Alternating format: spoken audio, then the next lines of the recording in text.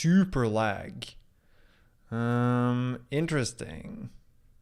Can't hear anything on YouTube. Hum.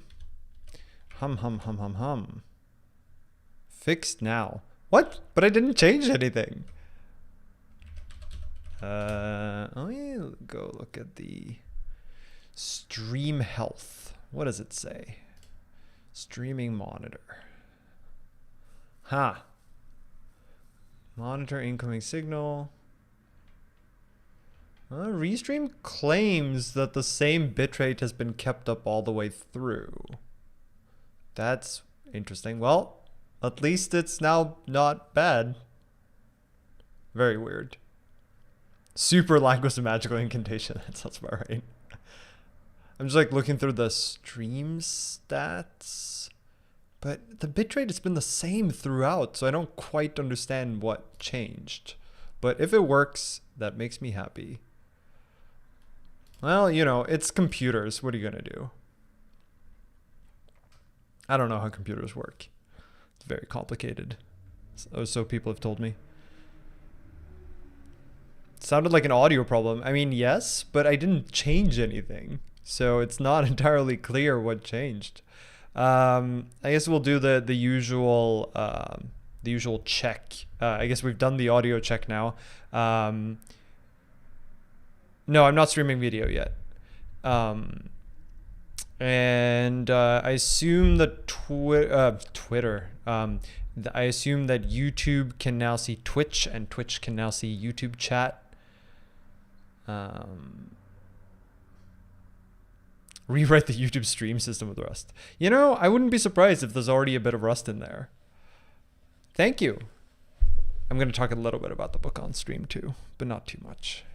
Got to stay on topic, you know. Cold start, yeah, that sounds about right. I guess we can test video too, although I don't think it'll make much of a difference. Like if I do this, you should be able to see me. You can see J up here, I think, and you can see like the little J down here, maybe. Sweet. Yeah. All right, let me go back to this, just so people don't get confused about why I'm talking about weird things. Great. Very sharp. Good. Very crisp. I don't know about pro transitions. Like, it's funny because every time I do these like transitions between videos, people are like, oh, that looks so pro, like super smooth. And it's really just like a slide transition. Like, it's just a super straightforward OBS transformation. Stop believing restream stats. That's fair.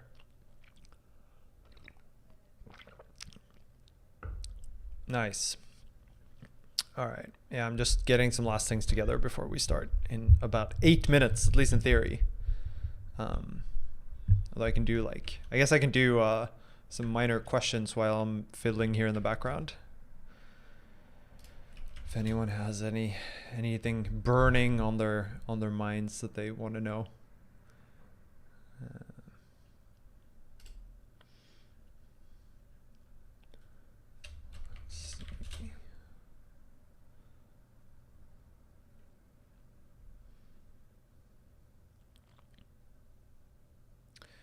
Are you working on any database? No, I'm not working on a database at the moment. I mean, I worked on a database for many years, but now not so much. The stuff I'm doing in the stream has nothing to do with databases really. Like it's a cool concurrent algorithm that is amenable to many data structures, but there's nothing databasey really about it. If you don't know what lock-free or wait-free means, you should go back and watch the first video I made on this topic. Because this is part 2. So you should go watch this one.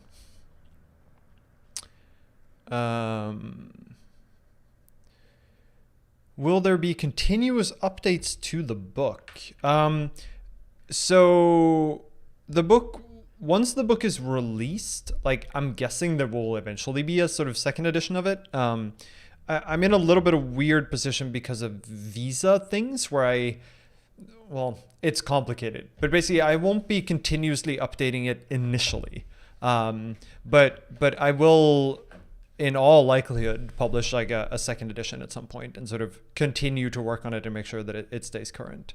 But like it's different when things actually end up going to print as well, right? Like the process is much longer for actually writing a book than for like a thing that's just a web page. Although we might get there someday too. What do you think about Rust for Enterprise? I mean, I think Rust is great in Enterprise, and I think we're seeing a lot of adoption already. Hiring and training is going to be a little bit of a challenge, but at the same time, like I've found that teams are generally willing to like invest in training their employees to learn a language if the benefits of the language are worth it. This particular paper I actually found because someone sent it to me, which is sort of a cheap way to get out of it. The better answer is look at conferences that are on topics you care about, and then just like look through the papers. Oh, did I give the wrong link? I probably did, yeah. Oh, I need to use the shortener. Okay, the second link is the right one. Yeah, so you find like computer science conferences that cover topics that you think are interesting. Like this one is from the Principles of Computing, I think, conference. There's a bunch of other ones like SOSP, OSDI, and SDI, POPL, PPOPP. Like there's all sorts of different ones, and I think if you just sort of look through them, look at best paper awards, that kind of stuff, that's a great way to just find interesting stuff. Advice on doing PhD level research while doing day job as a software developer? You probably can't.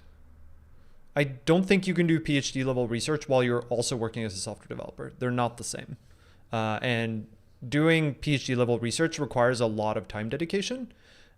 It's not necessarily that it's like difficult or requires a very different skill set, or I mean, to some extent that's true, but it's more that it just requires a lot of time spent on like thinking and planning experiments, and like it's just very time consuming, and I don't think you can do it.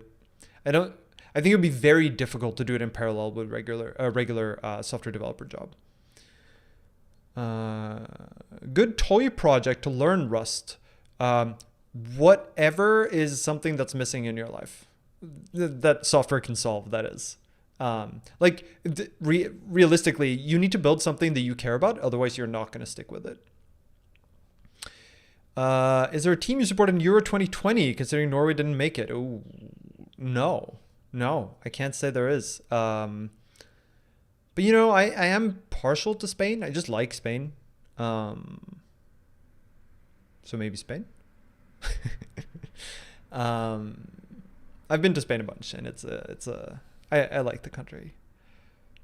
I wish somehow we had access to tech publications like No Starch, Manning, Pact, and such. It's literally impossible to buy foreign books. A lot we're missing out on. Congrats on the book. Oh, thanks.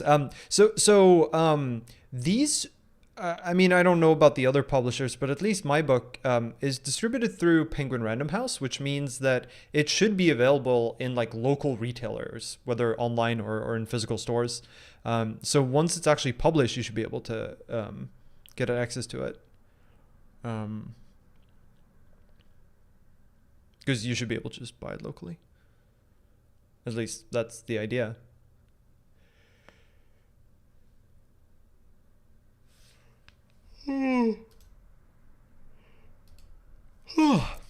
Oh man, I was supposed to do the stream yesterday, but my internet was just out the entire day. So I'm still a little bit worried that it's suddenly gonna randomly cut out in the middle of the stream today, but hopefully we avoid that.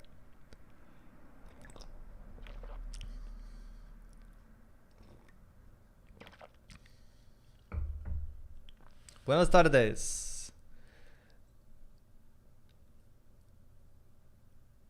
Fry Uni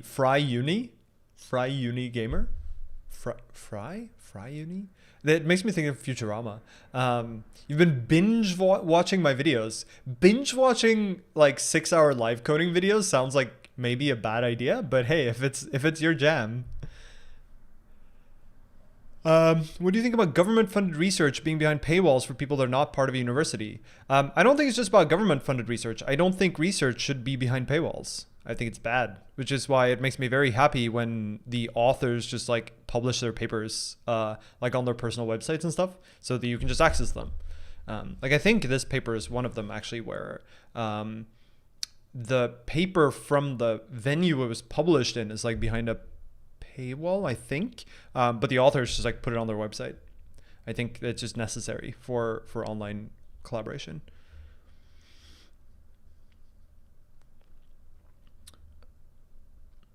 I still don't have confidence like using C. If you have confidence using C, then you're much braver and more confident than I am. It's not because I don't feel like I can write things in C, but more because I feel like there are so many footguns in C that I don't know about. And so my code is probably subtly wrong in all sorts of ways. And in Rust, I don't feel that way.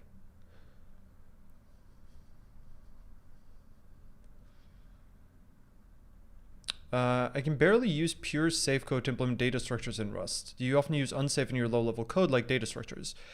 Sort of. I think unsafe is basically there for when you need to enforce invariants that the compiler can't reason about statically. And very often that's the case for concurrent data structures in particular.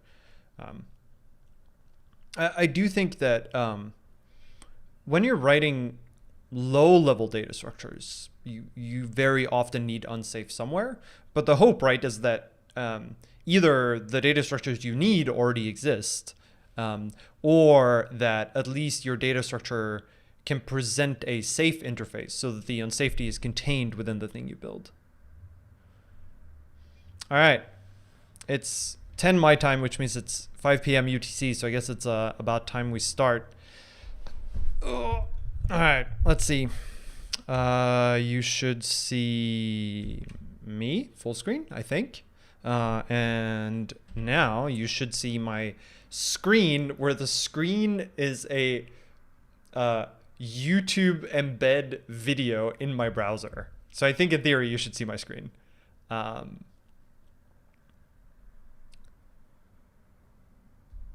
Great. All right. Let's get started. Oh yeah, and you should see, let's see, in this corner of the screen, which I guess you can't see because I'm already in that corner, but in my corner of the screen, you should see Jay like just over my shoulder if I manage to get the framing just right. Great.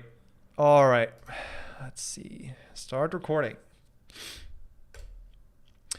Hello folks, welcome back to part 2 of our video series, if you will, on lock-free to wait-free simulation in Rust. The idea here is to take this paper that was someone sent to me a while back, and I think it's just really cool, on a practical wait-free simulation for lock-free data structures.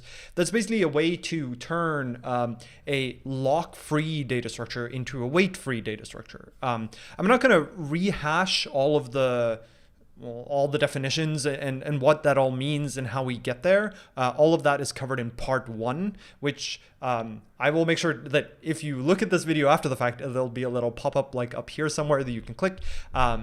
And if you're watching live, hopefully in chat, there'll be a video to the first part video, and you should go watch that. Like, I don't think it's likely that you will get much from this video if you haven't watched part 1. So go watch part 1 instead, and then you can come watch the video on demand version of this afterwards. I'll also just take a quick aside before we dive into the actual paper and the implementation where we last left off to mention that I wrote a book. I wrote a book called Rust for Rustaceans. And it sort of is what the title tries to say. Basically, it is a book that tries to cover the Rust language and the ways to use it and the sort of idiomatic basic programming techniques and the mechanisms and how stuff works sort of under the hood, how things fit together, best practices, sort of everything that I've built up of sort of knowledge and experience with the language up through the years in book form. And it's specifically written for those who already know Rust. So this is not a replacement for the Rust book, and not at all. This is specifically a book for those who already know Rust and want to sort of deepen that understanding, make sure that you actually like understand what's really going on like under the hood, or understand good like programming patterns, how code should fit together, what idiomatic Rust looks like, or if you just want more exposure to more parts of Rust, to more cool features of Rust. It's available for like early access now. Ooh, wrong book. For early access now, so you can buy the early access, and then you also get all the chapters as they're released, and the final book at the end. And you can also order the print book once it's actually released. I'll leave the link in YouTube in the chat. All right, sweet. Now let's go over to the paper. All right, so last time we went through mostly the construction of the sort of abstraction that we want to provide. So the abstraction here is like, remember there's a sort of a translation from something that's lock-free to something that's wait-free, but only if the lock-free data structure is expressed in this normalized form. And so what we did last time was mostly try to capture what that normalized form is through the use of a trait. So specifically, we wrote this trait, where is it?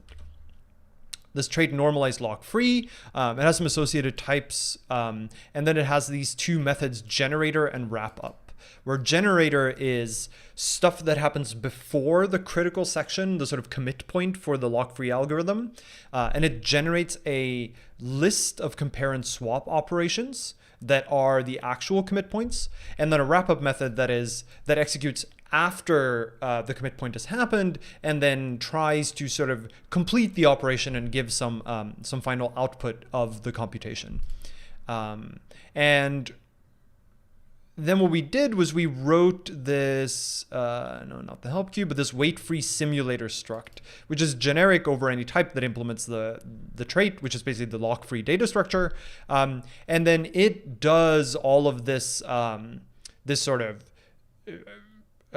logic around when you call the generator, when you call wrap-up, how do multiple threads help each other out to make progress, and sort of deal with all the concurrency aspects of it.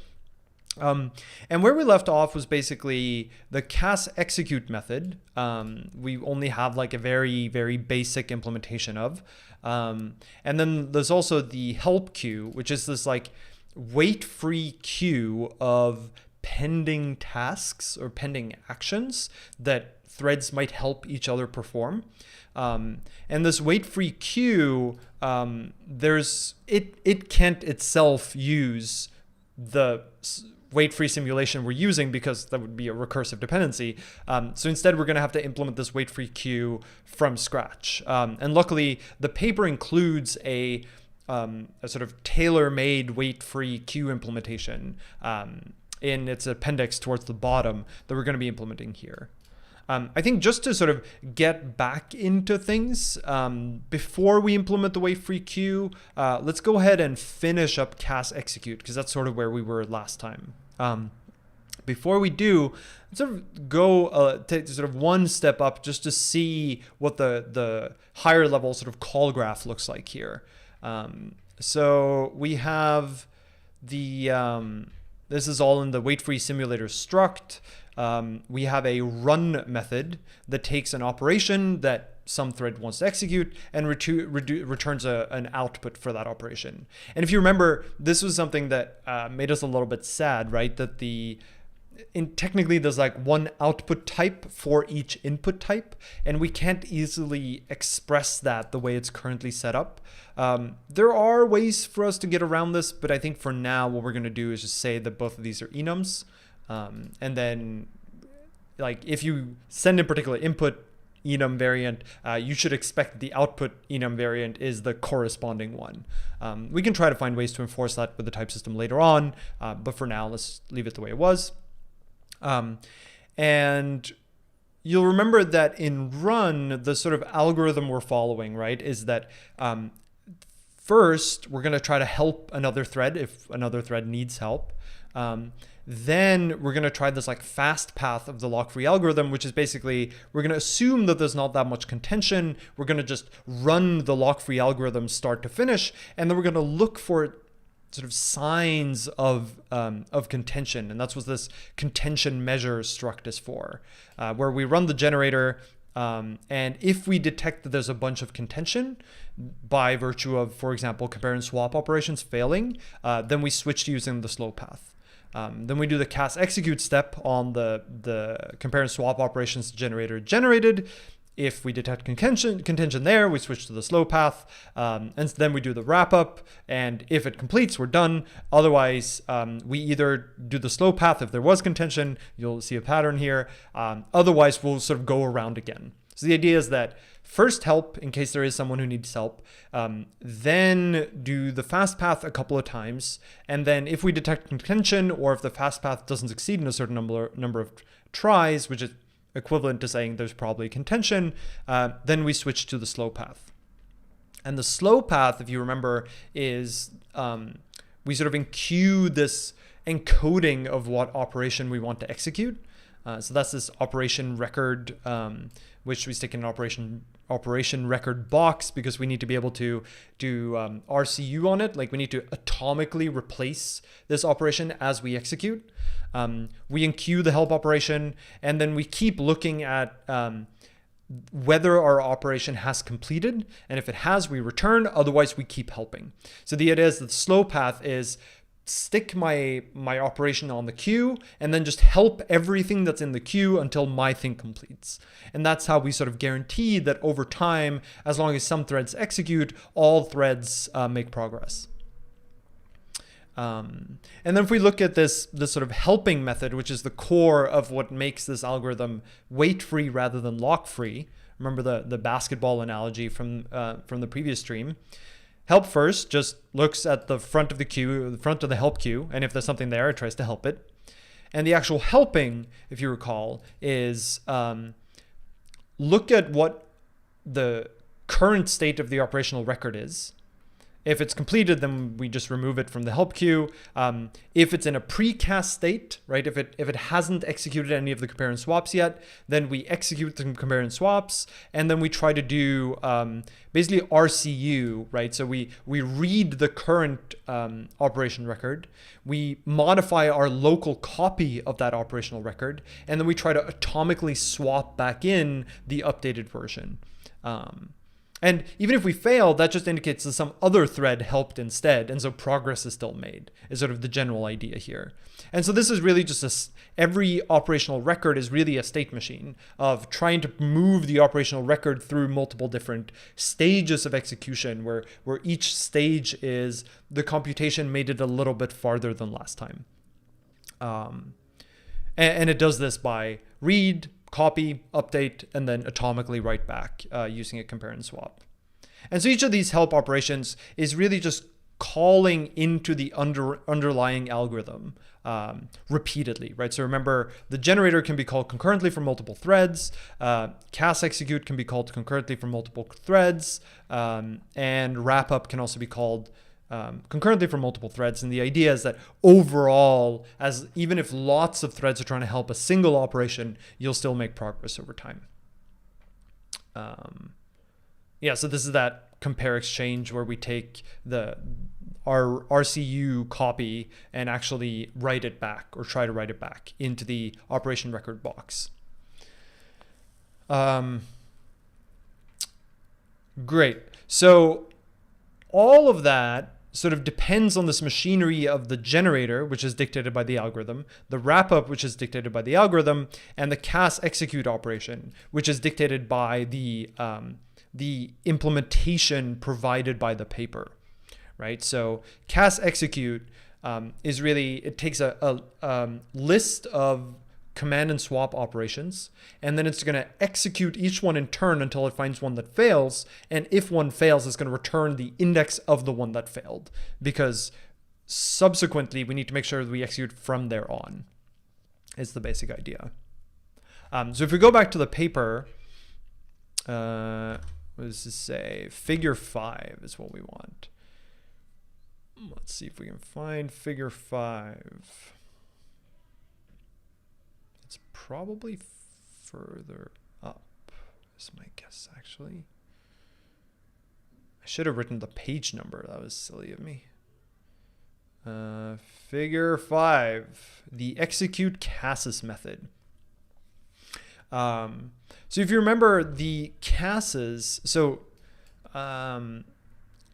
if we backtrack a little bit, right, the normalized lock-free trait has an associated type called cases, or Casas. This really should be Casas, but Rust doesn't like that as a convention. Well, we might try to find a better name here, like cast list maybe. But the idea is that the implementer of the trait can choose the representation of the list of cast operations to execute. And the reason we wanted to do that is because most lock-free algorithms will just have a single cast. And so we don't want to enforce that it's like a vector or something. But some operations might actually want to have multiple casts that need to be executed. And so we want to support that case, again, without making that be a cost for any algorithm that doesn't need more than one. In addition, the casts is also passed to the, where is it? Further up here. I really need to reorganize this file.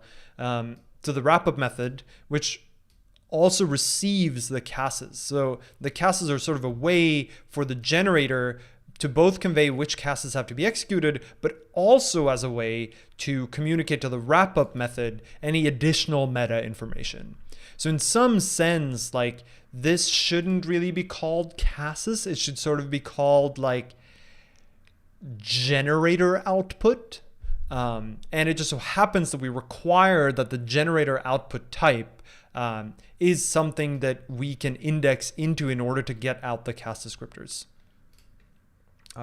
Currently, we did this with index. There's like a question of whether that's actually a good idea, but we can figure that out later on. I think what we might want here is actually just to call this. Actually, no, I think what we want here is call this generator or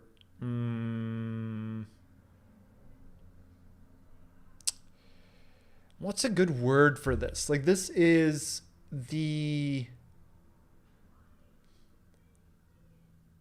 it's sort of the commit meta, right? Like this is the information that the generator produces that informs how to commit and what information to convey to wrap up. So maybe it's like commit sequence. Commit doesn't have to be a sequence. Commit state. Maybe really just is commit state.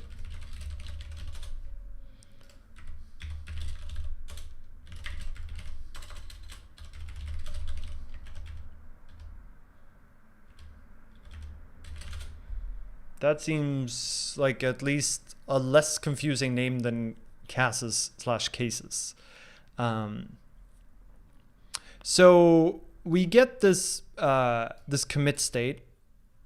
Descriptor is also pretty good. Staged is not bad.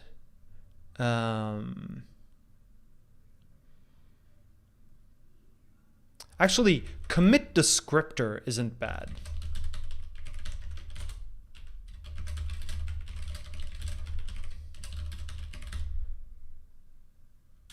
Commit descriptor is good. Like that. So for the cast, I mean, they call it cast list. What we've really done here is that the commit descriptor is a type that has to implement cast descriptors, which is part of what makes it a list. But the commit descriptor itself, we don't actually require to be a list. But this trait bound requires that it's indexable and can give its length. which gets us pretty far. So in that case, it says iterate through the length of the list, right? Get out the ith element. Do we ever need, I guess we need I, and we need each individual element. So maybe all we need here is really iterator. Like maybe the length isn't important.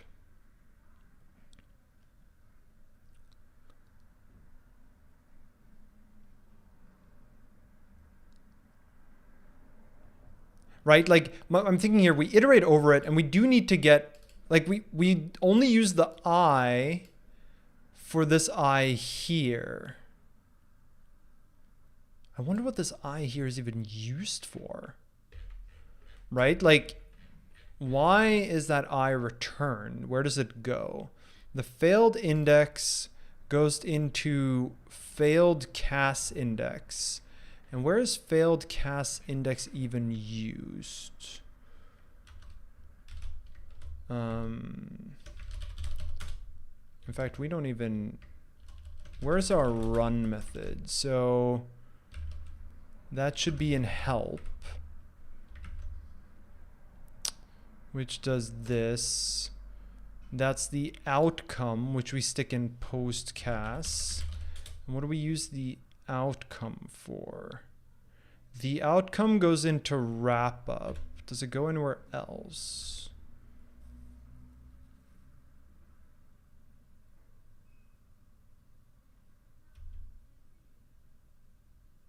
Seems like it only goes to wrap up. Wrap up gets the output of execute CASes. So what does wrap up even do? Post CASes. All right, so let's look at post CASes, which is down here.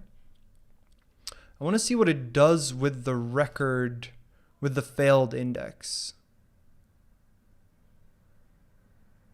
It seems like it doesn't do anything with that failed CAS index, which is kind of interesting. Like maybe it's not even important which one it is. I guess maybe, okay, so let's imagine that we have a lock-free algorithm that does 2 CASes to commit. Maybe the wrap-up method needs to know which one failed in order to know like what kind of recovery it has to do. So it needs to know like the index. That might be the case. But it sort of feels like it shouldn't necessarily have to be an index. But I guess let's stick with an index for now. I think then what we actually want here is that we don't care that it's indexable. I think all we care about is that it implements I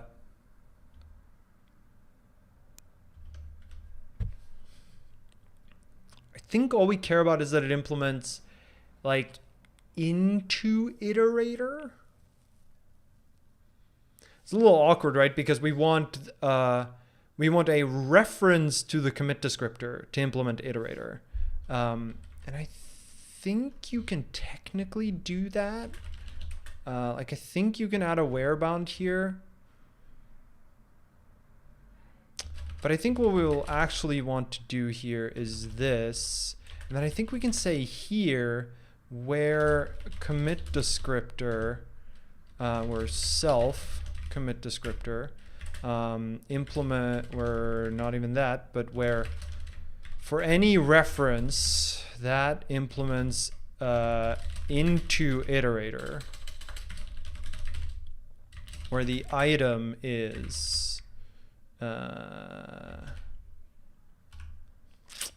that's real ugly, but self CAS. Right, like that's sort of what we want to say.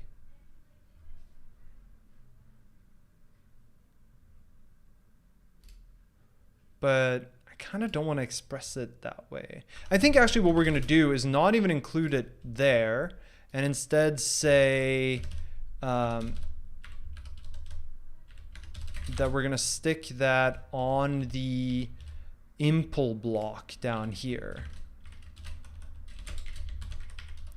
where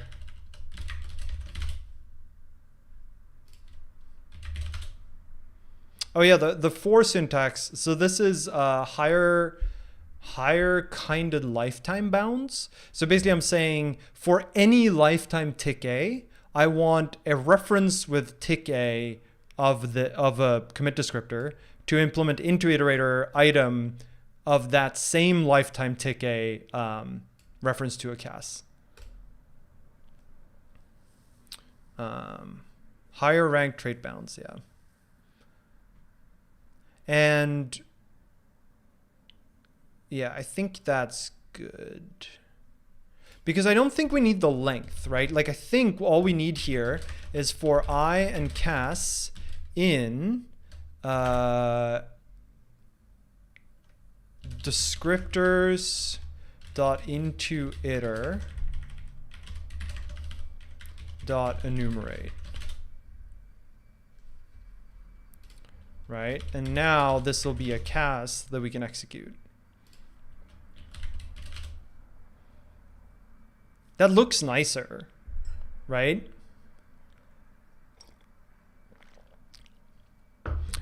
This also gives us a couple of things, like it might eliminate bounce check in the generated code. It also means that if people use an option, for example, it worked pretty nicely. I forget if tuples, no, probably not. It'd be nice if a one tuple implemented into iterator of its inner type. That feels like a cool implementation to add. Yeah, I like this. That looks nice because now we're no longer requiring the implementer to like implement the index trait, which is a little weird anyway. Like it feels like all it should require is iterator anyway. So I think this is fine. All right, so back to this. So we get the CAS, and then we look at the state of the CAS. Right, so here's one thing that we're currently missing, which is currently we just say that that the CAS type has to be a CAS descriptor, and the only thing CAS descriptor has to do is execute. But in reality, what should actually be in a CAS is it also needs to have state. It needs to be able to do like clear bit. So it looks like there's actually some more stuff that goes in the CAS than just execute. So I wonder if CAS is actually a type that we want to control. Like I think cap descriptor maybe should be a struct instead. Maybe backed by a type that implements, I guess, CAS. Right, so here we can say that a CAS descriptor should contain, I guess, a state, which we don't know what type is going to have yet. Whatever this like bit stuff is, CAS state field, write state field, modified bit set. Okay, so there's going to be some like bit set in here too, which we don't know what is yet. And it looks like there's like an enum of CAS state, which is going to be either success or failure or pending, right? So there's success, there's failure, there's pending, and that looks like all of them. Okay, so state is going to be a CAS state. And it looks like we have to be able to do a compare and swap on the state field. So what we're going to do here is actually a, I guess, repr u8. And then we're going to have this be a, oh, it's a little awkward. I was thinking this should be like an atomic U8. Atomic U8. but it's a little awkward because we want to sort of say that this is really a cast state. But I think it's going to have to be an atomic U8. Because otherwise we can't do like a compare and swap on it, for example. But this repr U8 means that we should be able to just trivially cast between a U8 and a cast state. And the bit set, this is like clear bit and modified bit set. Oh, modified bit set. I see. So we need to figure out what this like modified bit is. There are no atomic enums, no. I guess let's maybe actually read this text. The execute cast method receives as its input a list of cast descriptors to be executed. Each cast descriptor is also associated with a state field, which describes the execution state of this cast: succeeded, failed, or still pending. Great, so we got those three.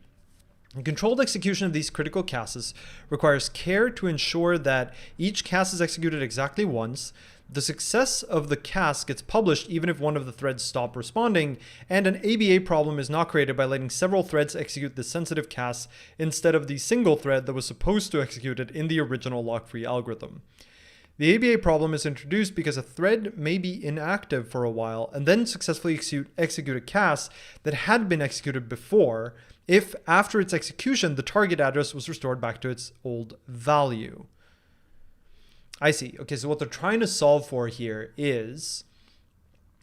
so we talked about the ABA problem on the previous stream, but the idea is that the compare and swap is really an operation that's trying to like do a compare and swap of some other value in the system, right? Like it's trying to swap, let's say, something that currently has the value A to something that has the value B, right? And imagine that we have all these threads trying to help, and one of those threads just like goes to sleep for a long time. And eventually that operation succeeds, like A does get changed to B, the operation succeeds, and the whole rest of the program keeps executing.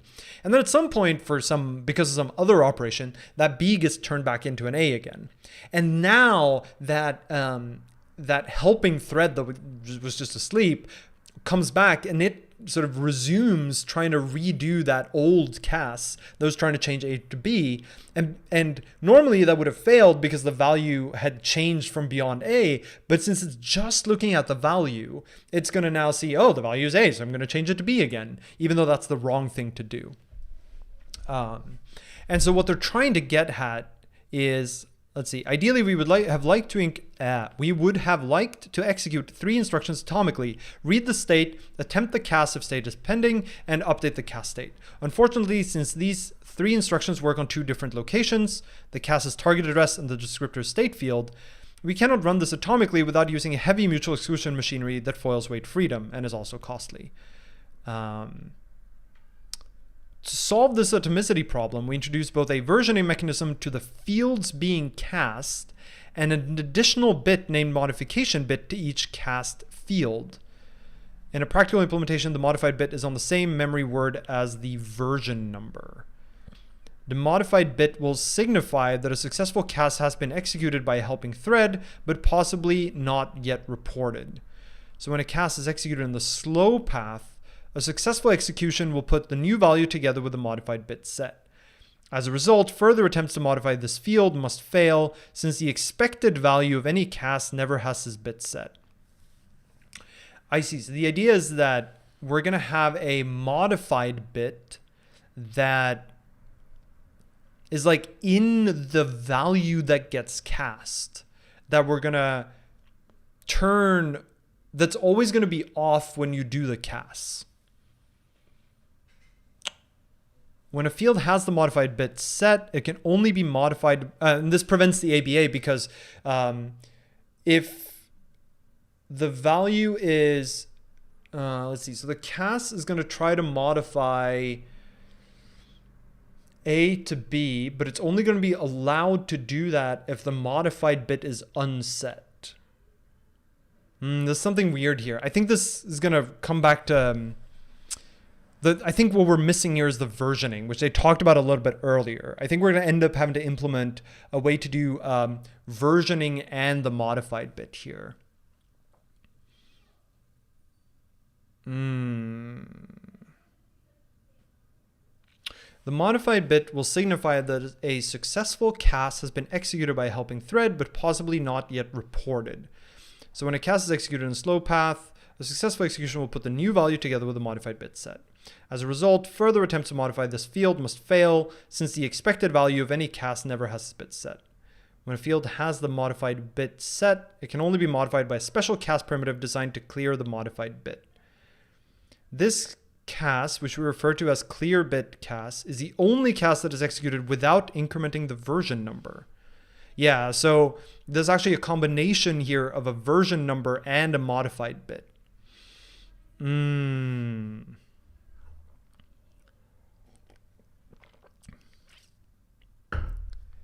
Yeah. It only clears the modified bit and nothing more. Interesting. Okay, so what we really need here is we need to implement the versioning. That's a little awkward. So to recap the versioning, let me go back up here to find where they talk about that.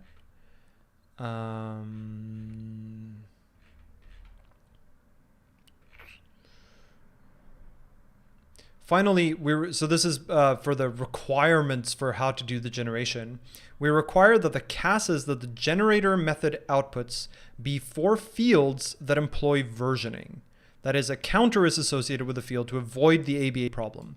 The version number in the expected value field of a cast that the generator method outputs cannot be greater than the version number currently stored in the target address. The version number in the expected value field of a cast that the generator method outputs cannot be greater than the value already stored in the target address. Right, so every cast has to end up incrementing the version number. This requirement guarantees that if the target address is modified after the generator method is complete, then the cast will fail. Okay, so we're going to have to do a little bit of drawing here, I think, to explain what's going on. So let's see here. The basic idea is, so I think we drew a little bit about the ABA problem last time, but essentially, this cable is in the way. Go away, cable. Essentially what we have is, let's say there's some place in memory over here. This is foo. Foo is some address in memory, currently has the value A, right? And now imagine we have some thread that wants to do a cast. They want to cast foo from A to B, right? And let's say that we have multiple threads that are all trying to do this. So we have T1 is trying to do this, and T2 is also trying to do this. Cast of foo from A to B. And now imagine that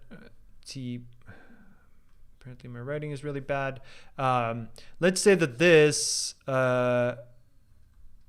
goes to sleep, but this one succeeds.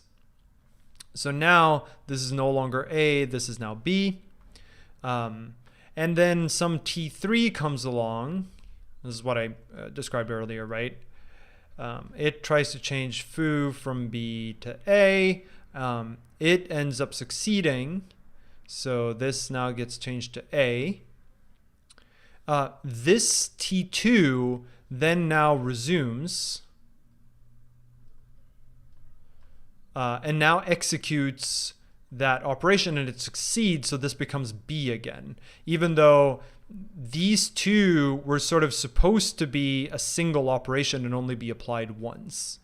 But we ended up executing like 1, 2, 1 when really we should have just done 1, 2, right? So because this operation here succeeded, even though it was an earlier update that has already happened. And so the the versioning that we're going to be introducing here is basically to say, or what the paper is asking us to do is to instead say that any value that you want to be castable needs to not just be like, you need to have versioning embedded in the value that gets cast. So if this is A, it actually needs to be like A0. And then the way the casts will look, see if I can, actually, let's do this over here. So with versioning, it's going to look like foo is going to be a box over here, and it's going to have the value A0. And then let's walk through what happens with the same thing. All right, so we have T1 and T2 both trying to help each other. This is a cast of foo from A0 to B1. And this is the same, right? It's the exact same operation. This goes to sleep. This completes. So this is now, like, foo is now going to be B1. And notice that this cast incremented the version number, right? The second thing here is the version number. And now T3 comes along, and it wants to do a cast of foo from B1 to A2, right? And you'll notice the difference here, right, is that now the new value here is no longer the same as the old value here because the version is being incremented again. So even if this now succeeds and then T2 runs, the value that's in here is A2. And so the if we go back here, T2, the cast of foo from A0, that writing was bad, to B1 will now fail because A0, right? Remember, compare and swap is if this first argument is equal to the current value, then and only then update. Well, this value, which is the current value, is not equal to or this, or if you prefer math, this. They're not equal, and therefore the compare and swap will fail. So versioning sort of solves that ABA problem. Of course, the challenge with ABA here, or the challenge with versioning, is that now the value that you have to compare and swap is no longer like just a value. Let's take the example here of this type that we originally wanted to cast being a pointer, right? So we're using atomic pointer. Well, atomic pointer only holds a thing that's of pointer size, right? So where would the version number go? Where does this go? Right? Because the value A fills the pointer value. So where does the version number go? We can't just make it a tuple because then we couldn't do a compare and swap on it in the first place. So there are a couple of ways to deal with this. One is by doing bit fiddling. So one observation you can make is that a pointer is something like 0x on 64-bit, that is. And then it's usually like, I forget exactly what I think generally the high bits are 1s. And then it's like 2 for B, A, C, 0, 1, 0, 0, or whatever, right? Some address, right? But if you know that the high bits are always 1s, then you can sort of like leech off some of the high bits. Or if you know that the low bits are always 0, because for example, the value needs to be aligned, then you can like stick some secret bits in here, right? So we can take the pointer that we were supposed to use and just here like stick in like a version number of, let's say 10 or something, right? Like, or I guess 02. If we wanted to store A2 here, where this is A, right? What I wrote out here was the value of the A pointer. Then A comma 2, so A versioned as 2, would be the same thing for all the lead digits, but then would be 02 at the end instead. And then we just need to remember to like zero out the low bits before we actually try dereferencing the value ever. this works. In fact, there are a decent number of libraries and tools and programs that do this kind of magic. There are a couple of downsides to it. So the first one is that you are relying on particular features of the address space. So in particular, if you use the high bits, then you're assuming that the high bits can all be set to 0 or 1 to recover the original pointer. Right? Like imagine that you're running on like an ARM platform or something where the high bits are actually like A, C, B, A, 2, 4 or whatever, right? Then if you tried to like store your version number up here and then just like flip them all back to ones, to all Fs in order to recover the original pointer, that wouldn't be the original pointer anymore because the original pointer started with like this value instead. And so that wouldn't work. So if you use the high bits, it often ends up being like architecture dependent. If you use the low bits, you can always say that like we require your target addresses to be like 64 byte aligned or something to say basically dictate how many bits at the end are going to be zeros. But the problem is that you don't end up with too many bits to spare, right? Like let's say we require that someone use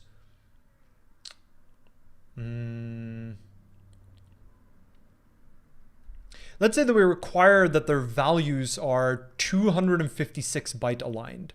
So anything that they point to has to start at an address that's aligned to 256 bytes, which basically means that the last 8 bits of the address have to be 0. Well, all we then have to store the version number is 8 bits, right? Which is just 256, which means that you can't have more than 256 versions, right? Or you wrap around. So the moment, like at some point you do like, if we imagine continuing this sequence, right? Eventually you get to like X, 255. And at this point you've set all the bits you can. So your only option, if someone modifies to Y, is going to be Y, 0. But now you're exposing yourself to the ABA problem again. Because imagine, I mean, you're making it less likely, but imagine that like T2, like let's imagine someone changed X to A, right? At 0, because it wrapped around. So it's really 256, but it has to be 0 because we only have so many bits. Then now T2 might end up succeeding in this operation, even though lots of operations have happened because we wrapped around. So you really kind of need the version number space to be large enough that you're not going to wrap. Otherwise, you reintroduce the ABA problem. If you use the high bits, usually you have more bits to play with, and so you're less likely to wrap around. But even then, you need a decent number of bits before you can actually reliably assume that you won't wrap around. Like with 64 bits, you're just not going to wrap around. Like it's like the total lifetime of the universe or something. Like you're just not going to wrap around. But if you only have 10 bits, like that's not realistically, you're not gonna get there. Okay, so then what do we do if we don't want to do this bit twiddling? So there are a couple of options. For example, here's another option. If you have access to atomic U128 and you're on a 64-bit platform, then voila, your problem is solved. You just have your atomic pointer be an atomic U128 where the left 64, it doesn't really matter whether it's left or right, this is the pointer, and the right 64, this is the version. Ta-da! Okay, great. Now, let's go and see whether we can actually get atomic U128. There's no atomic U128 here. Right? Like, what's in here? If we look down. Yeah, it only goes to 64. Now, I'm fairly sure that there is intrinsics. If we go to intrinsics, atomic exchange weak. I'm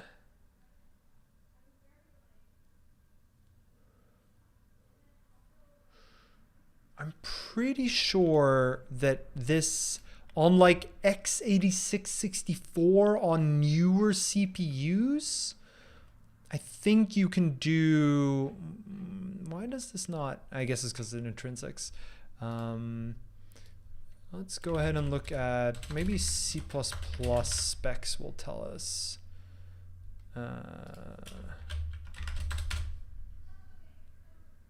Yeah. A C++ reference exchange.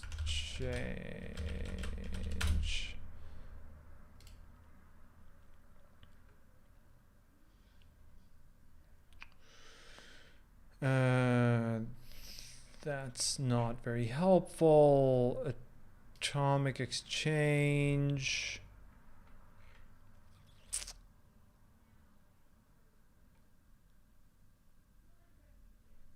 It doesn't actually say which types. Well, it doesn't really matter. We're not going to start using intrinsics anyway. But like, clearly in the standard Rust library, we don't have access to an atomic 128-bit value. I think some CPUs support it. If you have that, that's great. You can just go with that. But for all of us simpletons who only have 64-bit processors that can do 64-bit operations atomically, what do we do? Well, there's a little trick we can play, which is the following. So what we're going to do is we're still going to have foo. And you're not going to like this, but it's sort of a forced reality. Now, instead of saying a, which is what we really want to say, what we're going to do is we're going to make foo be a pointer. And it's going to be a pointer to a new object. And that on the heap, we're going to heap allocate an object. And we're going to say that it's going to have a value, which is going to be a. And it's going to have a version, which is going to be 0. Okay? And then what we're going to do is the compare and swap is going to swap this pointer for a pointer to a newly allocated object. This is going to be a value of b and a version of 1. That's a b right there. So the swap is going to be to this pointer. Ew, the heap. Yeah, I know, right? And then it's going to be another heap object. I'm just going to use v for both of these because at this point you know what they mean. A and 2. And now the reason this works is because let's do a compare and swap, right, to use this pointer instead, right? And now T2, right, so let's say this is 0x1, this is 0x2, this is 0x3. I mean, that's not actually what their pointers are going to be, but let's say it is. And remember our good old friend T2, who's doing the old CAS? Well, its CAS is going to be foo from 0x1 to 0x2. But when we're in this state, right, which is where it ends up after this was like T1 executing, this was T3 executing. If T2 comes along down here, it's trying to compare and swap 0x1, but that's not the current value, right? These are not the same, and therefore the compare and swap fails, which is what we wanted. It doesn't happen because of a version number in the compare and swap thing, but it happens because of a version number in the heap allocation. So you might wonder, well, like, okay, John, why can't the ABA problem happen now? And you're right, it totally can. So the trick here is to make sure, to basically make use of the the way that we do garbage collection. So the idea here is that in order for T2 to be able to name this value, it must still have a reference to this value. Therefore, this value cannot have been deallocated. It must still be allocated, otherwise T2 wouldn't have a reference to it. Okay, so when this is allocated, it cannot have the same address as this because this one is still allocated. It hasn't been freed yet. Therefore, the two addresses must be different. Therefore, the compare and swap must fail. Therefore, you're not subject to ABA. Now, later on, when T2 no longer holds a reference to the original, like A0, right? Then A0 is deallocated and that address can be used again. But that's okay because there's no longer anyone who has that address and is trying to do a compare and swap, because if they did, we wouldn't deallocate A0. So this works. The big downside, of course, is we have to do an extra allocation for any compare and swap value. And we have to do this we're going to have to deal with memory reclamation at some point, and that also now has to sort of feed down into the compare and swap operations. But that's sort of where we get to. What's the point of having a version? So that's another good question. Do we even need the versioning at this point? Or is the versioning sort of embedded in the fact that we're doing allocations? That's a good question. We might actually not need the version.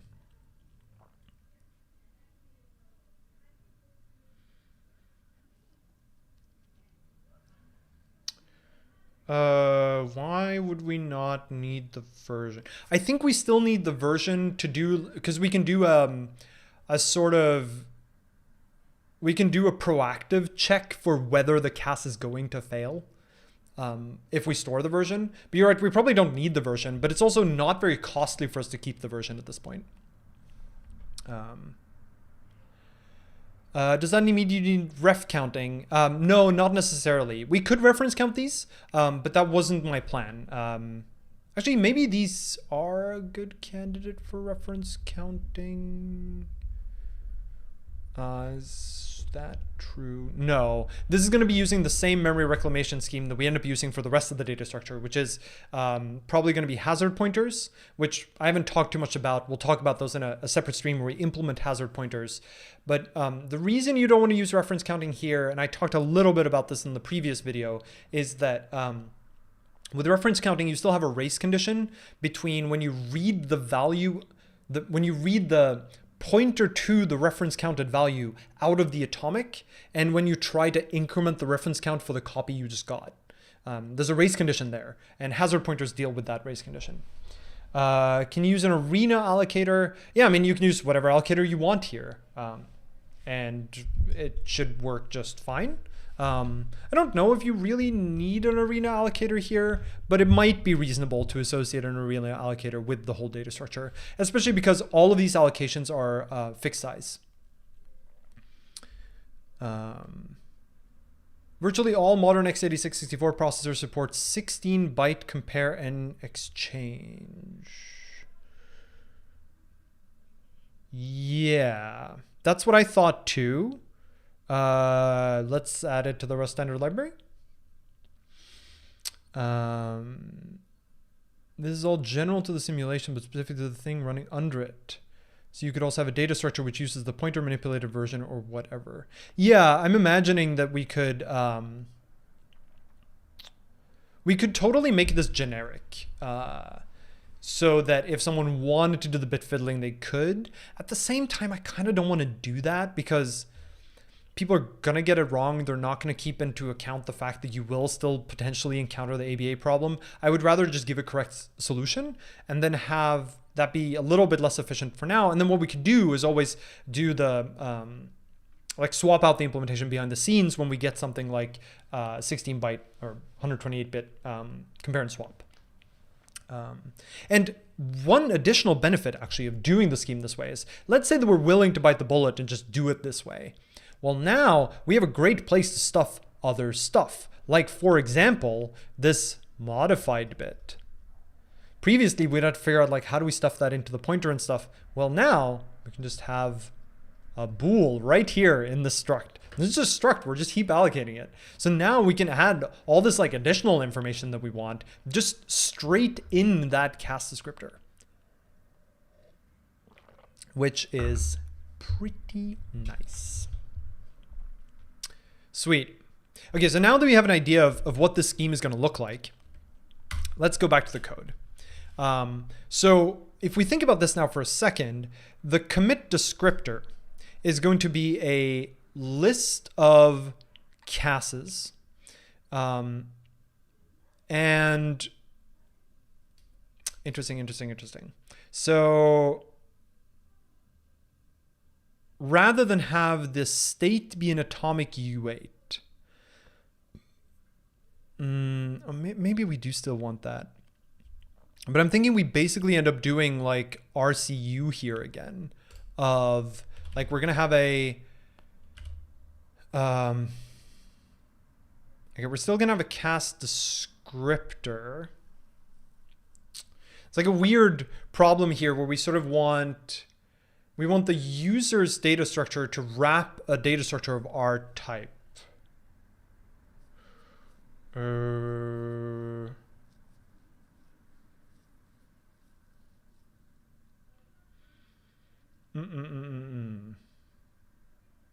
Right, so we're going to require that the thing that the user does a cast against, the value that they do a cast against, has to embed the version and stuff, right?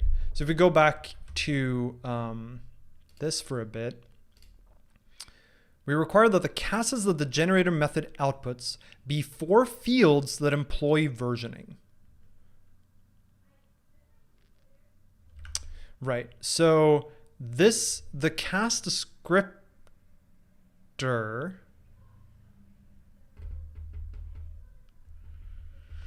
trying to figure out what the right way to model this is. So each descriptor they produce is going to be, I guess this sort of has to be a trait. It's going to be a little bit awkward. I think you'll see why in a second. But basically, that's going to be a type that they provide. But I sort of don't want it to be something they provide.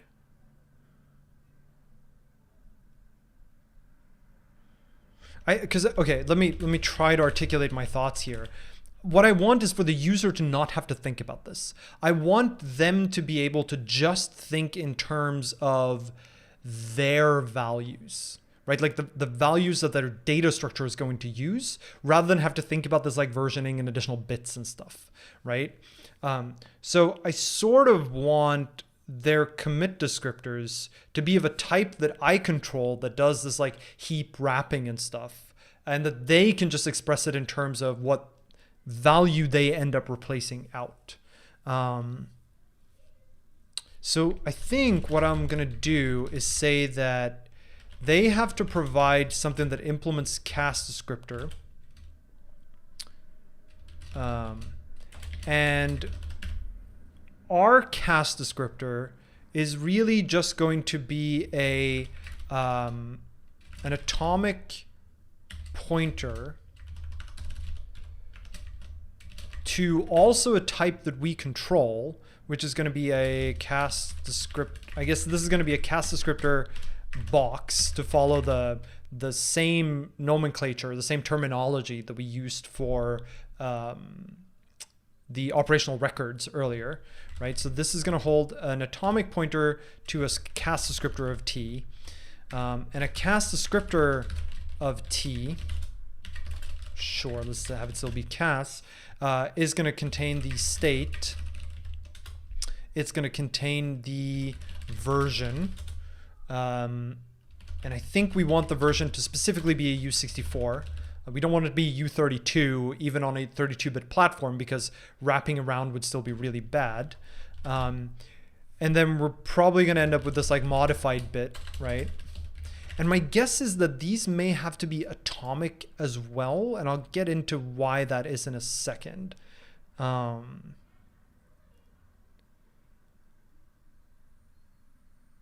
then what we'll say is we're also going to store, I'm trying to think ahead here, right? So what do they have to be able to do with the CAS? I think their CAS,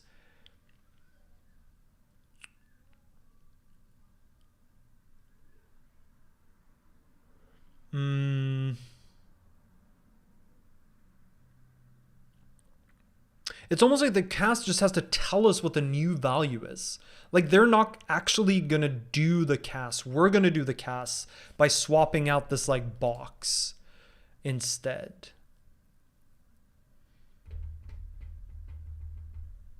Comment in the paper, it should all fit in a word. I don't think it said that, did it?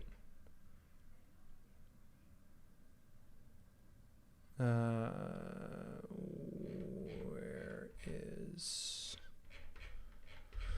I'm just trying to find the...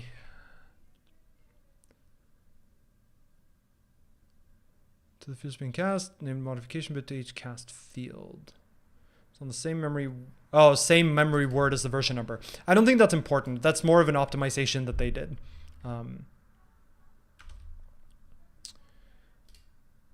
The reason I want the box type is because I don't want to expose the fact that we're using an atomic pointer. That's not important to the consumer.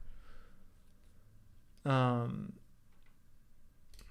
I'm trying to think ahead here of like the implementing algorithm might also want additional, like you could totally imagine that they also have some additional bookkeeping they want to like stick in this descriptor. So I almost sort of want to say that like there's like a meta, which is T meta, so that they have a way to stick additional information in here, right?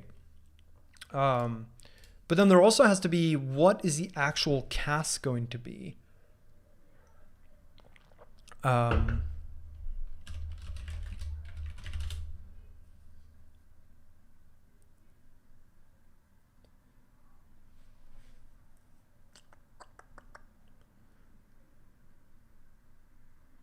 Like I think what's actually going to happen is we're going to okay, so imagine that the user actually just wants to do a compare and swap of like a Boolean.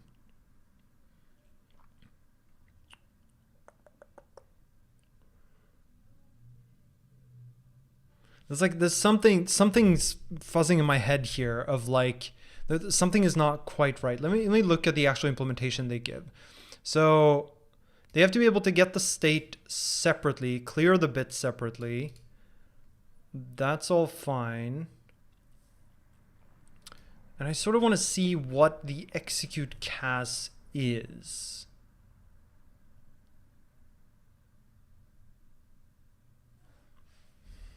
Like the execute CAS is the thing that has to take into account the versioning.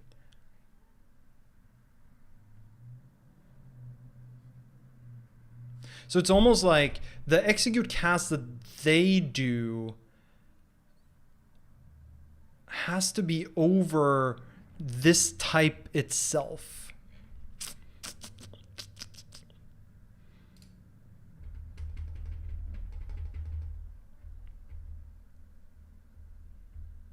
It would actually help to see how a given data structure uses this. Actually, let's go and look at the let's go and look at what the real implementation does. So yeah, so as I mentioned, I managed to reach out to the original author, infrastructure, to get the original source code. And let's see what we get here. Is there a diff between... This is one thing you'll see with like research code bases, is that there's a lot of just copies of files for various iterations of the same thing. Okay, so they have for a CAS descriptor, They just have it be a trait. That's interesting. That just does execute, cast, modify. Okay, so now I want to see an implementation of this trait. I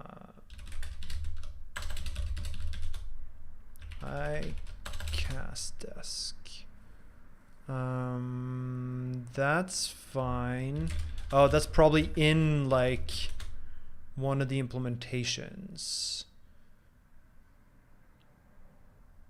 So let's go ahead and look at, I guess, skip list or Fomichev. Doesn't really matter. So fs cast desk.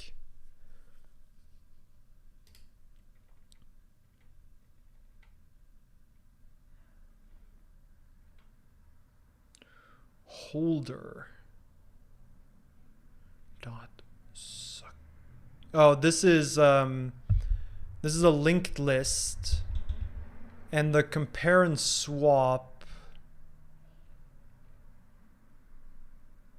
successor compare and set. I see what's going on. I see what's going on. Okay. Let me try to find the right way to articulate this. So holder here is a reference to like the current node in a linked list or something. You see fr node here is like the actual type for any given node. And you see that basically all of these methods end up forwarding into the suck, so the next pointer, if you will, of some whatever this node type is. And you see it has all of these implementations. And you see compare and set here on that takes like old version, old ref, new ref, old mark, new mark, old flag, new flag. So a bunch of like arguments to make to differentiate which version essentially we're talking about, which makes me think that we're actually requiring that the data structure is going to use our provided type, the one that does the heap indirection, anywhere where it normally would use just a pointer type. So that it gets to embed this versioning. So my guess is that if we go look at fr node,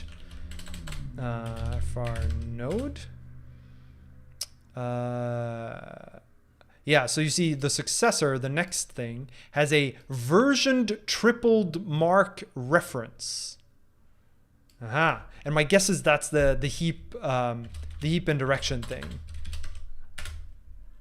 So version triple mark reference is a atomic reference to a reference quintet. And the reference quintet has the actual reference, a mark bit, a flag bit, a help bit, and a version. Yeah, so you see this is the thing that gets stored on the heap. They just allocate a new one. And what does the compare and swap look like for this? Compare and set is get the current value, check that all are the same, and then compare and set the current. I see. And then so it's basically doing RCU. It's doing RCU on the type itself. Okay.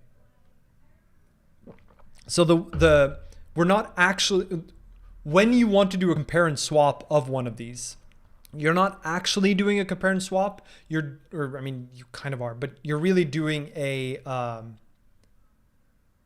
RCU of, like, you allocate a new of these heap objects and then you do a compare and swap between them, which is exactly what we explained in the diagram.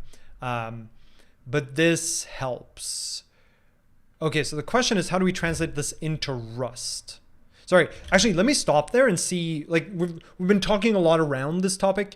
Let's do some Q&A about this to see that we all have like a shared understanding of roughly what's going on. And if we don't, which is pretty reasonable, try to talk through what that is.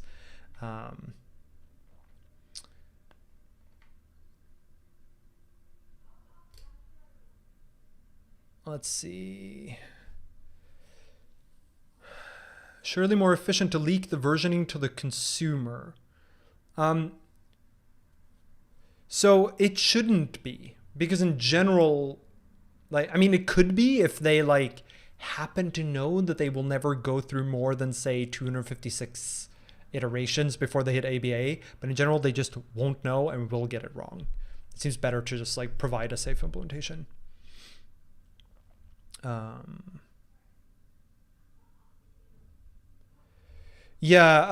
This source code, I'm working with the author to find a good way to like publish it beyond just me showing it on stream. Part of it is like it has a bunch of other code that's not quite related, so it needs to be tidied up a little before it can be posted anywhere. My plan is basically to post this alongside the code when I put that in like a GitHub repo. All right, but let's sort of look at whether the architecture we're sort of planning here sort of makes sense. Does the heap allocation make sense? Does it make sense why we need to have this extra indirection? And the sort of latest observation that really what we're going to do is we're going to implement basically compare and swap for the user. Like this isn't going to be a TCAS. This is just going to be the value that they want to compare and swap. And then we're going to do RCU on this atomic pointer by allocating new instances of this. Why can't wrap-up prevent future repeats of the CAS? Can you say more about what you mean? Wrap-up is called concurrently from multiple different threads and will be called regardless of whether a given CAS succeeded or failed. It's just always called at the end. Part of the challenge here, right, is that if the CAS fails, we may have to do a bunch of cleanup, which is what wrap-up is for. And if you have multiple compare and swaps, like I think, I don't know whether any of the data structures in the paper require this, but the reason they constructed it this way is because there are lock-free data structures that have multiple commit points. And so you have to deal with the fact that like the first CAS succeeded, but the second CAS failed. And then when people help, you need to like deal with that situation. And part of that might be in wrap-up, you go, we're now in a weird state. We need to redo generation as well in order to make progress.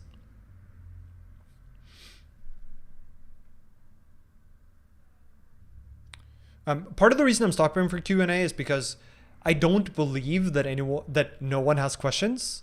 So like if you have a question, you should ask it because I'm pretty sure other people will have similar questions. Even if it's just, I don't know what's going on, like explain it again, and I will try. The basic thought here is that I don't think, in fact, I think we may not even need this. The basic idea here is that we're not going to do compare and swaps directly on a user's type. Instead, we're going to require that the user is using our atomic type, basically. So really, this should be called like atomic. And we're going to require that the user is using our implementation of atomic. I guess we could make this a trait, right? We could say versioned atomic, right? And we're going to require, and this is sort of the way the Java code was going, right? We're going to require that they implement like clear bit and what were the other ones? Like modified bit and version and execute. And then we could implement versioned atomic for atomic T, right? We could do that, and then we just require that the user uses some type that implements versioned atomic, and then they could choose to implement their own scheme. But I'm sort of like, is that better? I'm not entirely sure. Like, it sort of feels like, when would you ever use a different implementation? I feel like you're likely to use one that's just wrong. I mean, maybe it would be nice for testing.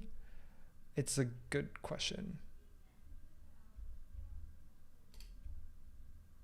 Maybe we should go this way, if just because it's sort of easier to present this way.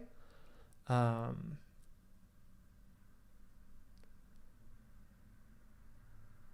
you post the Rust so far to the playground? Yes, I can.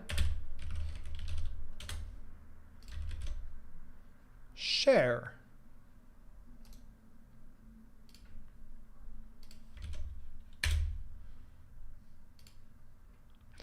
What if we take ownership of the user data and store it as a heap allocated? That's basically what we're doing here, right? Is that we're telling the user, like, if you want some atomic reference type, you have to use our atomic reference type so that we can add versioning and this modified bit and all the other bits, like stuff that we need.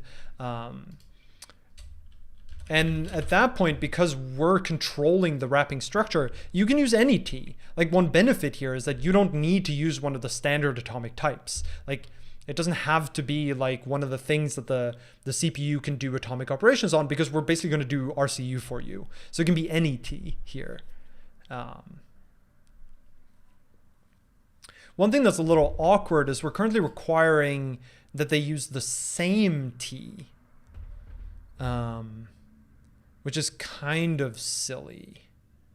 And that might be one reason why we want versioned atomic here, is because I think maybe it'd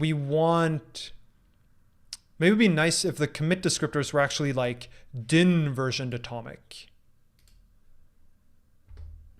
So that a data structure could emit like, let's say that you have like an atomic, I don't know, root pointer in a B tree, but you also have an atomic, like your commit operations are do a cas on the root pointer and do a cas on a value, right? Those aren't the same type, but we still want you to be able to express that those are your two commit points. And so I do think actually we do need this trait, because we need this to be a din atomic versioned atomic, so that you can have different values for it. I think that's actually going to be necessary. And at that point, this does need to be a trait. And then if we I guess at this point, we need to look at infrastructure, ICAS desk, and then we basically just need these operations.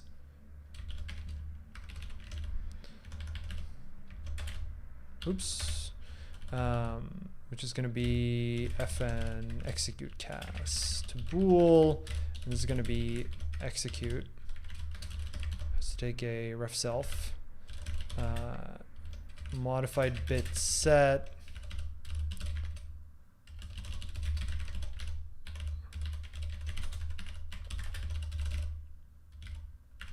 Wait, why does clear bit return a bool?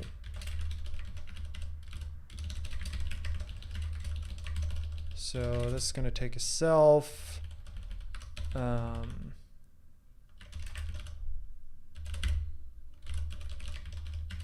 This has to return, I guess, a cas state, and set state also has to be able to run atomically, I think.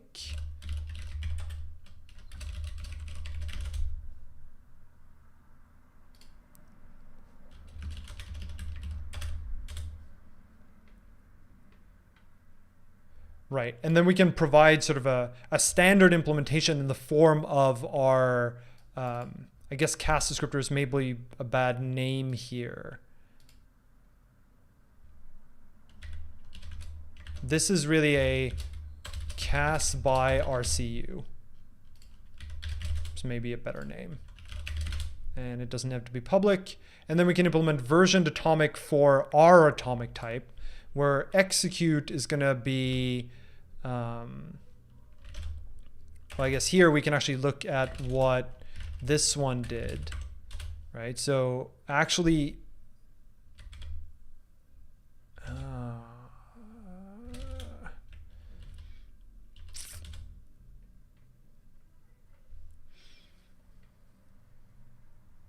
Yeah, so there's like more information around this, which is what makes me hesitant that maybe we actually want to, maybe our wrapper doesn't even make sense in the first place.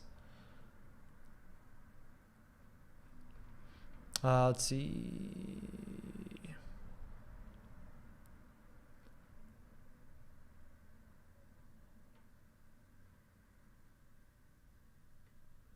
Yeah, because you see here, like execute cas is executed specifically for a particular this holds context as well, right?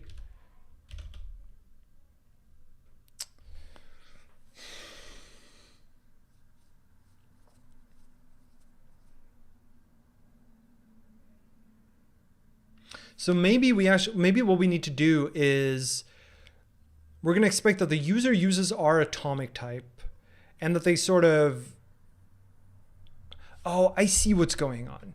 The cast descriptor they give us is something that wraps our atomic with additional information that that atomic might need in order to execute. So our atomic is going to implement, I guess, it needs to implement all of these operations. Is that even true?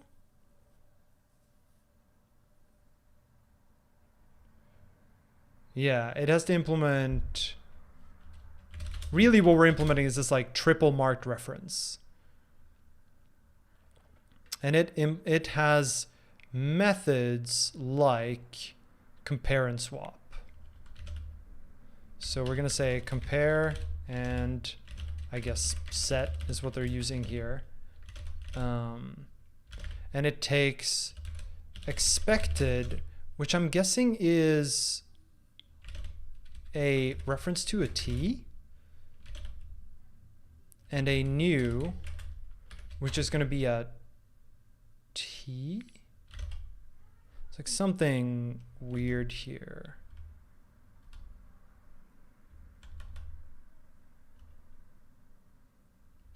I don't know what this mark is. I'm guessing that's something we're gonna get to later.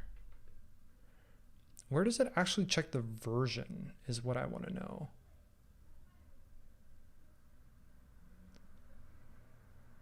So it checks all this like associated metadata, checks whether the reference is equal to the current one.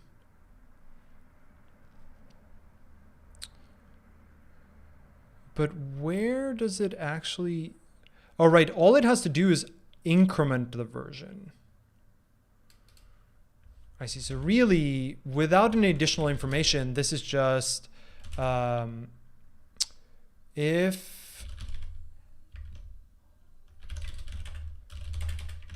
So this is self.0.load.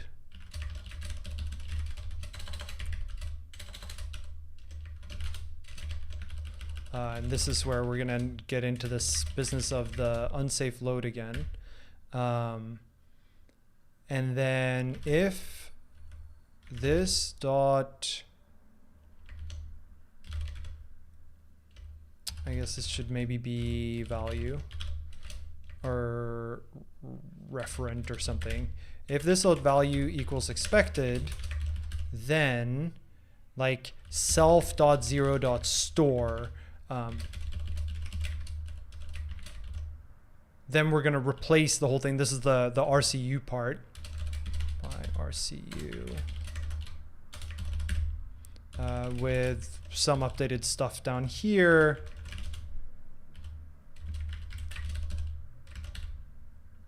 Am I being silly? Ordering sec CST. Then return true. Otherwise, return false.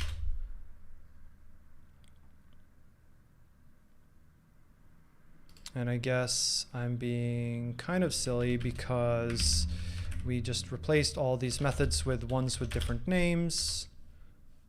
Oh, I see. No, that's what I did. Right. So I actually think Atomic shouldn't implement this trait. Atomic should provide methods that the user then uses to implement versioned Atomic for their cast descriptors.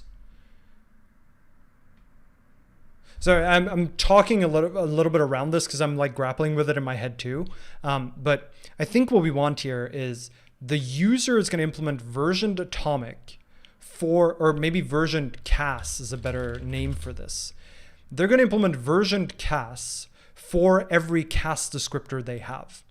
Right, so remember, a CAS descriptor isn't just an atomic. It's like a descriptor of what CAS should you do, which includes the current value, the expected value, the expected value, the new value, and any like associated metadata that it might need to actually execute the CAS.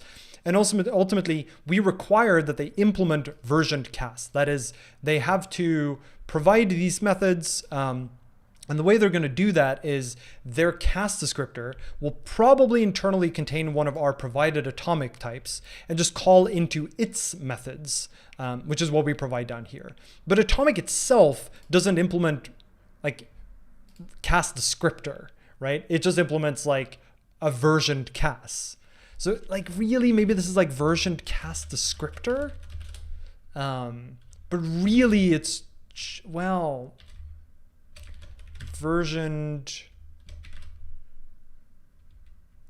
it's like a versioned CAS. It's like a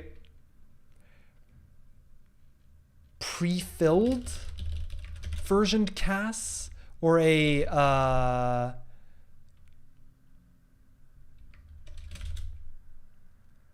no, I think versioned CAS is right.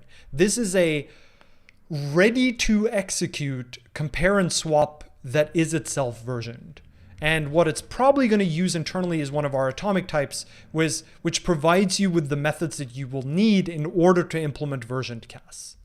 I think that's the way this sort of thing is going to go around.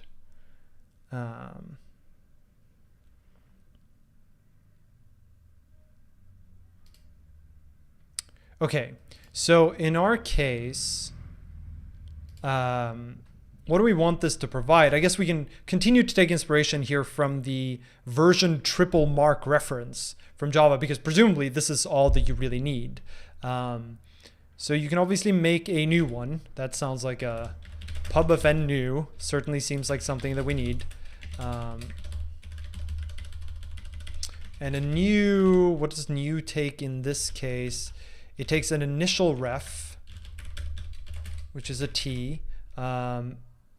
We don't know what mark flag and help is. My guess is like this, and this is presumably why it's called a versioned triple mark reference, is because it has 3 of these additional meta information. So really it sounds like what we want here is our atomic should hold like T and M maybe, where M is like meta. That is not a part of the value, but rather is something that's considered part of the current state and something that should be considered for whether the compare and swap should happen. So I think that's actually what we're going for here. This is a meta, which is M.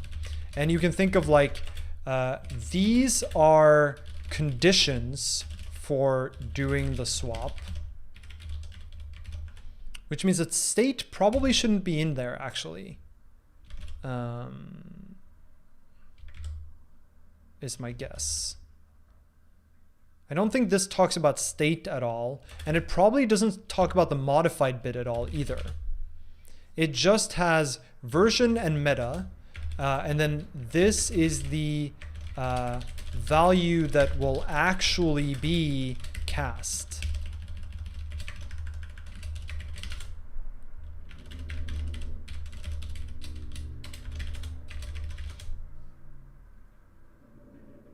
I think that's what we want.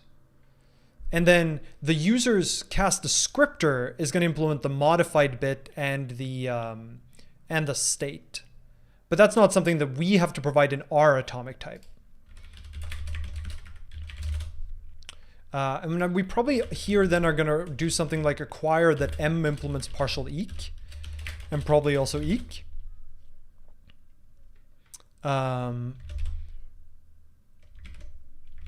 And then what we'll do is, right, so you see it has these like is marked, flag, and is help, which are really just accessors for these like 3 booleans. But really what we're saying is you can include whatever meta information you want. So maybe we have a method that's like the equivalent for us is meta, which takes itself and gives you an m back, and that's just self.meta. And for our compare and set, it's like if this dot value equals expected and this dot meta equals, so this is going to also take a meta, not meet.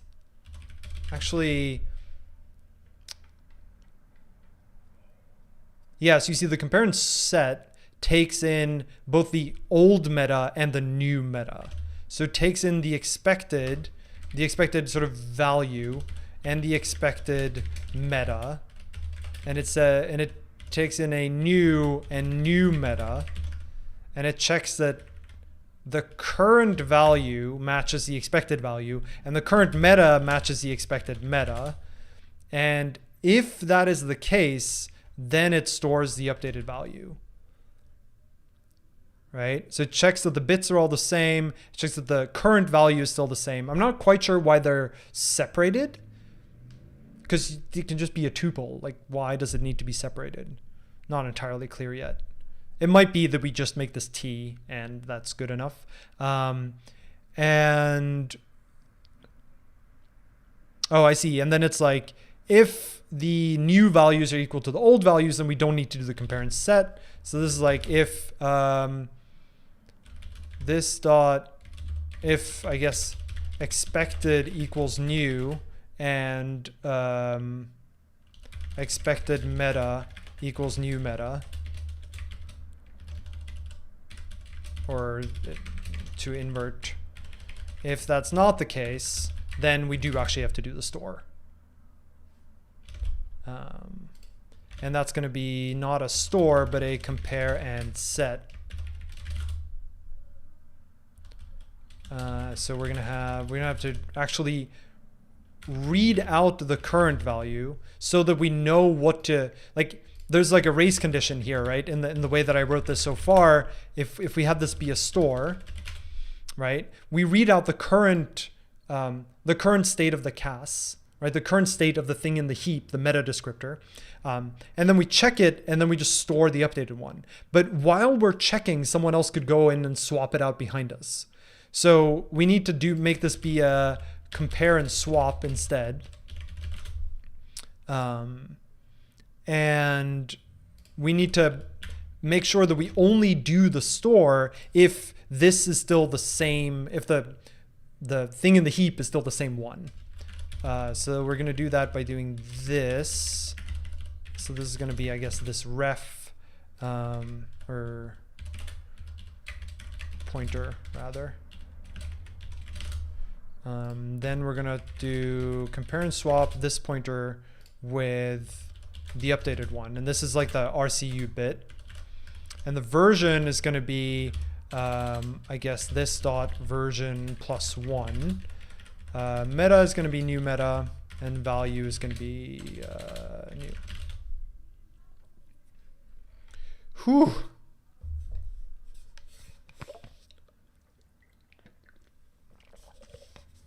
Why can't user directly just use our atomic and not necessarily have to implement version CAS? So the reason we want the user to implement version CAS, why they can't use atomic directly, is because there's additional information in a CAS descriptor, right? Like a CAS descriptor also includes the address of the thing to do the CAS on, what the expected value should be, what the new value should be. It's a descriptor of a CAS that you haven't run yet. So an atomic is really just a castable thing, right? Like in some sense, like atomic implements castable. But what we want is something that implements versioned CAS, like a thing that describes the CAS that we haven't done yet. So the user's type is a CAS descriptor that's going to ultimately invoke a CAS on an atomic. So this is like it's like a prepared version CAS or something, right? But it's not actually the result of a CAS. It's not Like atomic here isn't a Cas, it's a Casable type. And that's why we need that intermediate layer, which is the actual descriptor. Does that make sense? Like why we need the distinction? And this is going to be clearer with some documentation, right? But I think once we actually write an implementation, you'll also see why this distinction makes sense, which is basically all the stuff that needs to go in a descriptor has to go somewhere, and it can't go in atomic itself. Instead of relying on the user to invoke methods of atomic, would it be better to make them implement a function that returns an atomic? No, because if this trait had a function that returned an atomic, then we wouldn't know what arguments to invoke that atomic with. That's the problem. Right? Again, an atomic is just something that is Casable. And then the descriptor contains basically all the arguments. And because the argument is going to necessarily depend on whatever the data structure wanted to do, we don't have them. Like we, as in the executing library, don't have them. They're a part of the descriptor, which is part of the user's type. So I think ultimately they have to call into the atomic. And this also means that if they have some other way for them to represent the same things, then that's great. All good for them. Okay, so new takes an initial T and I guess an initial meta. I still feel like meta and T can probably just be combined. That looks like all it takes. And they presumably start the version out at 0. Yeah, it starts out at 0. So that makes a lot of sense. So this is going to just say self.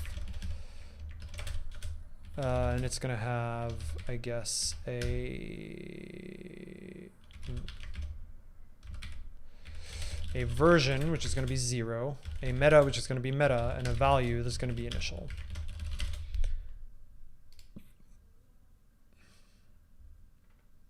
What do you mean, no such field? Right. Self, atomic pointer, new box into raw, box new, Cas by RCU of this. Foolish me thinking that would work. Yeah, and this is probably needs box new.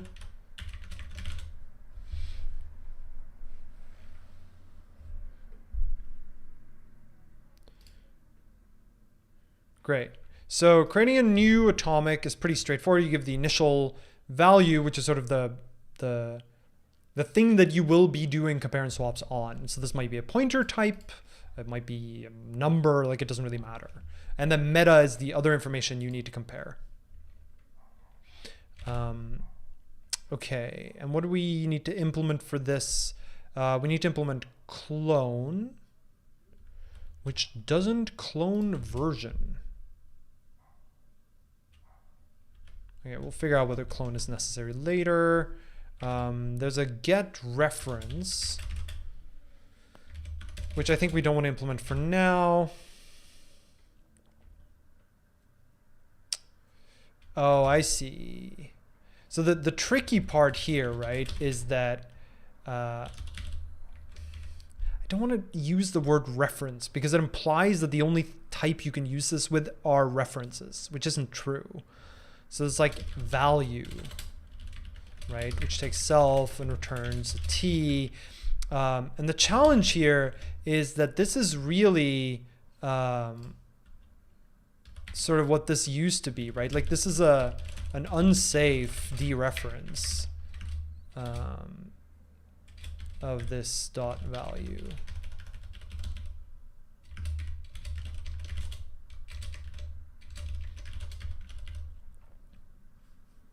And so this is definitely another place where we're going to need that, whatever that guarding for memory reclamation ends up being, that has to be a part of this too. Because otherwise, if you had an atomic, like what happens if the target of the atomic has been deallocated.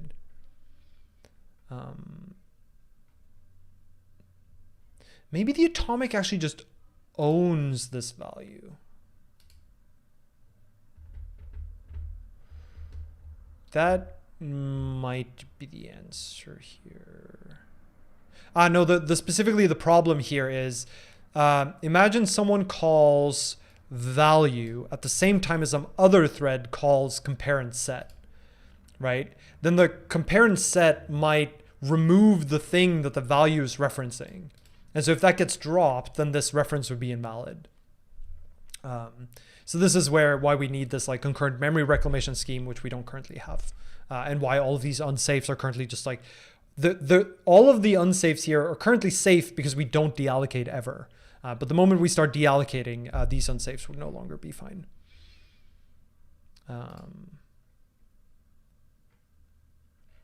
So like, yeah, we could totally say like safety, this is safe because we never deallocate. Right? Which like is not a good safety guarantee. Like that's not where we want to go. We want to do better than that, but we don't currently have the mechanism to do so. And like same here. And I guess if we wanted to, and we probably should do this, we should have like unsafe fn get, which returns you a reference. Actually, it can be safe, and it returns you a reference to the cas by RCU TM. But at that point, it's like unclear whether it really buys you that much.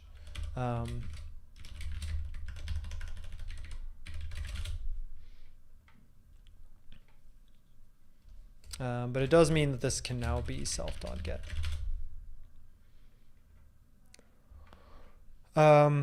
Right, so the compare and set is really just going to compare the old value and then do a compare and swap of the pointer, right? So this is implementing the scheme we drew earlier of the heap allocation being sort of the differentiating factor here. What else does it provide? So these are all just to get the value and the meta. There's a get that gives you the v.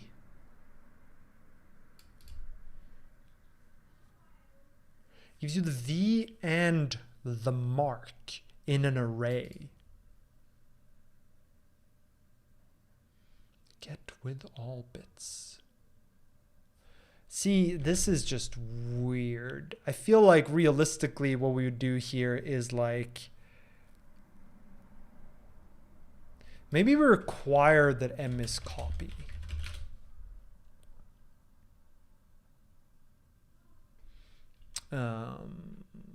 That might be a good way to do this. But like, I don't know why this meta isn't just a tuple. Is help inversion. I see. So there's some like, I see. So really what's going on here is like if the user has an atomic, one thing they might want to do is like look at all of the values in the heap box at the same point in time. And so what we're going to do here, here's what we're going to do. We're going to go the more of a rusty way and say with current. Or maybe just with. It takes an F, takes a self, and a F. We can be helpful and say it also takes an R. It returns R, where F is an fn once from a T and an M. I really feel like this should just be T. Like fairly tempted to just make this T, but that's fine.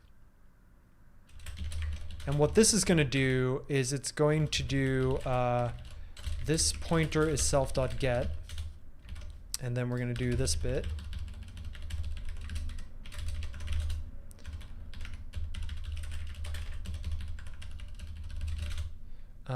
And then it's going to invoke f with this dot value and this dot meta. Right? The important bit is that the reason why it has all of these, like get with all bits, get is help. Like the reason it has all of these is because it needs to make sure that if it looks at like the v it gets back is at the same instant as the mark it gets back. This is really the Java way of saying return two values, right? Really, this is like v comma boolean, but you can't write that in Java, presumably, right? So this is a way to get both of them at the same time. And the way we're going to do that is to say, you just give us a closure and we give you the references at the same time.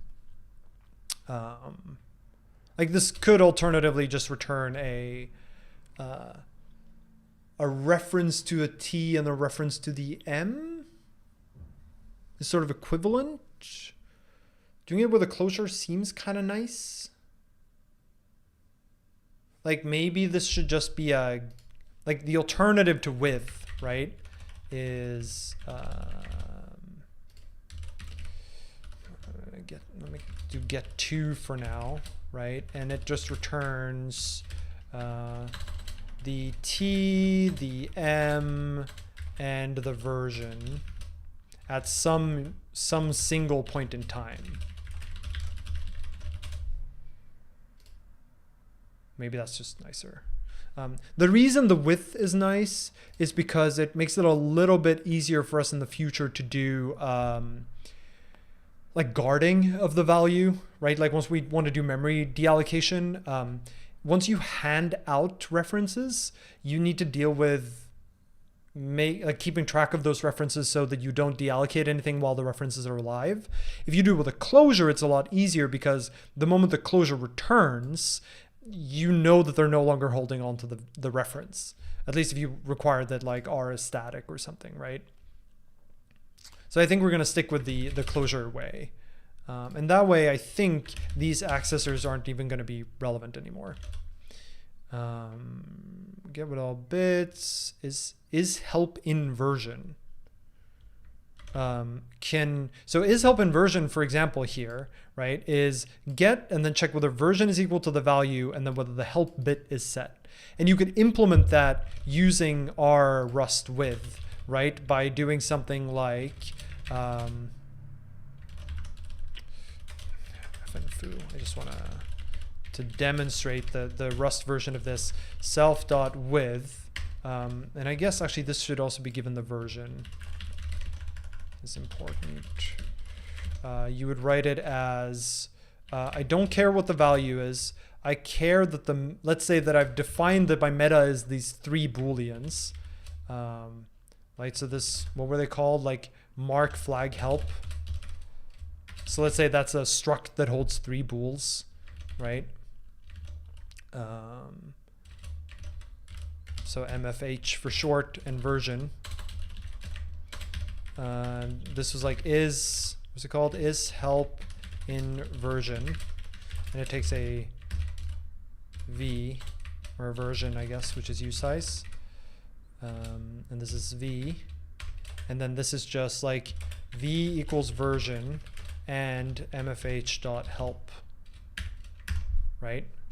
That is the way you would write the equivalent of this method using just the width. And it has the same guarantees about both of these reads accessing the same instant in time by virtue of this just doing one read of the underlying atomic pointer.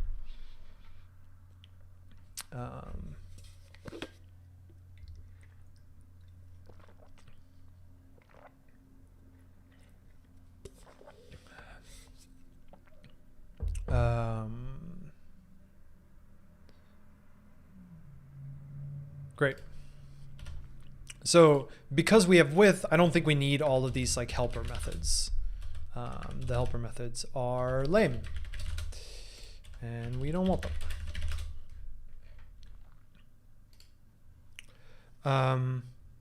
Do we want to have meta behind a trait? How will users know that they're required to have version help and mark? We're not going to require that is the thing. Like whether the user needs like help and mark and flag and stuff, I think is going to depend on the data structure. It's not going to depend on, like we're not going to depend on them in our simulator, in our executor. This is why this like version triple mark reference is a thing that existed inside of a particular data structure implementation, not in the implementation of the simulator itself. Because, for example, like this might be needed for the linked list, but it might not be needed for the B tree. The B tree might need, who knows, like other. In fact, we could look at this, right? So Fomichev here, I think, is a linked list, and it includes this version triple mark reference that has mark, flag, and help. If we go into BST, I guess, what does it do for its BST CAS desk? Okay, it also uses a version triple mark reference.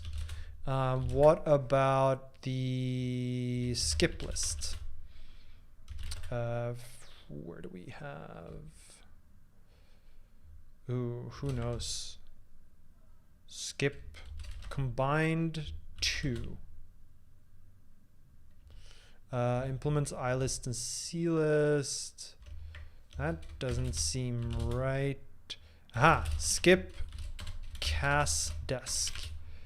It uses a version double mark reference. Where's versioned double?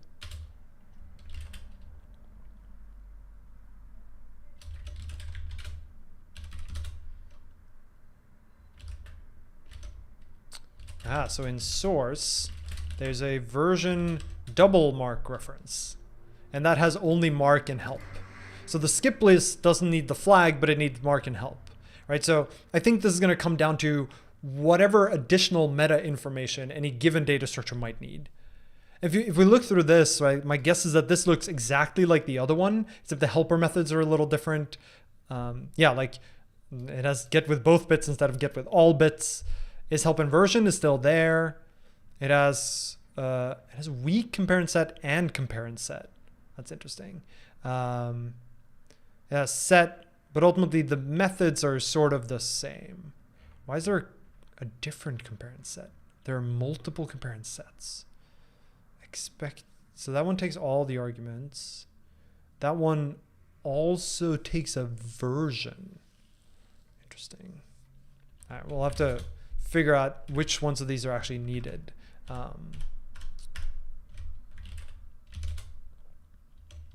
But I think like, oh yeah, so this one has the same. So it has compare and set. It has just a straight up set. And it has a compare and set that takes a version as well. Get state. So this can be implemented with our with. Get with both bits can also be implemented with our with.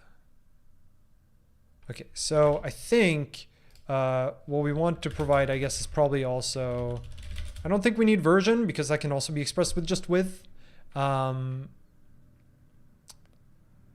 So there's sort of a compare and set, and then it looks like they also want a compare and set with version and just a straight up set method. So I guess we can implement set.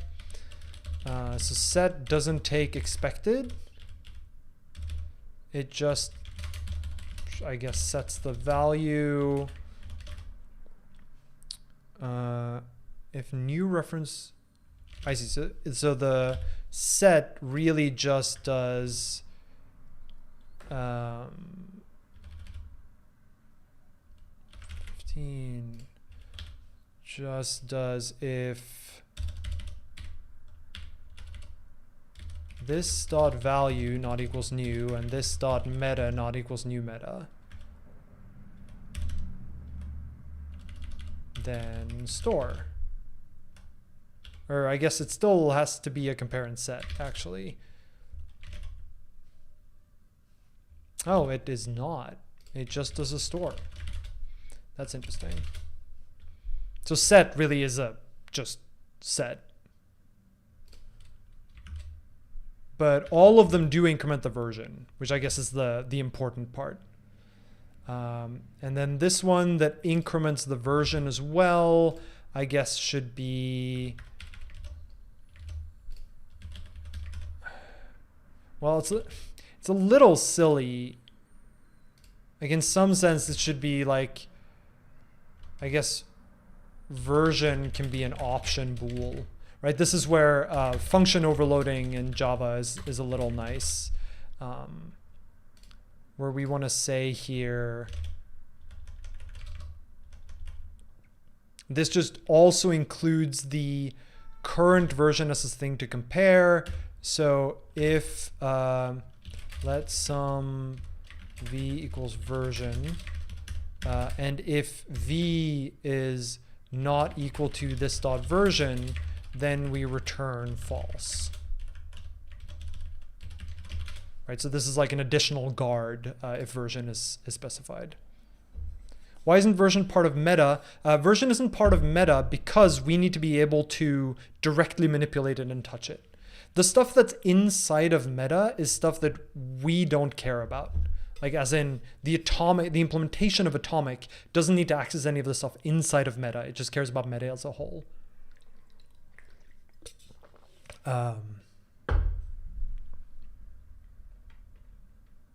But looking at this, like, I still don't think there's a reason to have meta be separate.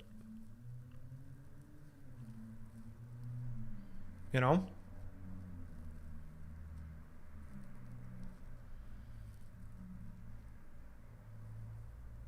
I think that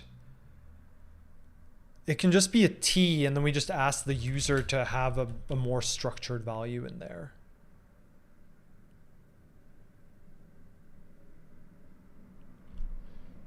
I'm just gonna get rid of the meta, man. And then we can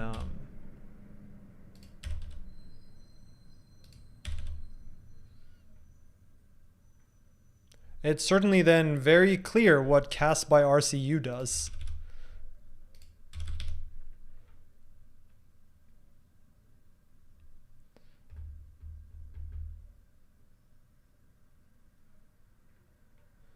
Right, so this no longer has M, but we are going to require that T implements partial eq and eq, because otherwise we can't check whether the expected value is the same. This is going to return just this. This is just going to be given a reference, which I feel like is just going to be nicer. This now just takes a value, which seems nicer. This just stores the new value. This takes expected and value and just does that. If expected not equal value, no need to check the meta. This is just nice. That seems much nicer.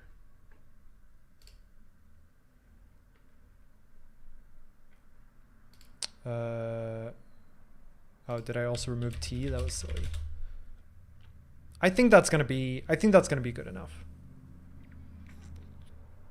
And then I think the implementation of version casts, like now, in fact, we can even provide our own, like, what was it called? Like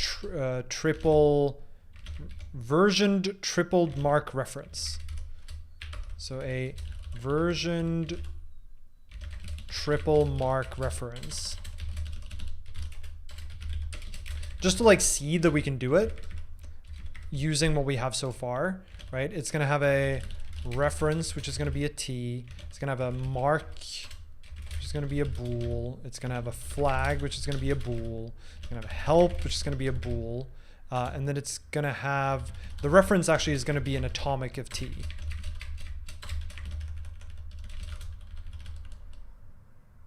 Oh, actually, it's not even going to be that. It's going to be a triple marked. This is actually just going to be an atomic of, it's just going to hold an atomic triple mark t.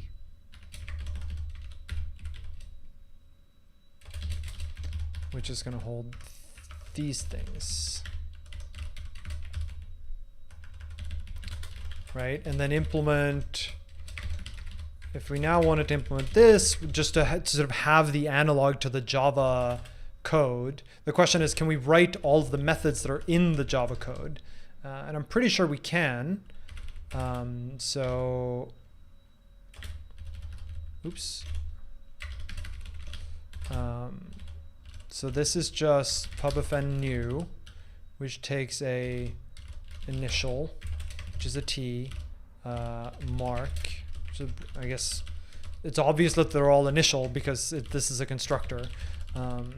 So it takes a flag, which is a bool, and it takes a help, which is a bool, and it returns a self. And that's really just going to be a self atomic new value, and then this is going to be a triple marked. So this is where I mean that, like, there's no reason to differentiate between the meta and the type because we can just use a new type, right? Of I guess this can just be value to make this a little nicer. So value mark flag help. So that's easy enough.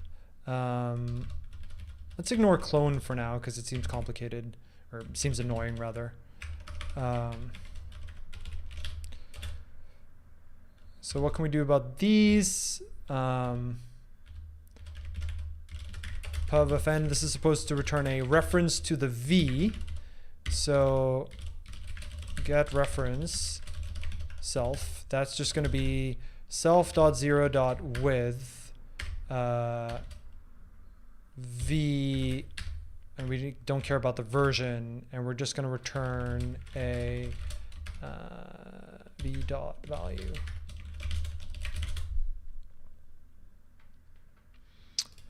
Is marked. So you see the pattern here, right? Like all of these can be expressed through the use of with.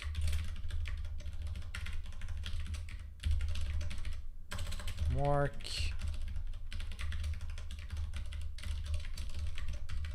I guess flag. It's going to return flag is help. It's going to return help. So I think this is a pretty good helper type. No pun intended. And all of these we could also trivially implement with help. Great. I guess we can look at these just to make sure we can, but yeah, it's the same thing. This just looks at the mark bit and the flag bit, and this could also just be a closure. So this like version triple mark reference is trivial to implement in terms of our new atomic type, which means that our atomic type seems pretty general. And then we might actually want this implementation, right? Because it seems like that's a thing that many of these data structures use. So maybe it's worthwhile to include this. I feel like ultimately, like, all you really need is this.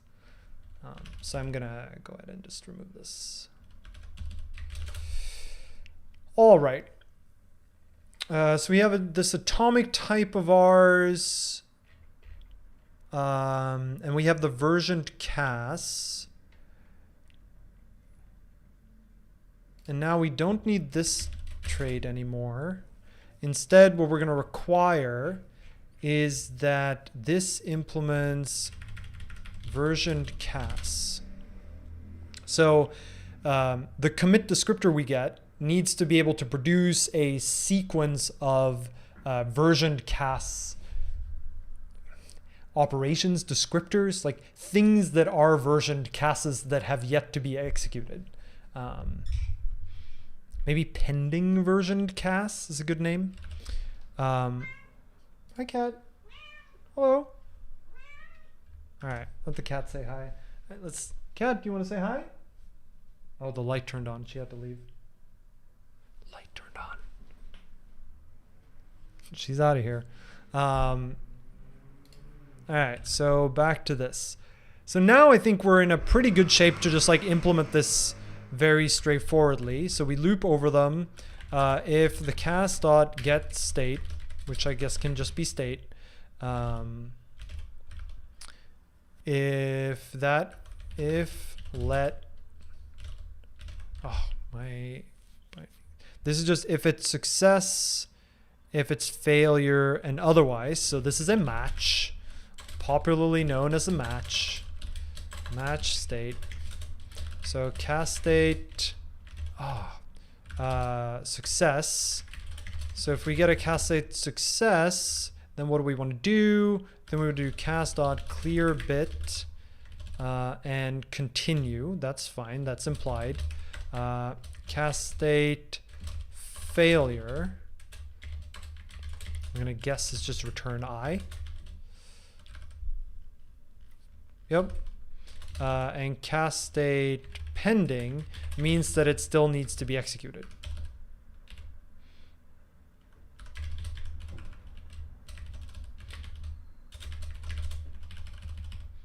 So if it's pending, that's the remainder here, then we're gonna cast dot execute, and it looks like we don't do an error, which is kind of interesting. We just do cast dot execute, and then if cast dot has modified bit, then cast dot cast state field. That's interesting. Cast state field, I don't remember us adding that as a method. Is that a method we missed? There's just set state,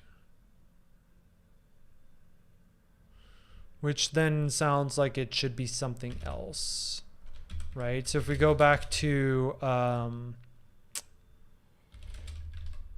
infrastructure here, iCast desk. See, this one just has get state and set state. So it seems like something changed between the paper and the code.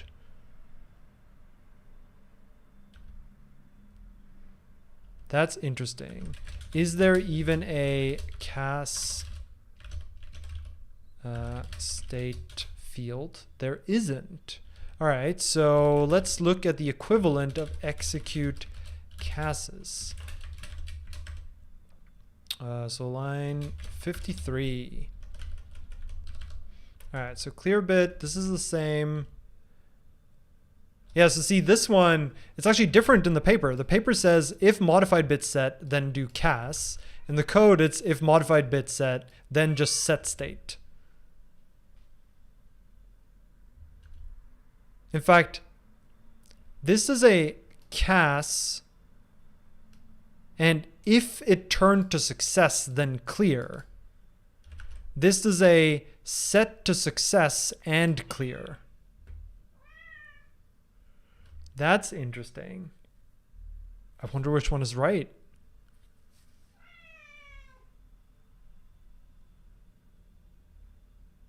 That's problematic. These seem different. All right, we're gonna have to think. And while we're thinking, we're gonna say hi to the cat, right? All right. Hi.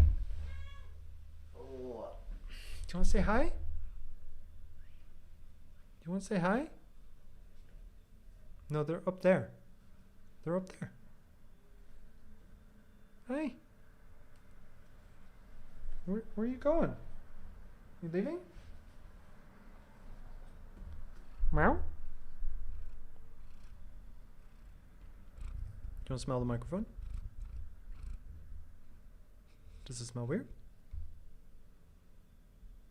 Do you want to go say hi all the way up to the camera? All right, I'll let you go. I'll let you go. You're the one who came here to meow at me. You came to meow at me. And now you just want to leave? All right. All right, back to the code. Where were we? All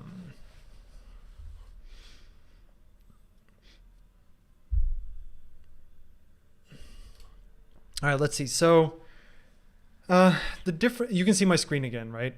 I think I switched it back. The difference between these is that in one we compare and swap and then see whether we succeeded. In the other one, we just blindly overwrite it with success and then clear the bit.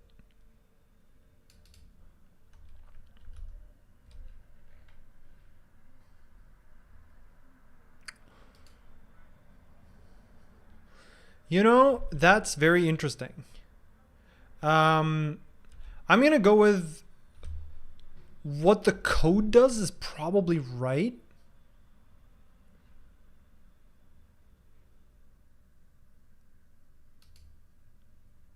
Because the code was presumably run.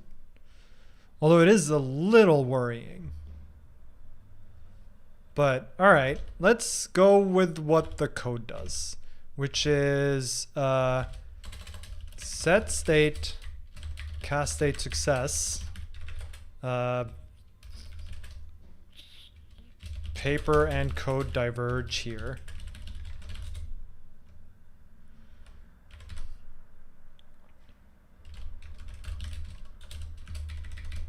Cast state should definitely not take a reference. And then cast.clearBit. And then if cast.state not equal to cast state failure. Not equal to success. Then cast set state. This like also feels weird. And return. See here, it doesn't even return the index. Remember how we talked about in the paper, where like it like returns the index of the thing? But the code version doesn't actually return the index.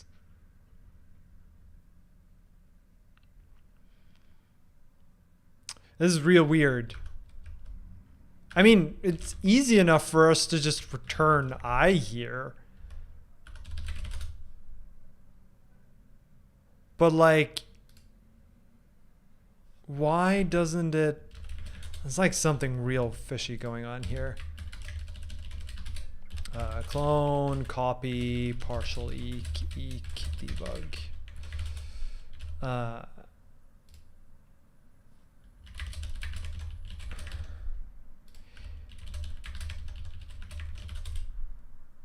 Yeah, it's real weird that this doesn't return anything anymore. Maybe it's because now that's handled by the caller or something. Or maybe post casses like walks the list. Nope. Well, I guess the paper had more things than the code does. So maybe what happened was the paper gave a more general description, and then in the calls of implementation, they were like, this seems like it wasn't needed. That's a little disturbing. There is no Git. No, this is just a source dump tarball. Does set state internally compare and swap? That's a good question.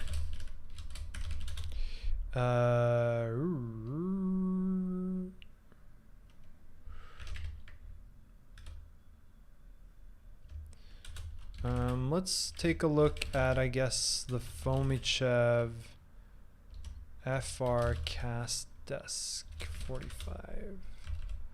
Nope. Set state is just, it's not even a, it just changes the value in the descriptor, which in and of itself is bizarre. Because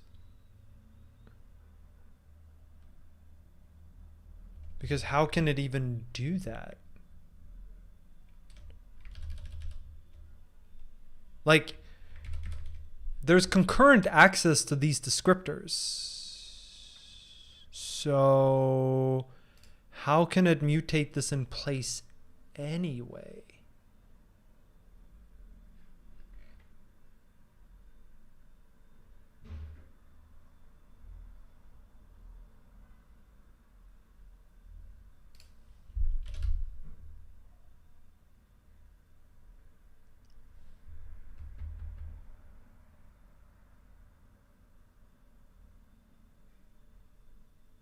Yeah, like it's something, there's something weird. Like this set state doesn't seem like it'll be possible to implement because in Rust, like this is going to take an immutable reference to self. Right? Like if we look back at where this gets called from, which is in base combiner. Right? Like Cas here is just a shared list of descriptors. So you can't call set state on it. I guess maybe this ends up working in Java because volatile, but it's not volatile. Yeah, this seems super sketchy. I mean, maybe it really just is like, it's just an atomic like U8 that it's fine to just store to. Like maybe what we'll end up doing is like when we implement the descriptor, this will just be like an atomic U8 internally. But like this certainly seems kind of weird.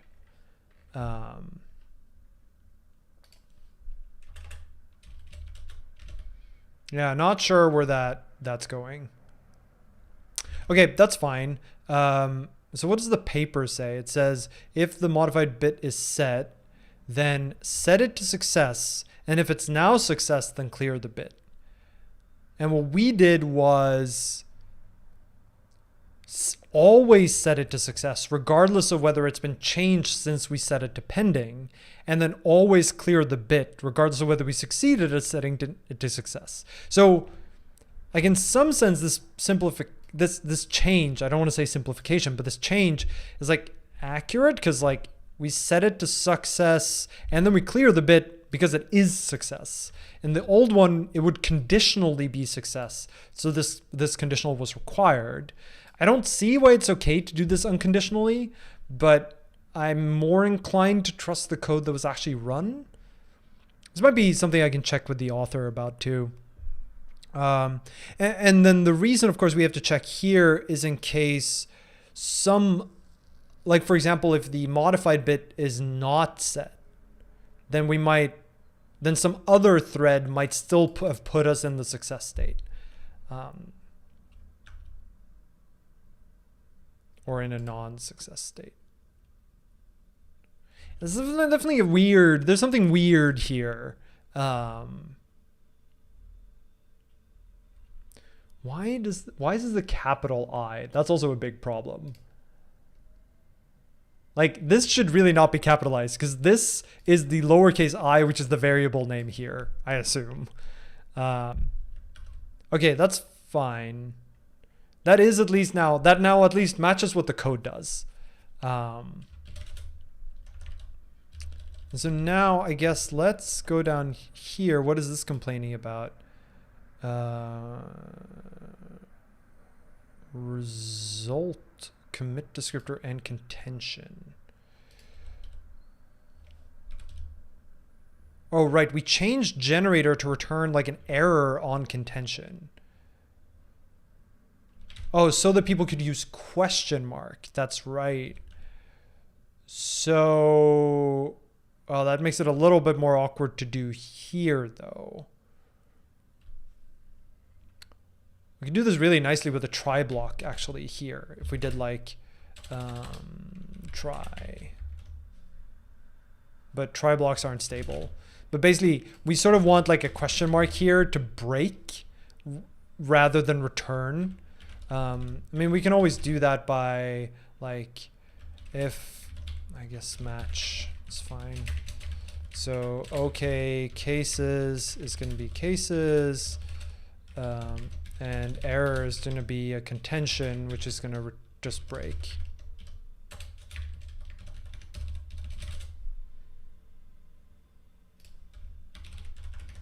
And then this is going to be the same, which is going to be match this.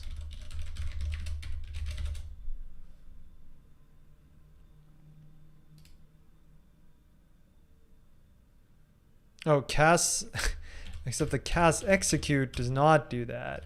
And I guess we don't check the contention here. In fact, it looks like there isn't even a check for the contention counter in there, which is a little odd. Like, it feels like there should be.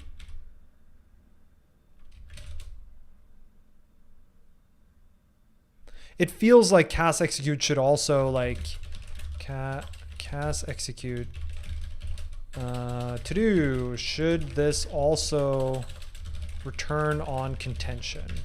I feel like it probably should. In which case we would want to sort of do the same kind of structure here. Why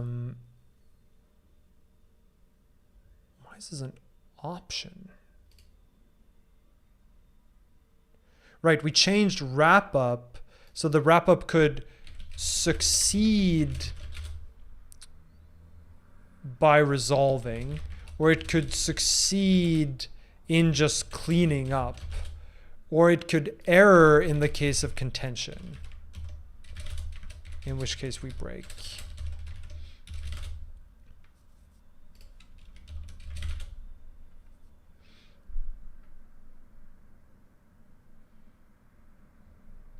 Right.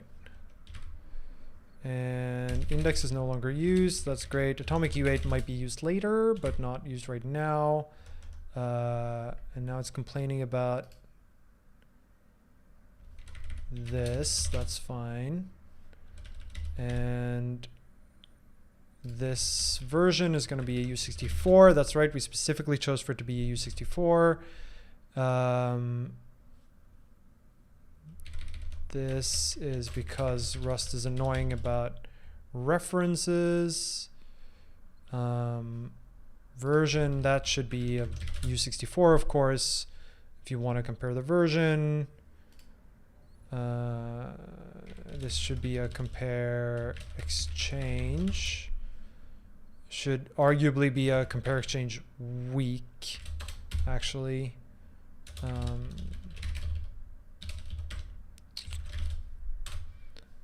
But that's fine for now. This same thing. This pointer, that's fine. This can be a mute. That's what we get from load anyway. And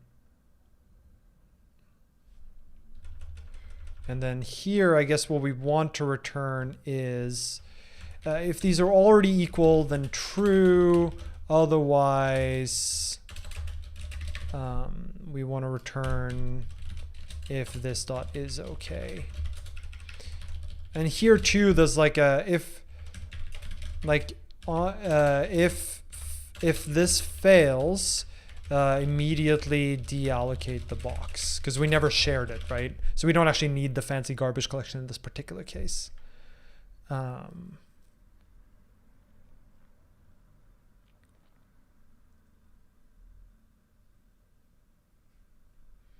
The capital return I is a comment that wrapped to the next line. Yeah, but then there's not a code line there. Also, no, because it has its own line number, whereas this wrapped comment does not. It's like something weird. Also, why is this typeset literal and this one's not? This is like something weird about the typesetting. Okay, I just want to get rid of the errors. Right, cas execute does not currently deal with the contention, which seems maybe problematic. I feel like maybe execute should take care of the... If we go back up to look at where they talked about the contention, I feel like there was a...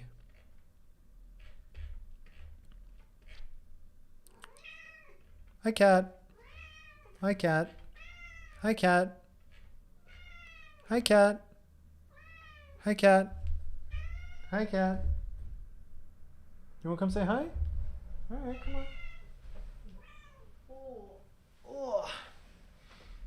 Do you want to meow again? Why are you sitting so weird? Sit normal. There you go. That's better. You happy now? Is that better? Wait, let me make you full screen again. What, you want to leave again?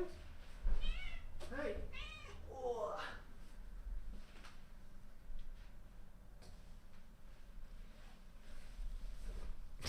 What?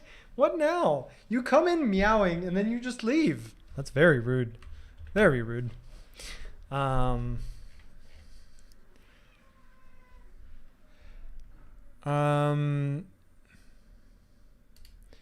just looking for the place where they talk about the contention.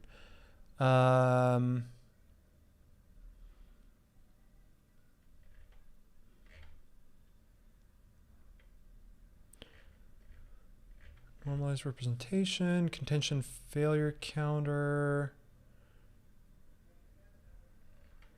Yep.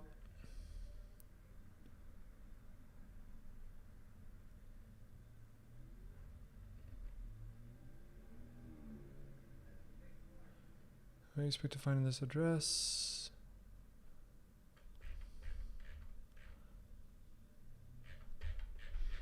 Because I'm pretty sure we're just going to want to pass that to execute CASs and have the atomic compare and set method takes a mutable reference to a contention as well.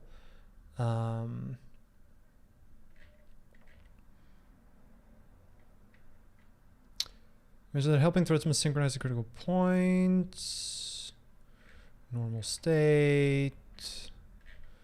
Normal representation. I feel like it must have been further down somewhere. Oh, right. They talked about this in terms of like monitored run. But there's no monitored run here. So maybe it specifically shouldn't be monitored here then. It's weird. I feel like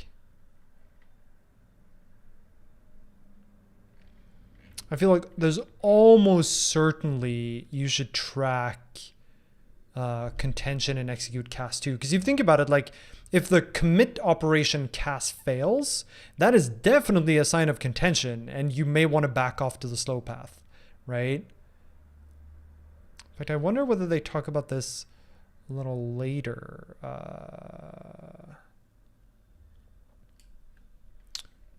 Counting a contention failure counter for all the methods in the linked list can be implemented by counting the number of failed CASs. The generator, the wrap up. Okay, where's the part where they talk about original algorithm for fast path, memory management, comparison, appendix for the white free queue, contention failure counter.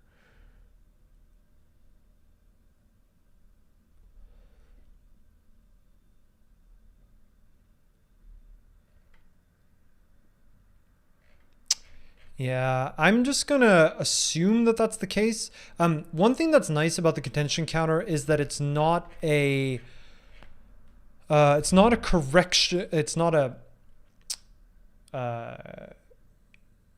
correctness measure or a correctness risk, because if you over approximate contention, what that means is you're just going to take the slow path more often than you otherwise would need to, so your performance goes down, but correctness is still right. So this is okay.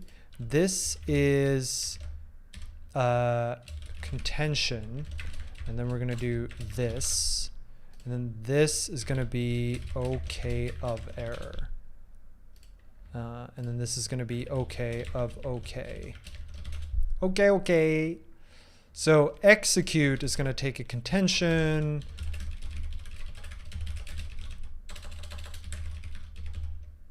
Measure. And is going to return a result of bool or contention.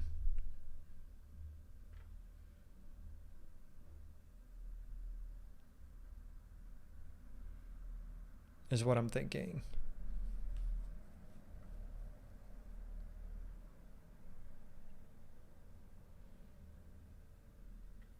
Right? And then what we'll do is we'll say that this one also takes a contention, which is going to be a mute contention measure. So the expectation is that you're going to pass this into the atomic compare set. And if it fails, then contention dot detected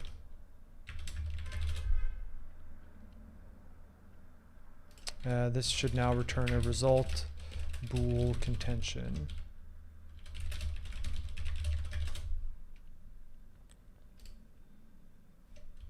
Which like is a little weird. I'm not gonna lie. Like an OK false is also contention, but you don't have to measure it yourself, I guess. And this is OK true, and this is. I guess what we'll do is we'll match on this because we sort of have to match on it anyway because we want to deal with the case where we can immediately deallocate. So if it's OK, what does that even mean? We don't care about the value in the case of an OK.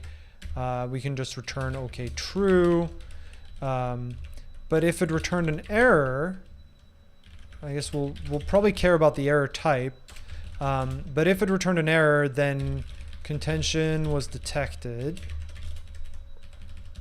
And we want to return OK false. And this returns the current, which we don't actually care about the current value. But we do care about the value we tried to stick in there, which is going to be new. So this is going to try to compare exchange in the new, or I guess new pointer maybe. So in this case, we want to do box from raw new pointer. Safety. The box was never shared. So this way we guarantee that that allocation ends up going away. But we still detect contention. And so now I guess this will still be OK false.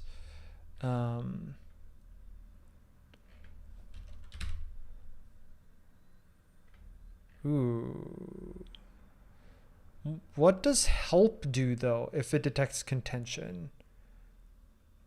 I guess if we detect contention when executing a CAS, then we just continue, right? This is just going to be a match on this. If outcome is just going to be outcome, and error contention is going to be continue. Same here. Let's format this nicely.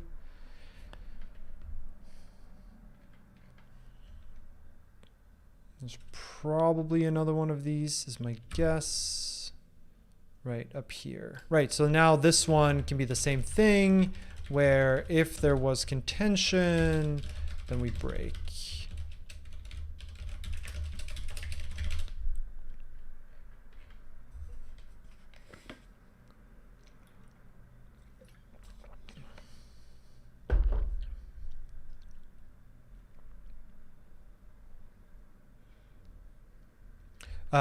So the observation here is we're basically trying to make it so that the user doesn't have to manually deal with the contention counter as long as they use our atomic type.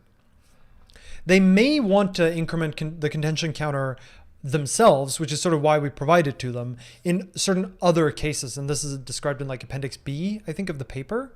Like there's certain cases where you might want to say that there's contention, even if it wasn't because a particular CAS failed.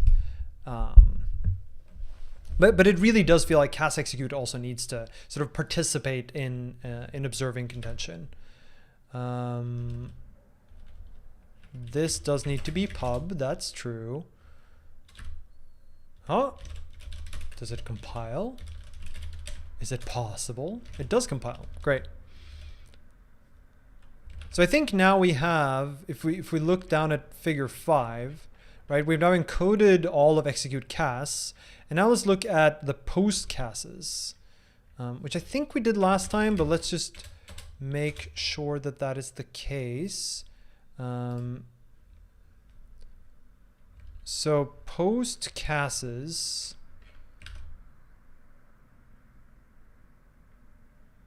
So there's cast execute and then there's post casts. Where does post casts get executed from? Is it only from help? I think it's only from help. The real question is, on the fast path, do we also need to call post casts? I don't think we do. I think it's only used by help. I mean, this is easy enough to find out. If we go to base combiner, I guess, which is the main one. So where is like the main operation? There is no main. Base, oh, I guess it's all done with extension, because of course it is. FR combined 3. Let's go with the highest number. Extends base combiner. So let's look at like some random operation, like I guess delete.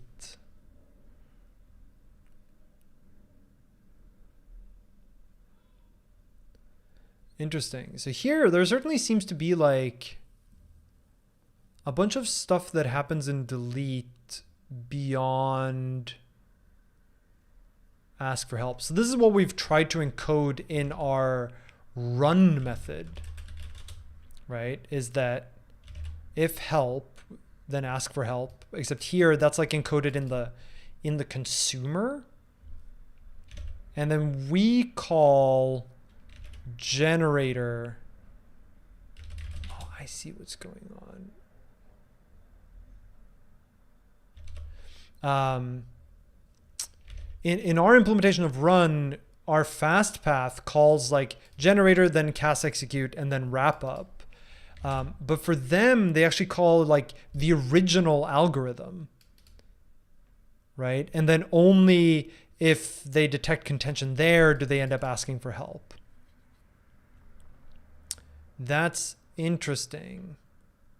This is probably so that the fast path is even faster, right? Like rather than go through the generator and stuff, which is what you end up doing if you do this like ask for help business, right? They just have the fast path directly encoded in the method and then sort of fall back to the slow path as appropriate. So maybe what we want to do here is like have a where's our trait? I have too many things in this file now. Like maybe what we want is like a fast path, which takes a self and an op and a contention.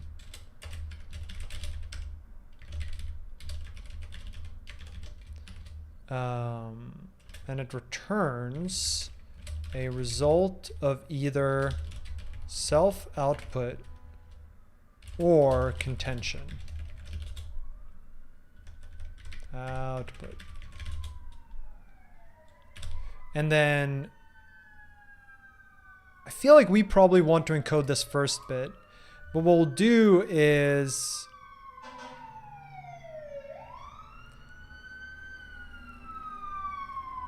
what does help first? So help first calls help op, which is the one that ends up calling generator and cast execute and wrap up. And then Run, I think we're just gonna say, rather than it doing the same thing, it's gonna do match self algorithm fast path of the operation,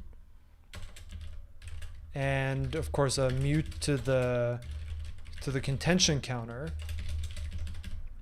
And if that just gives you the result, then we return the result directly. And if it returns contention, then we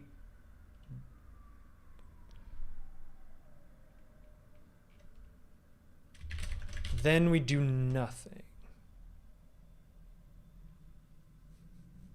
I think that's what we want, because then we retry the fast path, and otherwise we fall back to the slow path, right? So that's something that seems to be like it's encoded directly in here, right? It's like this is the first bit for helping. Oh, I see. This is their encoding of like, there's like a setting where you always go through the helping loop rather than do the fast path. This is basically always use the slow path. So first help, then the normal fast path operation. And if it returns null, I guess that means contention. That means ask for help. And this is like the retry loop where they retry the fast path and on contention go to the slow path. And otherwise fall back to ask for help. So is that generally the case for all of them? So delete is, this is the always slow path. This is the contention. This is generally the fast path. And again, contention, then go to the slow path. Who knows what this does?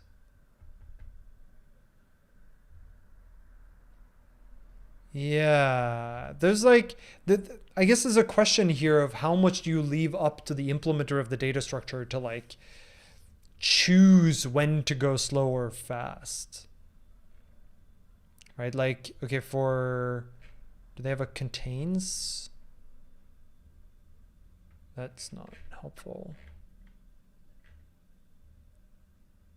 Interesting. Here it even gets to override the postcases method. I was like, there's definitely a leaky abstraction here, which is a little worrying. It overrides precasts. Oh no, this is just the override is just the implementation of the method for the trait. Got it. Although shouldn't that just be generator? Like I feel like something's off here, but maybe I'm just like, why aren't these called generator and wrap up? Is what I want to know.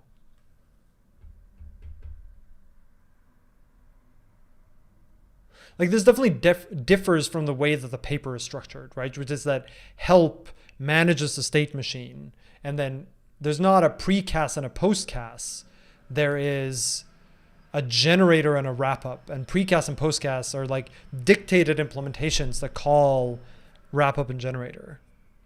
So here I sort of trust the paper more, or at least the paper has a cleaner abstraction for this, rather than having each one implement like precasts itself. I mean, I guess one way to look at this is like if we compare like this to, I don't know, source, I don't know, combined list 2.java. If that was probably not very helpful. All right, let me just open up this and go to precasts. And then open up, I guess, source combined list 2 and search for it precasts. Yeah, like they're the same. And you see really what they do is they call the appropriate generator method for the operation, and then just stick that comparison set into the box. And what about the postcast? So the postcast here and the postcast here. You see, the postcast here just like loops through and doesn't do any of the other things that our postcasts, like the postcast from the paper has this like monitored run, should restart. I guess this does have a restart, but this postcast has like other bits in it. So there's a,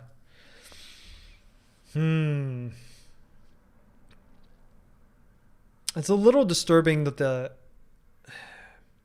implementation varies from the paper's model here.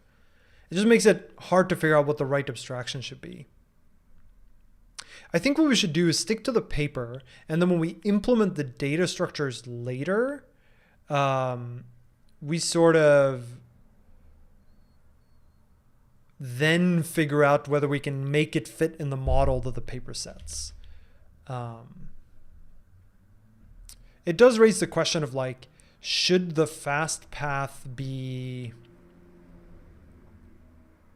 I do think it makes sense for the fast path to be its own implementation so that the implementer can choose to have its own like good fast path, rather than have to go through the generator and stuff. That I think makes sense. I think we're gonna keep our run method here and just see whether this structure, enforcing this structure, makes sense. I'm guessing it probably does.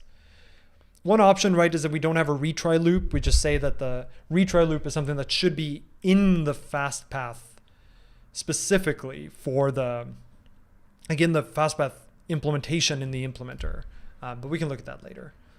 So I think postcast then is one thing we need to adjust because it needs to match this postcasts. Because currently we just call wrap up, which like sort of is what this does, right? Should restart an operation result. Oh, we've actually already encoded this. I remember us doing this. It was just a question of the monitored run, and monitored run we do with a contention measure and then matching on contention. So I think we're good there. I think that means that we actually now have an encoding of the simulator that, at least in theory, is right. And I think the big thing that's missing now is the actual wait-free queue that's going to be like the help queue, the underlying thing, and then trying to implement a data structure on top of it. Let's pause there. We've been talking for a long time. We've gone through a lot of different bits. I think this is a great place to like pause, collect our thoughts before we dive into this help queue, which is really just going to be its own separate implementation. So let's do some questions about how far we've gotten so far. Then we'll take a little bit of a break to like go to the bathroom or make tea or whatever. And then we'll keep going with this. Whew. Ship it. Yeah, it compiles, I know, right? You can use ternary operator in precasts. Where? In precasts. I'm not sure what you're referring to. I mean, I know what the ternary operator is, but I don't see how it applies here. All right, does the general structure of what we built so far make sense, and why it was a little weird that these that the paper and the implementation differed? And also sort of what we have and what we don't have so far. Actually, how about I go away quickly and come back shortly, and then you discuss amongst yourselves whether you have questions.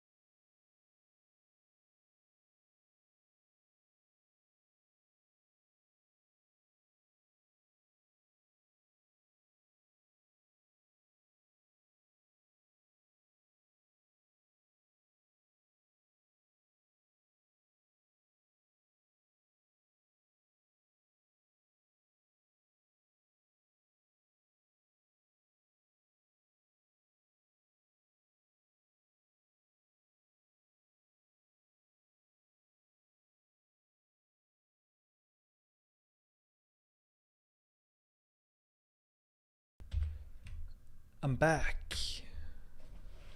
Can you, I assume you can hear me and see my screen? I'm always paranoid that I like come back and then forget to either unmute myself or forget to switch to my screen. So everyone's like, I can't see anything. No. Yeah, this is very much like It's Research, Here Be Dragons. Like the only person who's successfully run the code is probably the person who wrote the paper. Which is like unfortunate, but it is nice that we have the code for reference at least.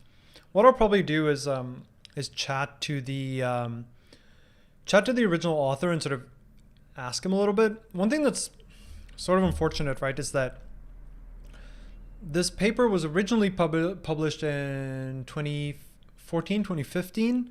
And then there was a revision of it in 2017. That's like the longer version that we're working on now.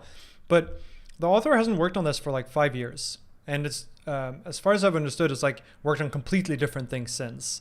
And so it's unclear that anyone really knows how this works at this point, or how the code works at least. So like, it might be, we're sort of trying to reverse engineer understanding.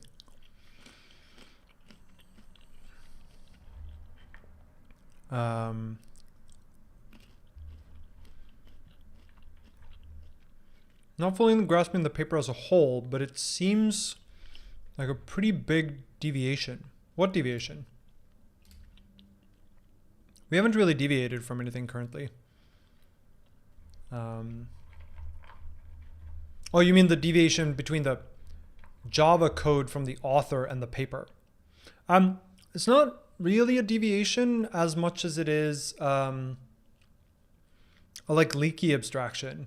Like the paper presents a clean abstraction between postcases and precases, which is implemented by the simulator, and the generator and the wrap-up methods that are implemented by the data structure.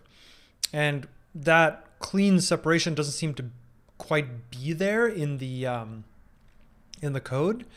What could be the case actually is that maybe they realized later that they can do that clean separation, but they didn't update all of the data structure to use that clean separation, or that's in like not in the version of the code I have. It's not entirely clear.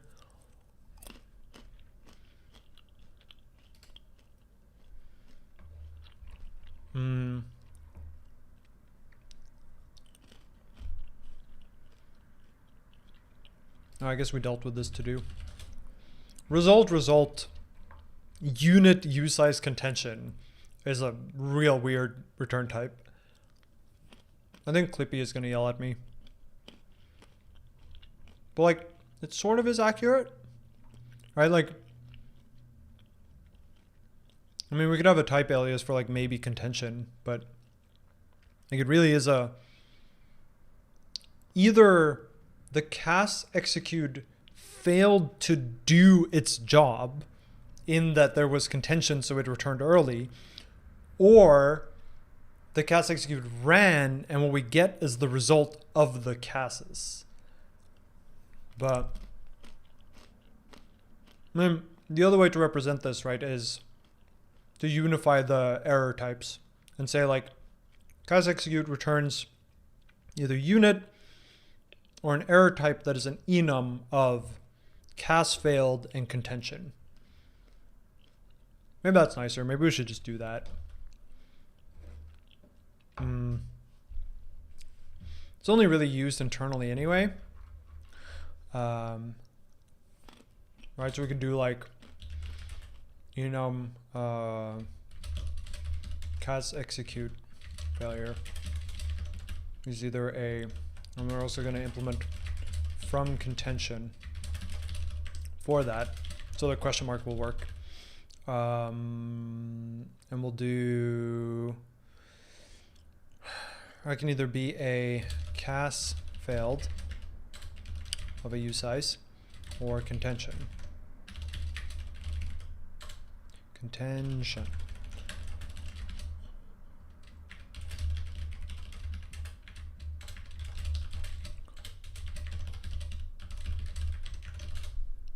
Right, and then we say this is going to return a result of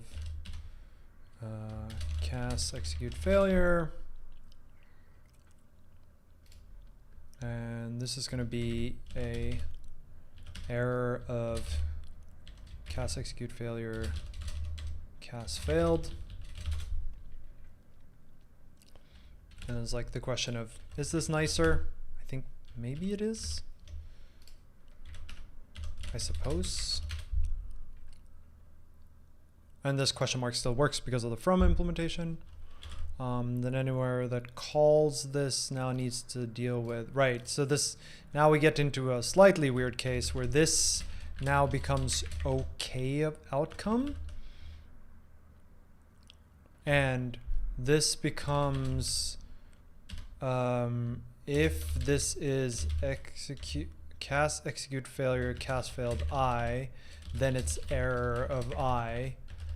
And if it's cast execute contention, then we continue. Maybe that's nicer.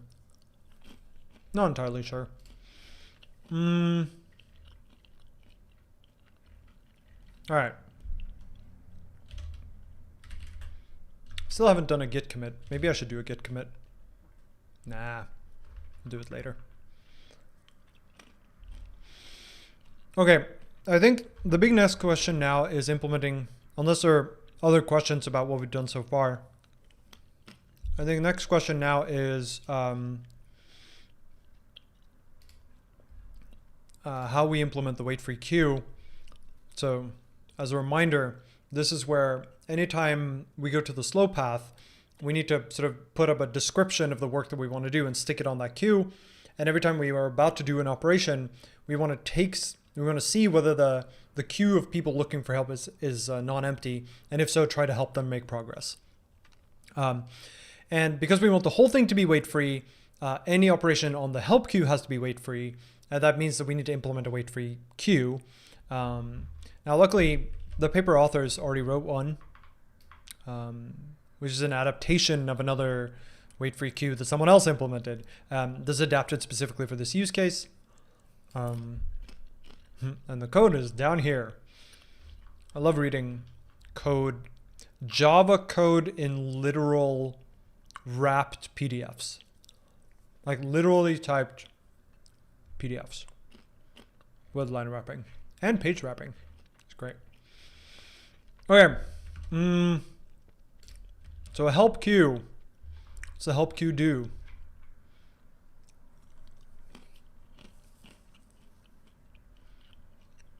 Atomic reference. All right, so there's a node type. It's pretty common. I think let's probably make this its own module. I really need to like organize this code. The biggest reason I haven't split this into multiple files and such is because, as you've seen over the course of the stream, we've moved so much stuff around because we're still sort of coming to grips with what the interface should be, what the abstraction points should be, and the layers should be. And so it's nice to have it all in one file where you can just like rejig it around. But the help queue is sort of unique in that we know what its interface is going to be, and we know that it's just going to be a self-contained thing. So it makes a lot of sense for it to just be in its own module. Yeah, so that's my plan. So we're going to have our first module.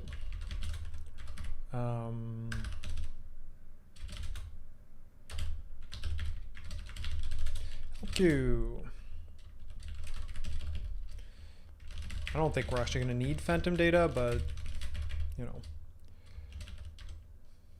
we're going to need operation record box and normalized lock free. We may actually not need these types, but we'll have them there for now. Right, and this needs to use help queue, help queue. And this need to be pub crate, because we're going to use it outside of here. And same goes for enqueue, peek, and try remove front.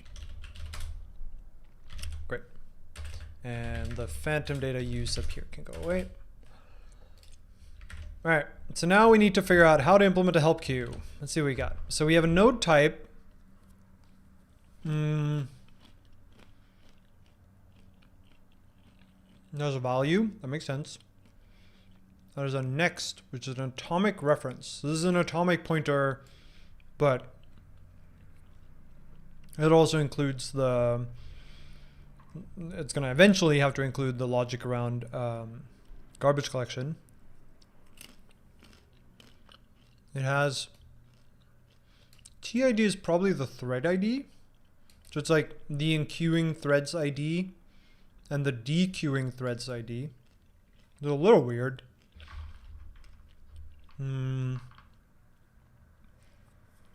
There's I guess operation description. Phase, pending, enqueue. So this is probably like, remember how the way you make something wait free is you make people help each other, or threads help each other, which means that this wait free queue, which we're using for the queue of things to help, needs to have its own way to describe things to be helped internally, which is probably what this op-desk is going to be. Atomic reference, head, tail. Atomic reference array. What is an atomic reference array?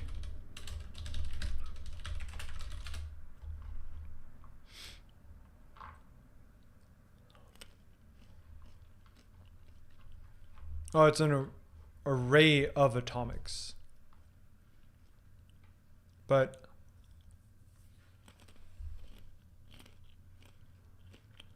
okay, good. You need to give a length. But what's the length? Oh no.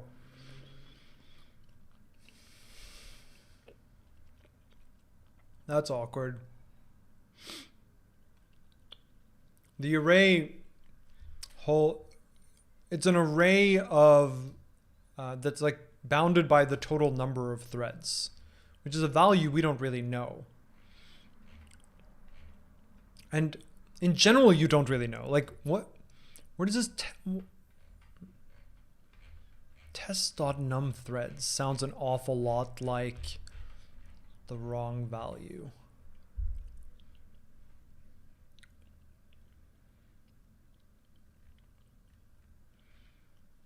I want to look at what the code does here.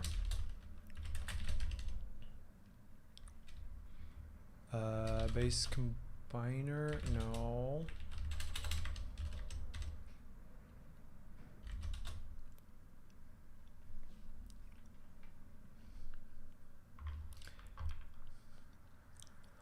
That doesn't look right.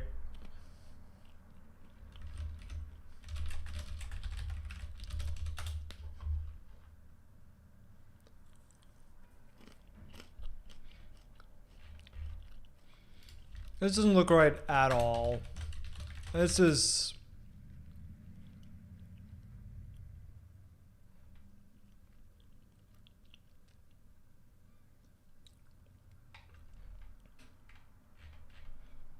Okay, this is not giving me the results that I need.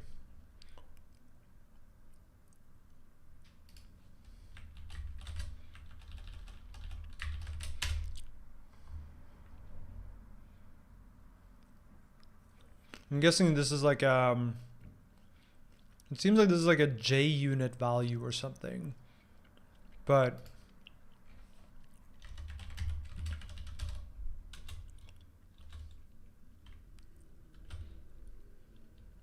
this seems really problematic. Because like, okay, what if someone spawns another thread that wants to access this thing? What happens? Then I guess this TID will just be out of bounds and then the whole thing will just crash. Like, what happens if I call get with a value that's too large? I mean, I assume it just throws or something, like throws an exception. Like, this seems sketchy.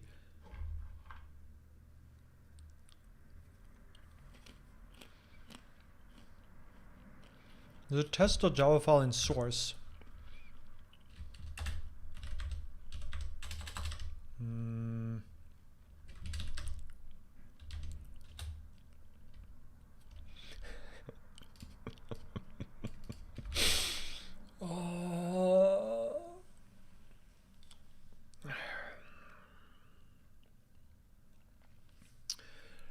Well, that's awful.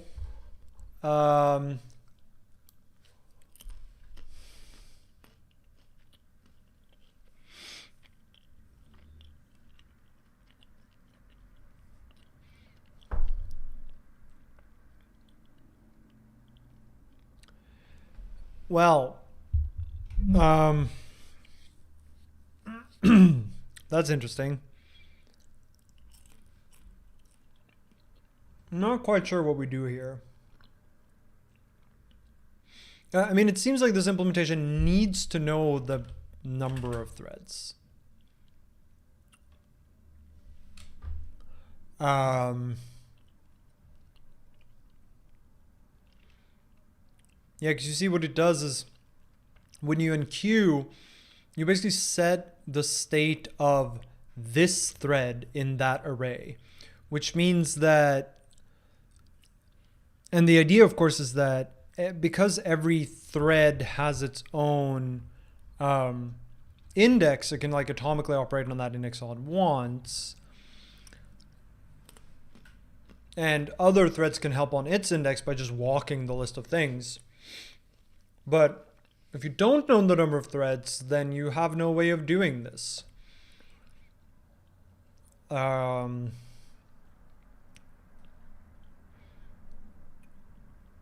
mean, we could say that every time you want to clone a new handle to it, will like take a mutex and like, the problem is this can't be a vector, right? Because if the vector needs to grow, who grows the vector when there are lots of threads with concurrent access? That's why it's an array here. How does it even get the thread ID? What does it use as the thread ID here? That's what I want to know.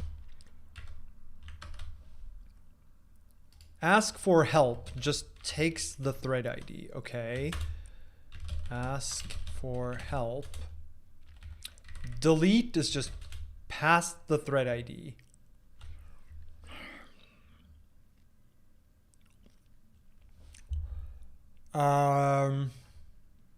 Well,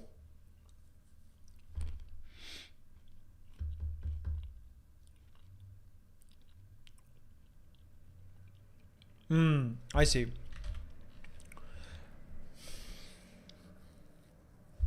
So basically you need to say in advance, so it doesn't have to be thread IDs. If we think about this for a second,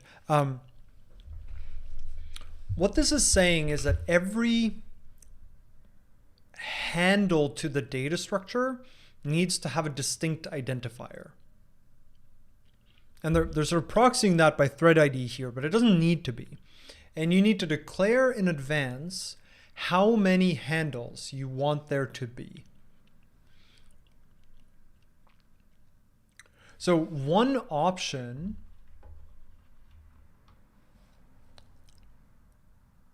well, it's like a question of whether it should be send or not. But one option here, right, is to use const generics and say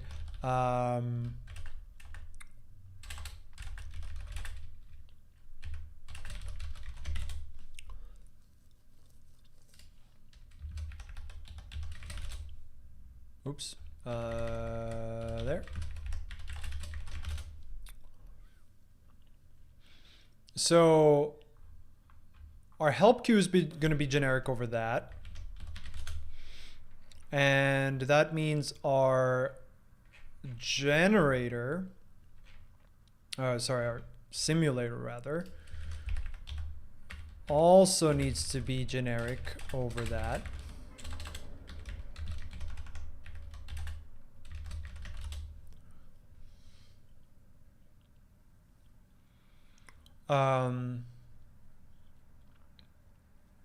And then what we can do is we can say, like,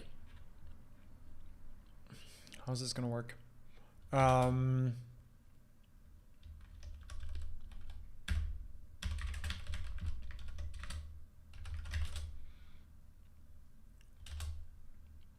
Like, all right, let's say there's not a triclone, is there? But if we say,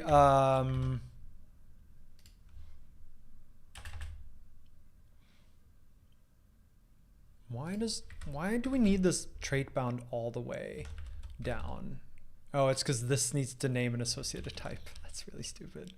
Okay, so here's what we can do. Here's what I'm thinking. We make it so that if you have a weight-free simulator, like you can always create your first one. What am I doing? There. Pubfn new, right? There's going to be some new that gives you a new one. And then we can say pubfn like fork,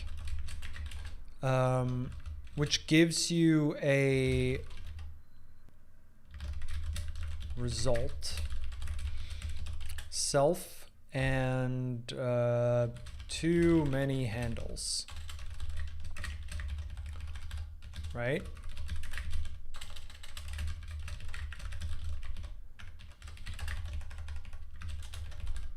And what fork will do is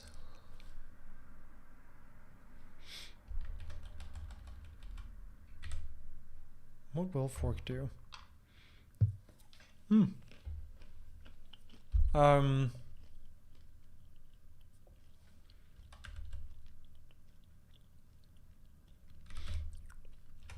So let's say that the help queue,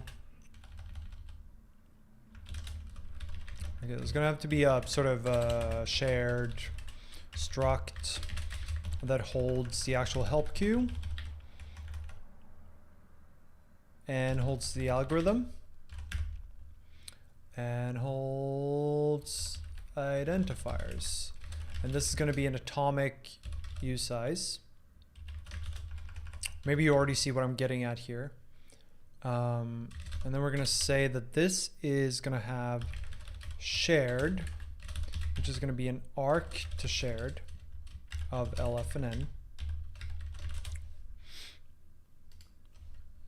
Alright, so I want atomic usize and I want standard sync arc.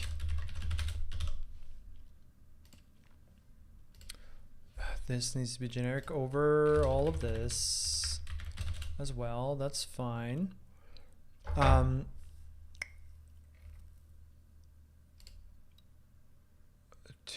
Okay, that's fine. This is const and usize and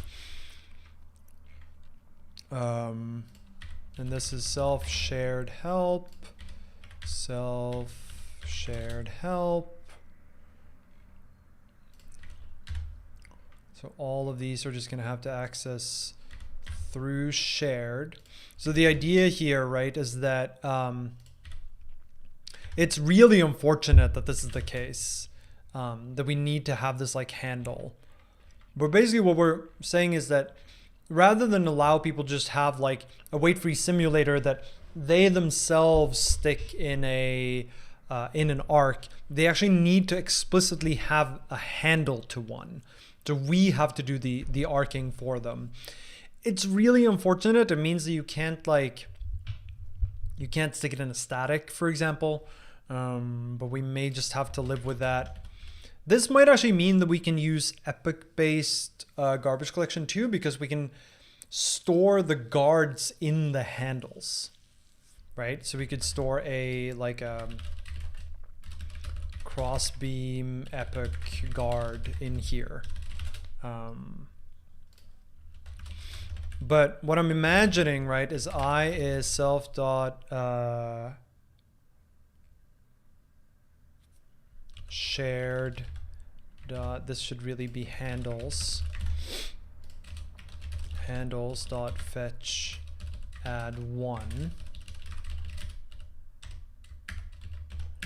and then if I is greater than or equal to n, then return error of too many handles.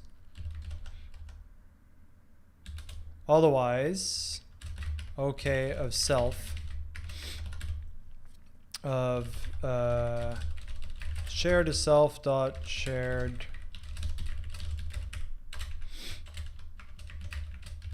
and I is I.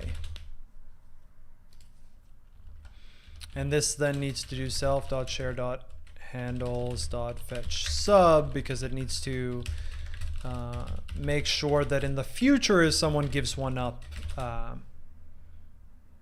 we don't just keep incrementing it, and then we'll do like a drop, implement drop for this,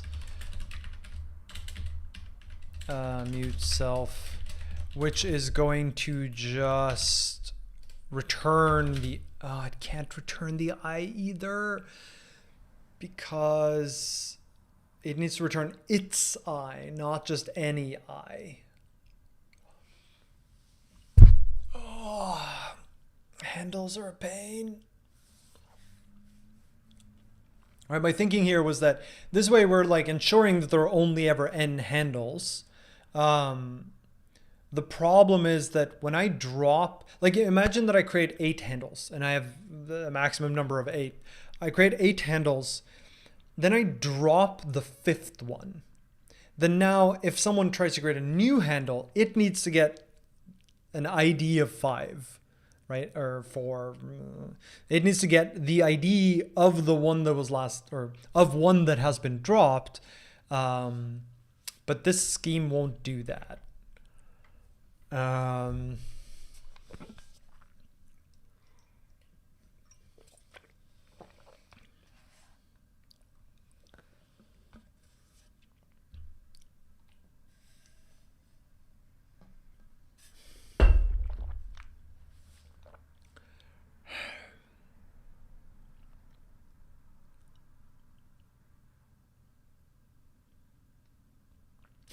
Okay, so the other alternative here, and this is even stupider.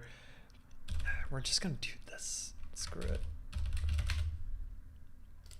So you can't give back handles. Like the moment you reserve a handle, it's yours forever. And then we'll just leave users to don't fork if you don't have to.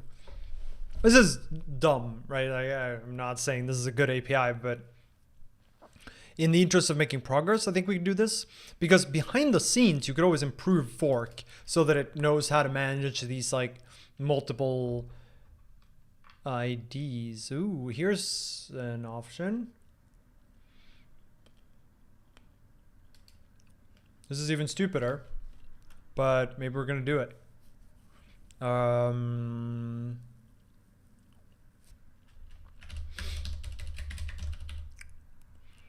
Free handles is going to be a vector of usize. In fact, it's going to not even be that. It's going to be a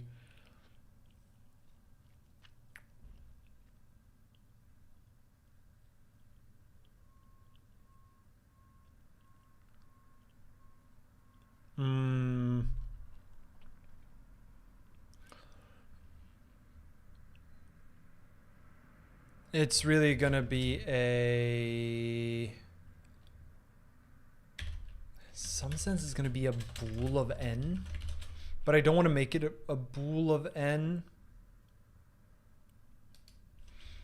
So my thinking here is I want this to be a mutex, because I'm fine with fork not being weight free. If you have to take a lock in order to get one, I'm okay with that. That way we can at least fix this silliness. So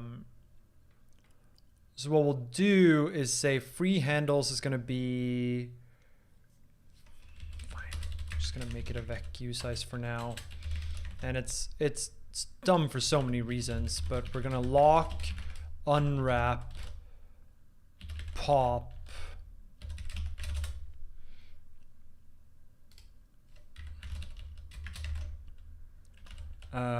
and then we're going to say if let sum I is that, then you can get your handle. Otherwise, there are too many handles. And now we can implement drop.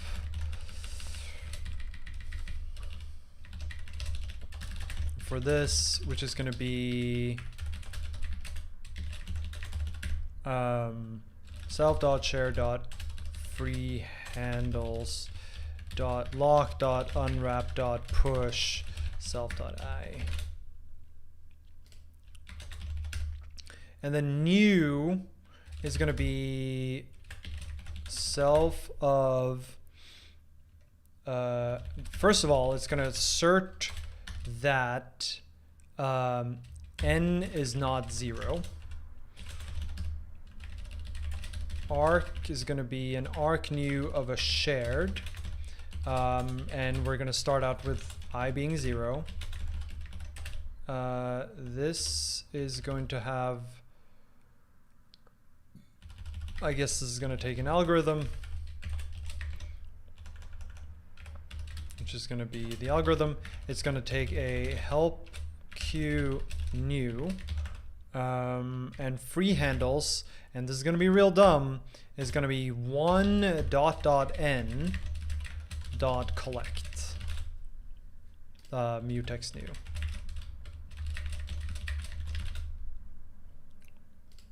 And we don't have a new for help queue yet.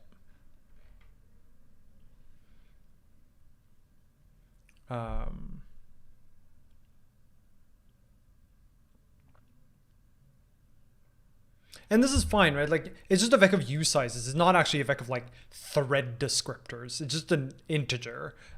It's really just a handle ID, if you will.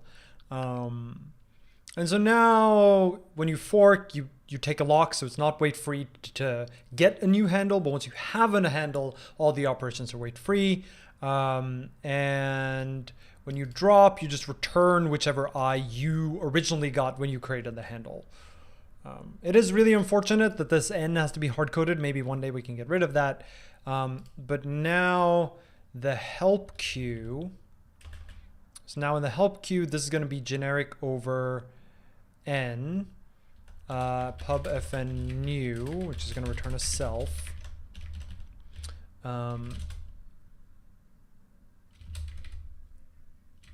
Is going to be a to-do, because of course. Now will this compile? Great. And I can get rid of the atomic use size. Nice. I don't understand why we pop the vec in fork. We pop the vec in fork because we need to get an identifier. So the free handles is a list of handle IDs that aren't currently used. And so we just take one of them, and pop is one of them. Like, any of them is just as good as any other. That's why. So now I guess we can actually implement this. If we go back to look at the actual code, because that seems nicer. All right, so node is just a node in a linked list, right? Next to the atomic reference. These identifiers, that's fine. Operational descriptor, that's fine. That's basically the help queue. I see. So the observation here, what this is doing, right, is saying in this other larger data structure, we don't want to encode. We use the linked list as a way to encode all of the possible help things or things that might need help. Here, we're not using a linked list, we're using an array. In some sense, like, once you have this requirement, why not just use an array in the other one as well? Like, something is weird, but it's fine.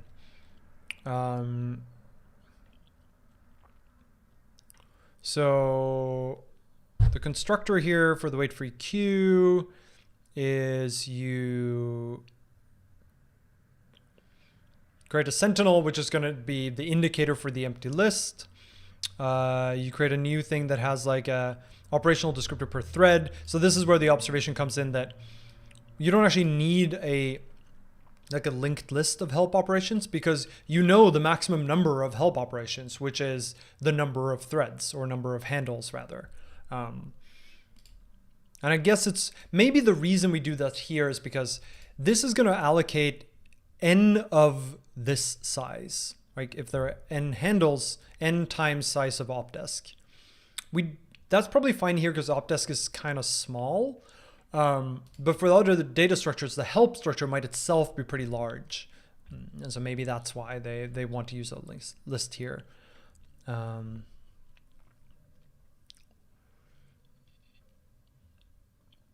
Interesting. Okay. I guess we just start encoding this. Shouldn't 1 to n collect be a 0 to n collect? No. That's very intentional. It's a good catch, but no. It's because the self we return has already taken the identifier 0.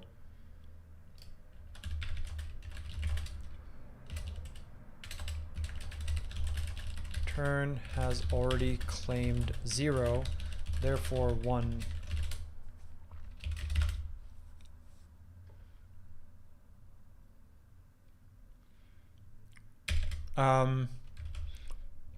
So let's see. Maybe we should just start encoding this and then see. Actually, no, let's read a little bit more. Head and tail pointer, that's pretty standard. Initializes the state array to be I don't need help, I suppose. What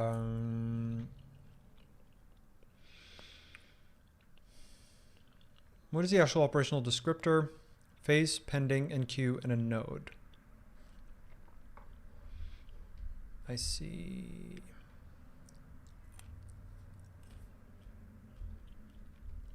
It's like in some sense this could be a thread local, except that you need some way of iterating all of the thread locals. I was thinking whether we can make this const, but I don't think we can because of the node. Oh, maybe. Maybe actually. Because that node is an option. This is really an option node because it's allowed to be null.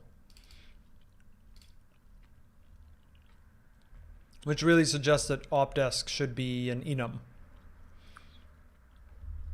Or maybe it should just be, maybe the whole opdesk should be an option. Like this should be an array of option opdesk.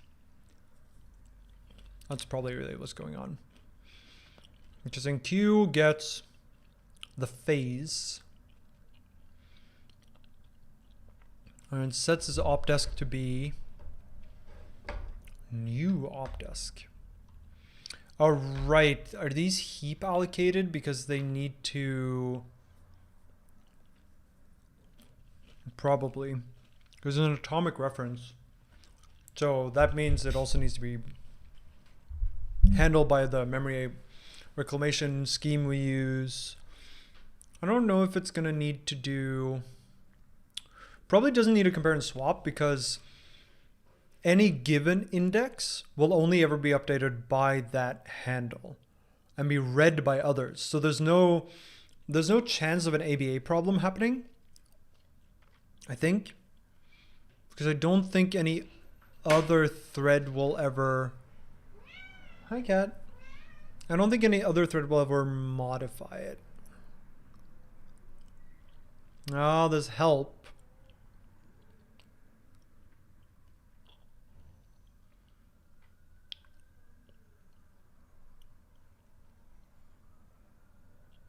What does finish enc do?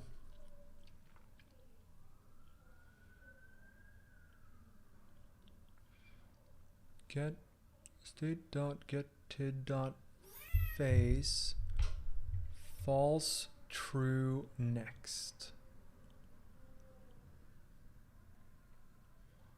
So there is a compare and swap on help finish. I'm just trying to figure out whether there's an ABA problem here. And it looks like there might be, which maybe means this needs to be versioned as well. Well, there's no versioning here. This just declares a new one. Although, because it's using the because it's using the pointer, you don't have, like this is doing RCU again, which means you don't have the ABA problem for the same reason why we don't have the ABA problem when we're using the heap allocation for the thing to do like versioning and meta and stuff. That's a little awkward if each of these is a heap allocation as well, but it seems like it might have to be, because this updates, let's see, so when you enqueue, what do you put there? Phase, true, true, and a new node. And when it gets updated, it's phase, false, true, and next.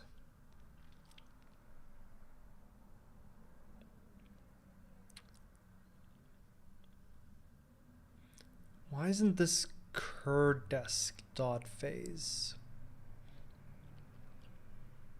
This feels like it could be curdesk, which just means it's updating that in place. Maybe it's only this one that gets updated. Next is last.next.get. This just feels super racy, but I guess like I'm assuming this is a reasonable implementation. All right, let's go with let's try to not optimize too much and go with the way that this is implemented in the first place, and just do the heap allocations and then like do RCU and heap allocations and then if necessary change it back. So I guess peak head is just you look at the head, that's easy enough.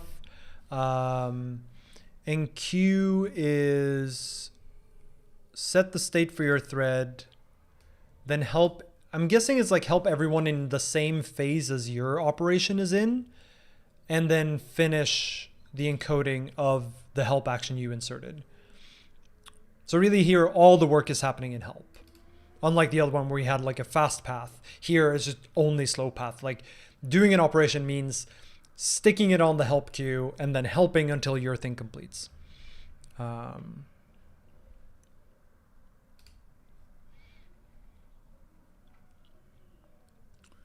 Conditionally remove head.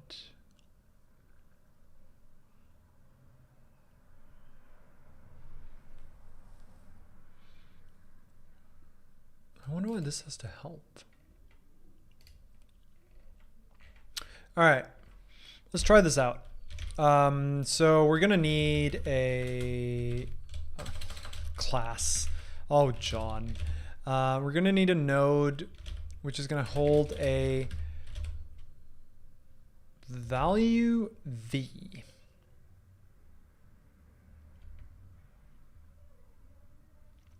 It's a good question. What's even going to be in these?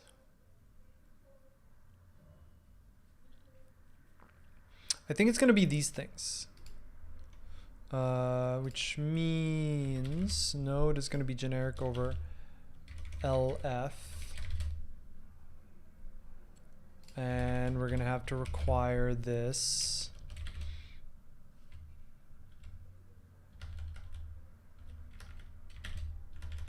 Which means we're going to require this all so that we can name this type.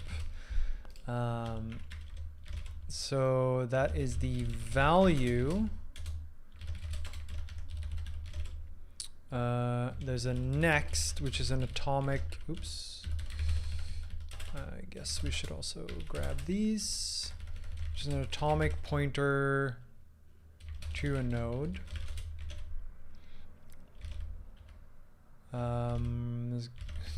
To a node LF, sorry about that. Actually, let's be even better and say to a self. There is the enc. I'm gonna go enc I because we've used I instead of tid. Although maybe that's gonna be confusing because that might be the index. So let's have all of these be ID instead of just I. And this is gonna be free IDs. Free IDs. And this is gonna be ID. And this is gonna be IDs. And this is going to be ID, and this is going to be IDs, and this is going to be ID. So I guess actually this also means that probably all of the enqueue operations are going to take that identifier, which sort of suggests that actually the fork method should be on help queue rather than on wait free simulator. But let's leave it up there for now and just say that this is all going to take an ID, which is going to be a usize. This probably doesn't need to. In fact, is it only enqueue that needs it? Peak head doesn't, and conditionally remove head doesn't. So only this one takes an ID. And then over here, this is then going to take self.id. Okay, so the enc ID is going to be a usize. What else we got up here? We have the deck ID, which is an atomic usize. Not entirely clear why that is yet, but I guess we will soon find out. And there's a constructor for node. That's easy enough.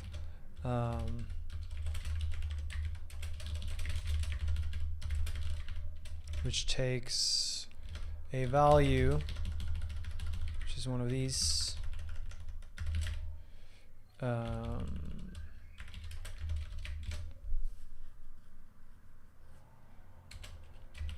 guess we could actually make a fully generic help queue and then say that help queue is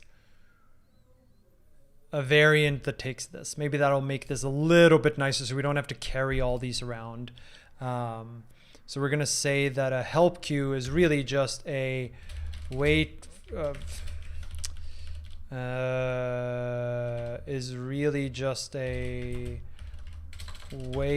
free help queue of this.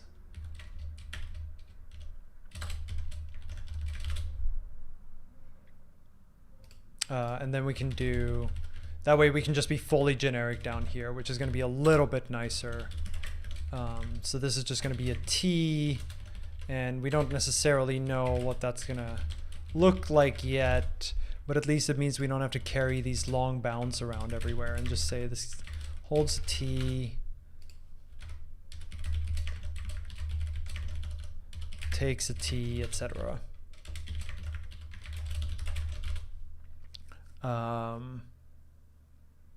And then what we'll do is we'll have these methods all be on wait free help qt, right?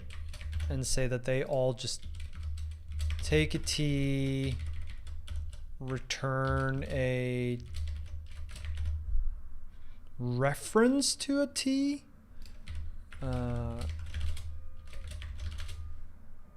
or something. Like there's something odd here that we need to figure out.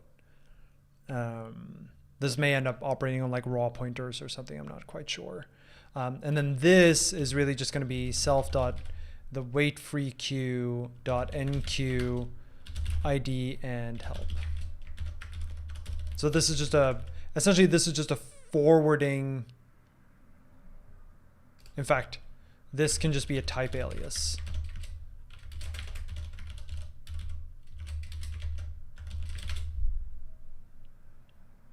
And that way these can all just go away.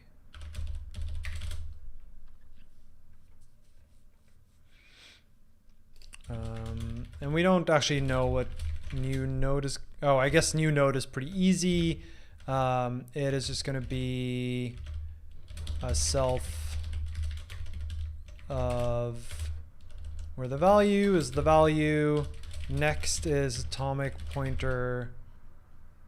Is there a null? New. Standard pointer, null pointer. The enqueuing ID, I see. So this needs to take an enc ID, which is going to be a usize, and stick that in there. And this is going to be an atomic integer, so it needs to be able to be -1. And that's just because we don't have atomic options. But that's fine. We can live with this being a -1. Technically, that means that half of the enqueue space can't be used, which is a little awkward, but such is life. And then what's this opdesc? This is going to be a struct. I still feel like this is probably going to end up being an enum. But there's going to be, let's see, phase, which is an I64. Pending, which is a bool. And queue, which is a bool. Node, which is a node. Which means this has to be generic over T. And there's a constructor for that too. Opdesc T fnu, and it takes all of the fields, so it doesn't have a constructor, in other words. That's fine. And I guess now we start to look at what the actual help queue contains. So it has the actual help queue has a atomic pointer to a node of T. It has a head, which is this. It has a tail, which is the same. And then it has this like state array, which is going to be a atomic pointer, an array of atomic pointer to opdesc of T of length n. And this is where this const n usize is going to come in.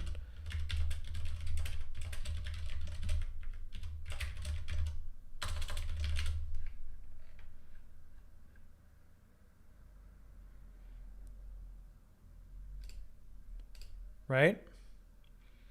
And then there's also enqueued and dequeued, which feel like they're probably just there for debugging, maybe?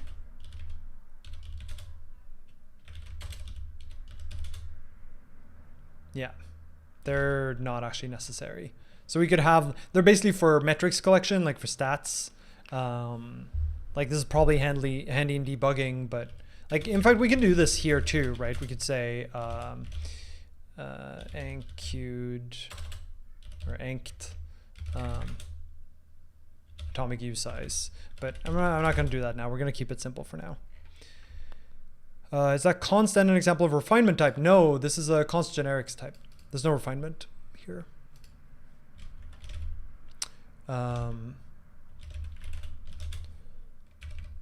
All right, so we have a head and a tail, and then this is going to have a new.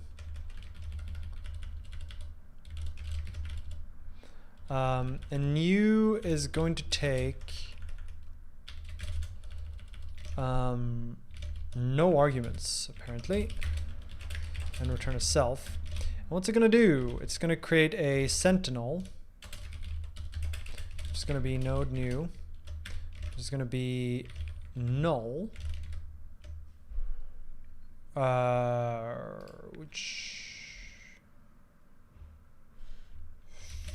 so that means that's an option T.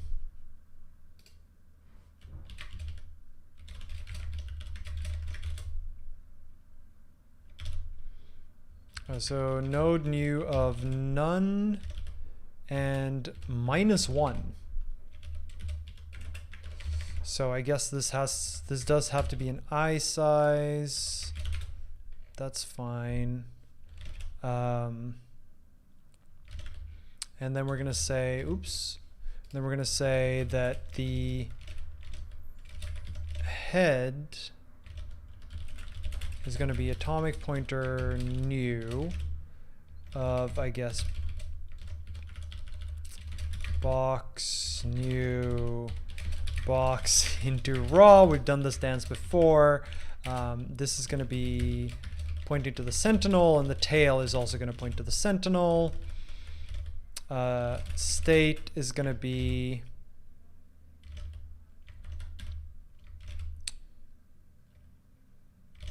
Well, so state is going to be a little bit weird because I guess we want like a const empty state. Let me write this in the long form and then see why we have to change it first. So this is going to be a opdesc of length n.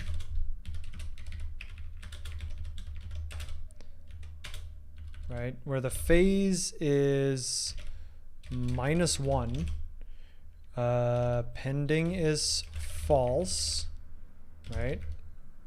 Second, yeah. This one is true, apparently, and node is null. Which means node is none, which means node here is an option node.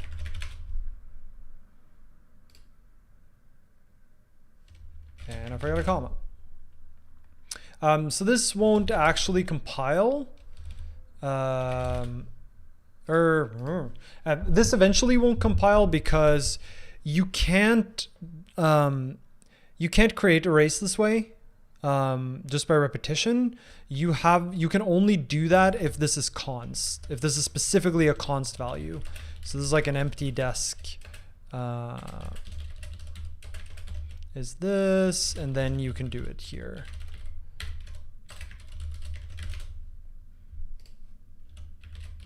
But this is going to complain because you're not allowed to have one that's generic. Can't use generic parameters from outer function in the inner one. So this is going to be a little bit of a pain.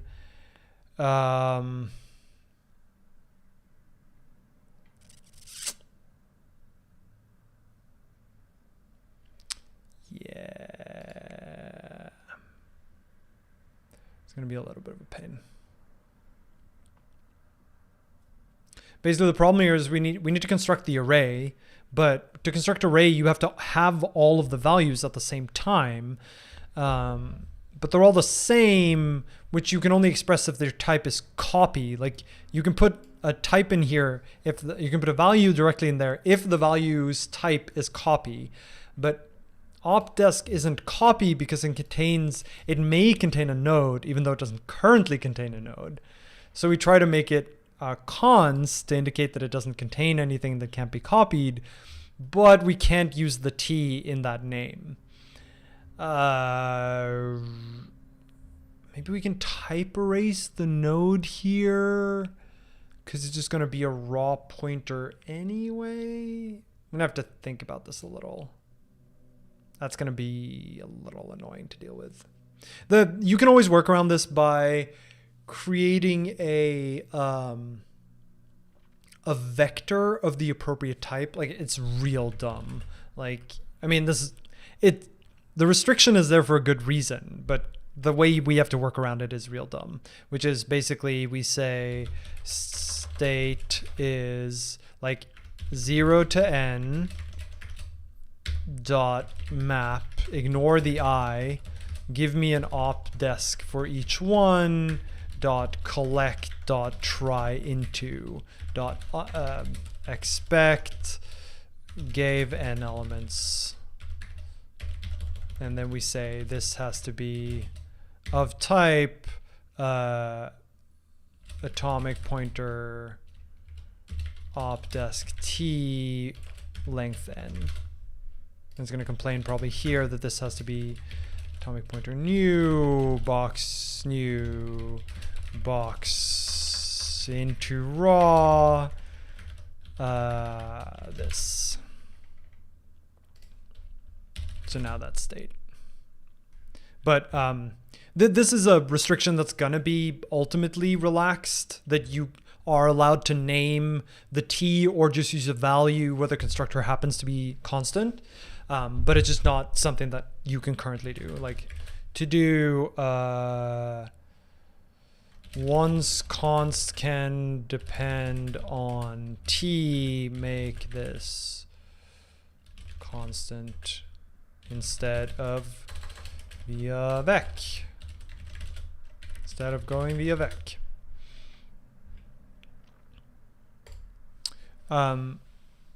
Could also make it maybe uninit That's the other way to do it. But if I can avoid writing unsafe code, I will avoid writing unsafe code. And like n here is likely to be small anyway.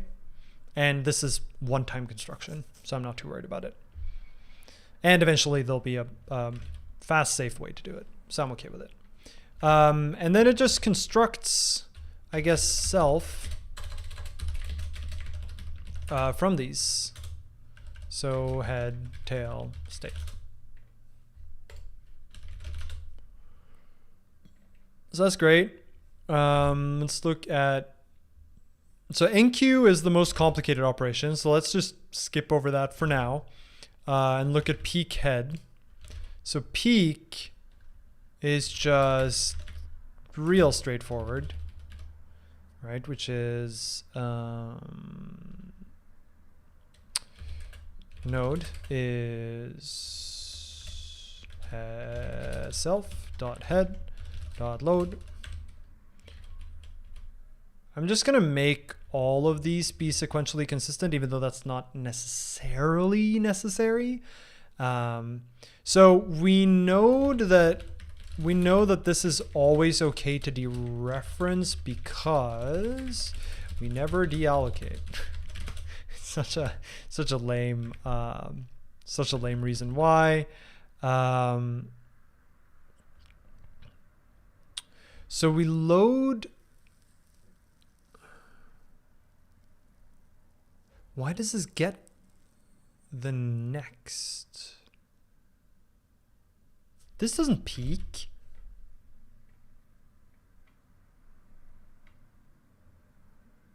Oh, I see. The head is a...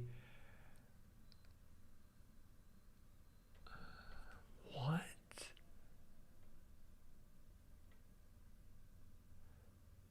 Head.next.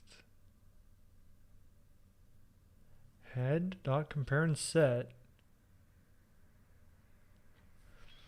Doesn't this skip the thing that's actually at the head?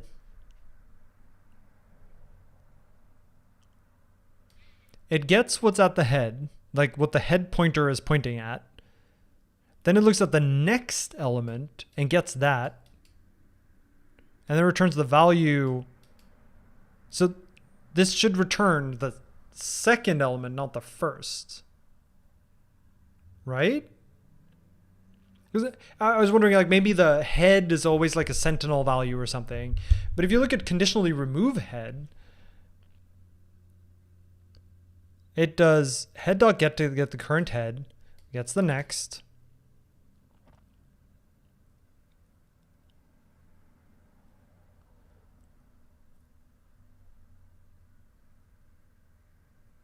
And then replaces the thing that's in head.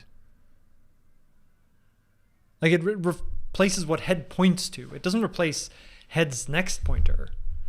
But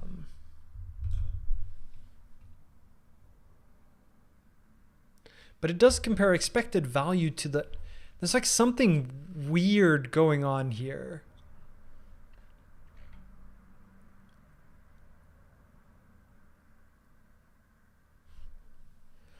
No, peek head is supposed to give you a reference to the first element of the list. But this seems like it gives you the second element of the list. Unless the head is like always a sentinel value, right? Like head is always just a node that doesn't hold a value in and of itself, and only the next one holds the value. But that doesn't seem to be true, because in conditionally remove head, we truly remove the thing that's at the head, not its next.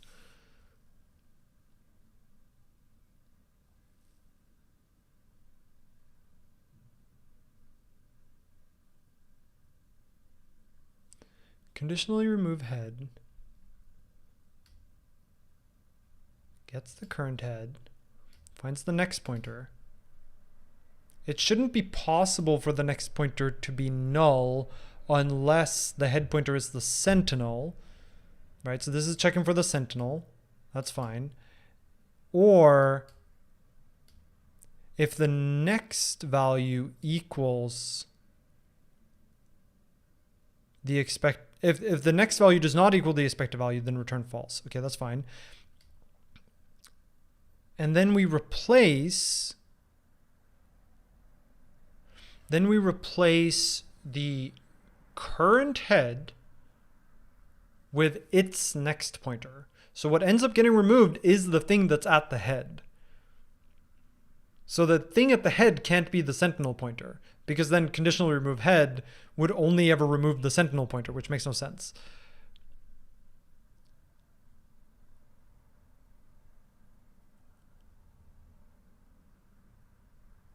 Also, why does this set...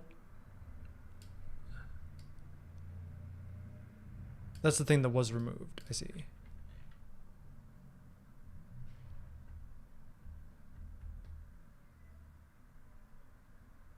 Yeah, head dot...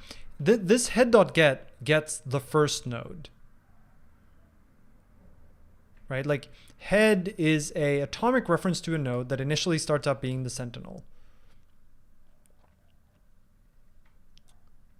But when you enqueue,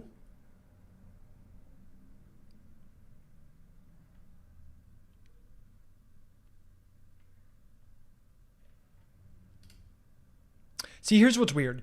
Enqueue pushes to the end. Like, it uses the tail pointer, right? Which makes me think that the head pointer really is always the head node is always the sentinel. The feeling I get. And if the head pointer is always the sentinel, then peak head makes sense, because the first element is the sentinel, so you always want to return whatever is immediately after the sentinel.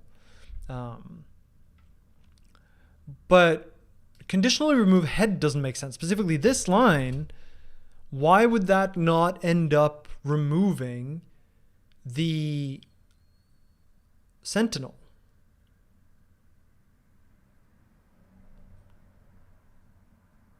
Because this is checking the value of the next thing. Like, shouldn't this be head dot next? Or, like, there's something real fishy about this.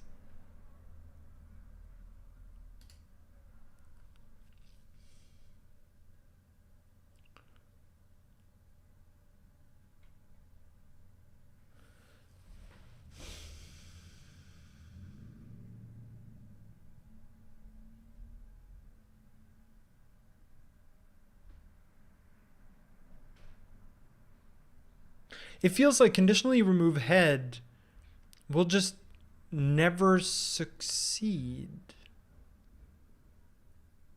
Or rather, no, it will succeed, but it won't do...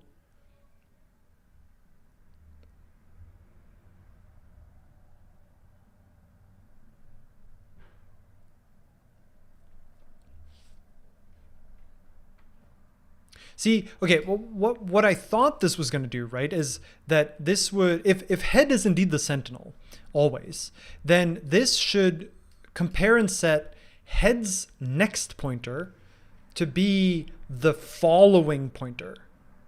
But that's not what this does. This changes head itself to point directly to next, which would bypass the sentinel. And from that point forward, peak head would be wrong, because the first element wouldn't be the sentinel anymore.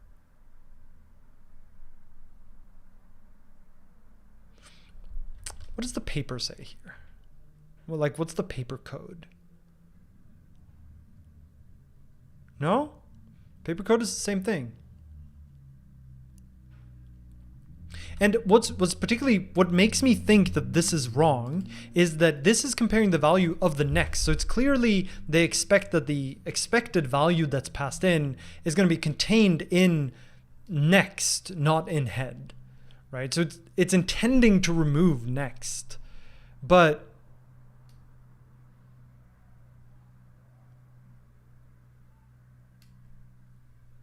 that's not what this does.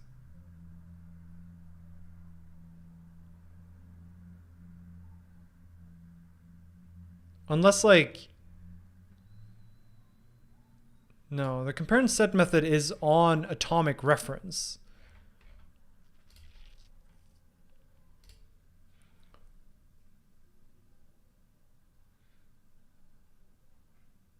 Like my expectation here would be that this would be head, or I guess cur head dot next, compare and set next, I guess cur head dot next, next dot next.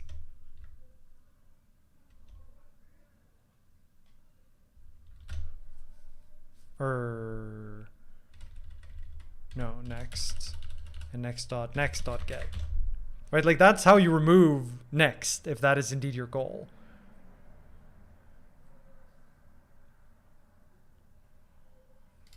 And that this would be next dot set null.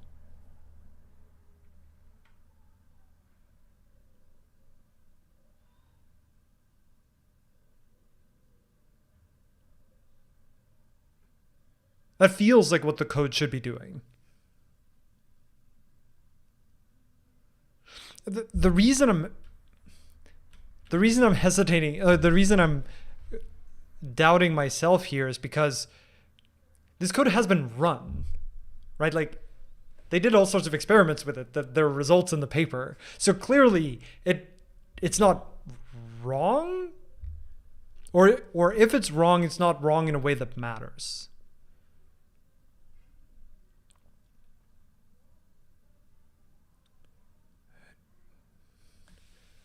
So what would happen with this code as is? Conditionally remove head would end up removing the sentinel, which is fine.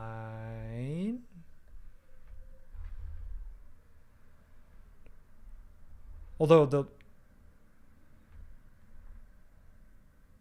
yeah, I think removing the sentinel is probably fine.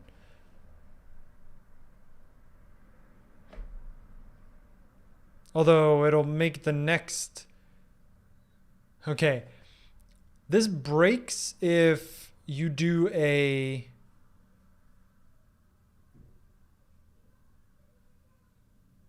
Okay, you can't do a conditionally remove head until their sentinel is no longer the head of the list. So you need to do an enqueue first, otherwise you can't do conditionally remove head anyway. So someone does an enqueue, which means that now from this point forward, okay, so now the tail pointer points to the thing we just enqueued. Then you conditionally remove the head, which is going to remove the sentinel but not the value. Now the value is the first. Now you call peek and you get null when really there is a value there.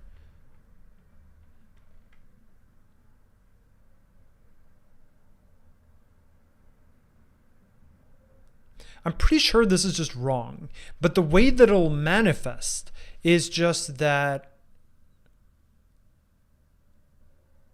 you'll end up leaving a completed operation at the start of the help queue.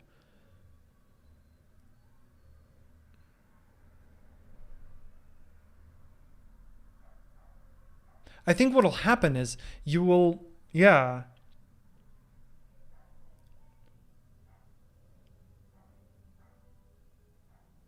Sorry, yeah, I'm sorry, I'm lost in thought. So let me try to explain what's going on. So this data structure has a head pointer and a tail pointer, right? And initially it constructs a node that it calls the sentinel. That's terribly written, but it says sentinel. And head and tail both point to this. What happens when you do an enqueue, I mean, we haven't gone through it, but basically the end result after an enqueue, at least as far as I assume, is you end up with head pointing to still the sentinel, and the sentinel has a next pointer. So let's say I queue this little box. Then there's going to be a second box that's going to have a pointer into this value and a next pointer that points to nothing. Right, there's nothing there. And the tail is now going to point to this node. Great, so far so good. Now if you look at the code for peek head, which is supposed to give you the first element in the list, right? So peek says head.get. So head.get that, let me maybe switch colors. So head.get, which is this node, right? Head.get, .next.get, so that is .next.get, so this.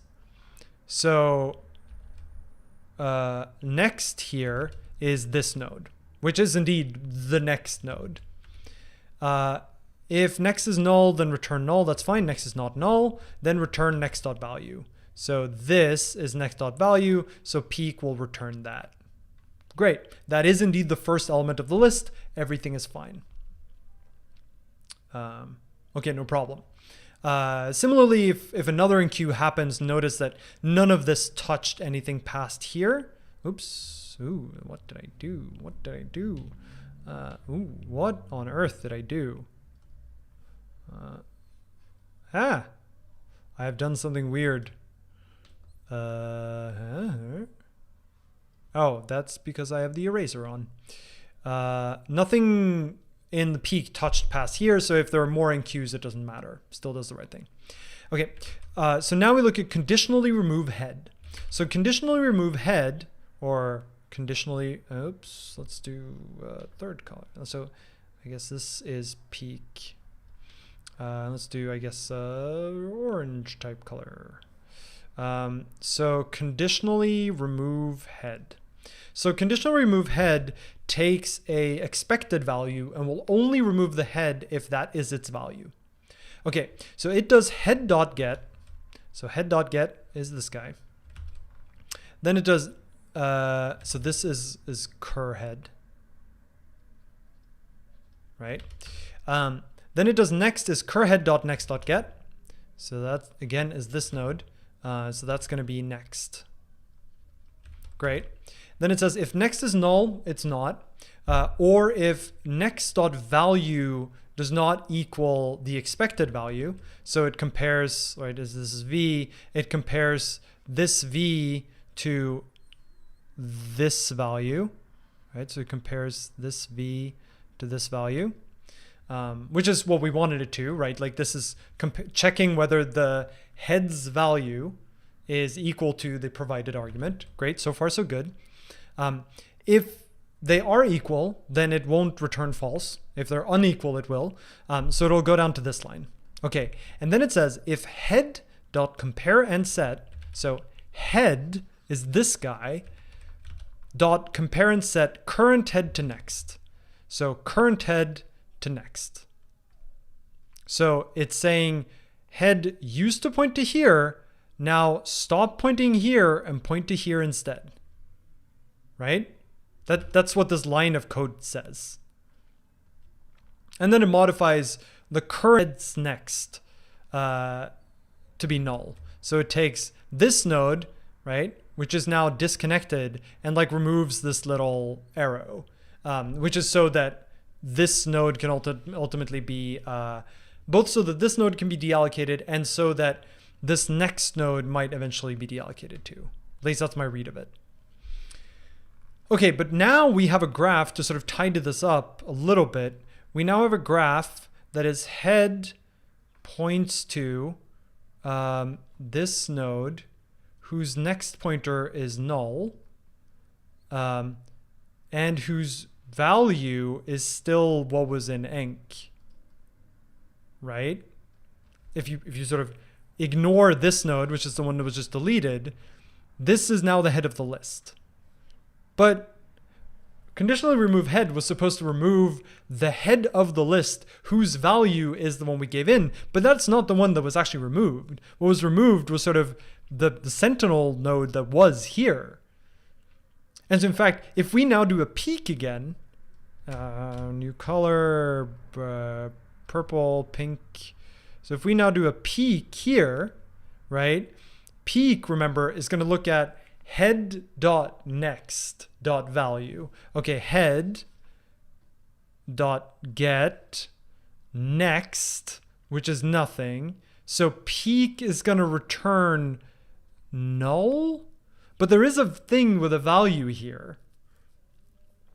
So I guess peek does return the right thing after conditionally remove head. So maybe this is why it works? Because even though it's messed up, like even though it leaves the node in place, peek ends up skipping it anyway? I mean, maybe it does work. It's just really strange, right? Because we did conditionally remove head of this value, but that value wasn't removed. It's just going to be skipped over by peek. I guess what happens now if we do an enqueue? I guess the enqueue will still work because it's going to operate on this node, which used to be the tail.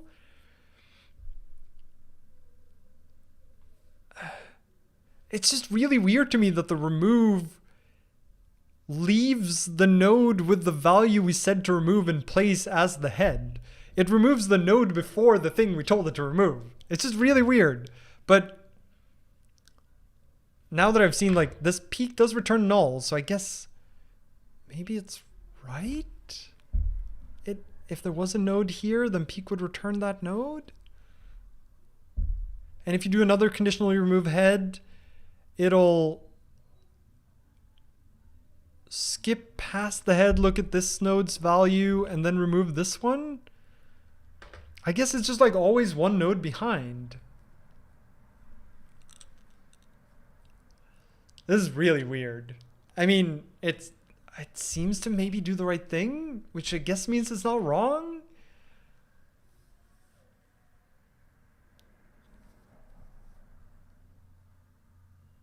Yeah, like next is made the new sentinel.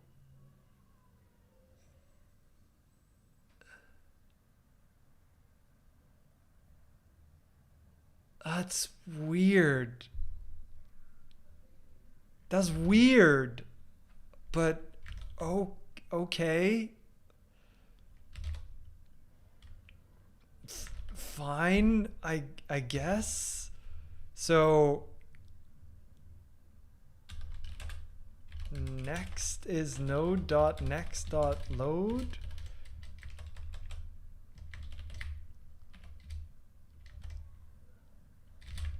And then if next is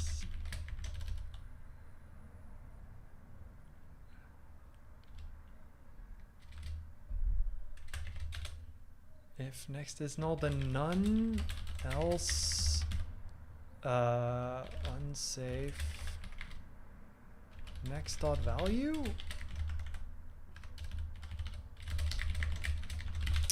That's a weird ass algorithm. I'm not quite sure what it's complaining about here now. Oh, right. All right. Well, we'll try it. And then this is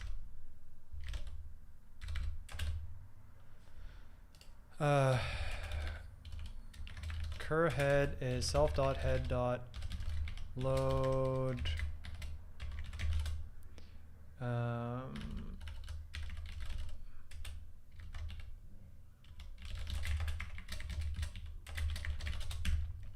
and then next is cur head.next.load.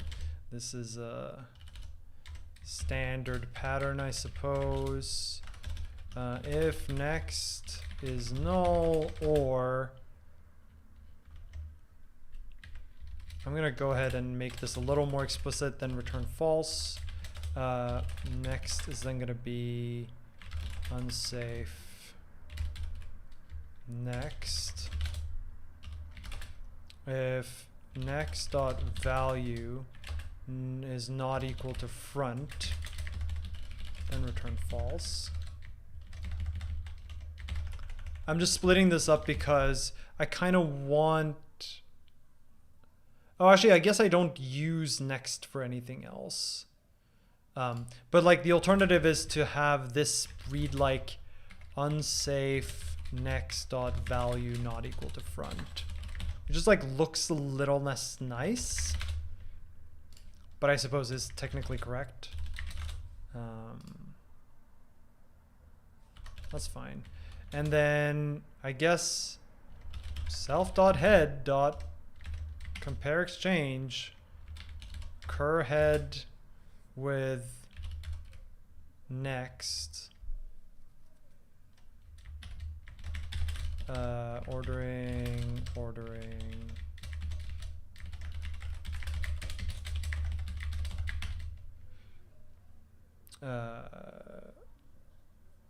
and this one I think yeah, if it succeeds then we do some stuff. If it errors, then we return false.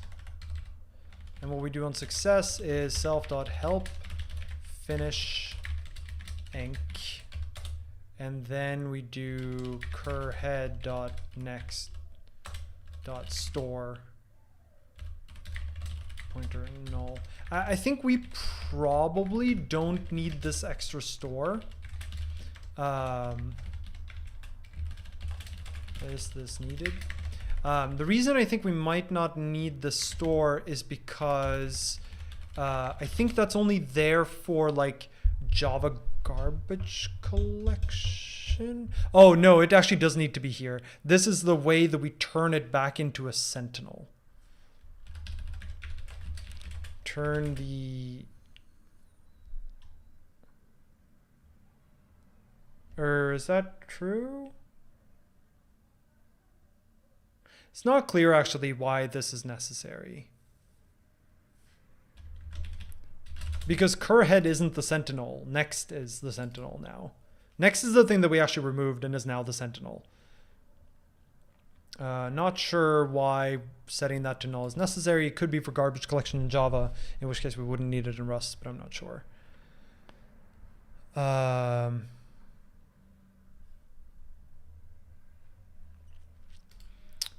Okay, and we're gonna... Ooh, it does not like this. Why does it not like this?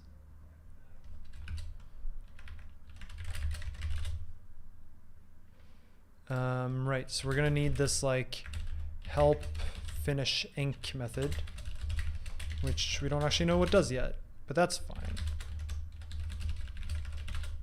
And cur head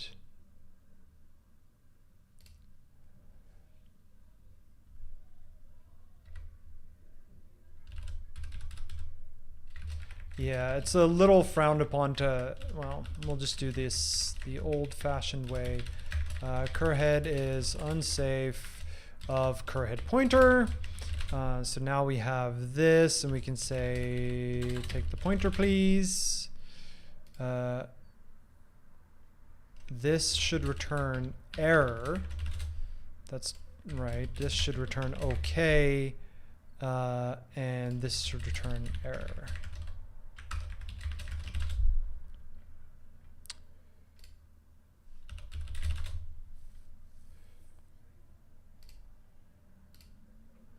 Right, and we need to require that. I guess really this should be by... Well, one question here is whether this value should be like a comparison by like partial eq or whether it should be by pointer. I feel like maybe it should actually be by pointer. Because we want to check whether it's like whether it's the same t. It's not just whether they compare equal.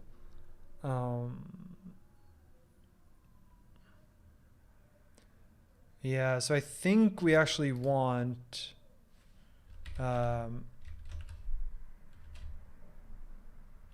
Sort of like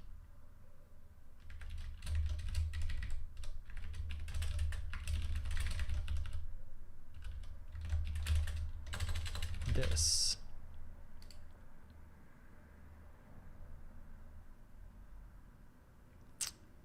Why is the value an option T? It's an option T because dot as ref.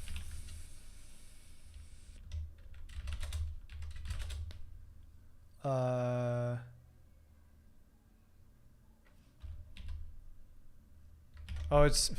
we had to stick an option T there because for the Sentinel, node is not a T. Which sort of means that this should really be an enum, that it's either Sentinel or node. But that probably gets annoying right around down here where we want to access fields like next anyway. So I think we're just going to keep this be option T. That's fine. And then we'll just have to here do like as ref expect not a sentinel node.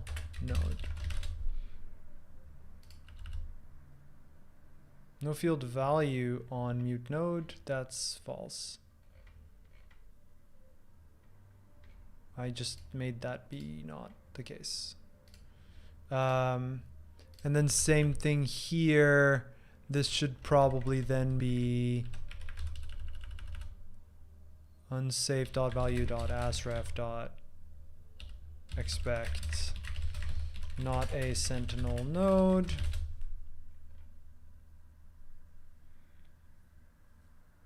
Because the only node that ever has a value of null is the original head node. Why is this complaining?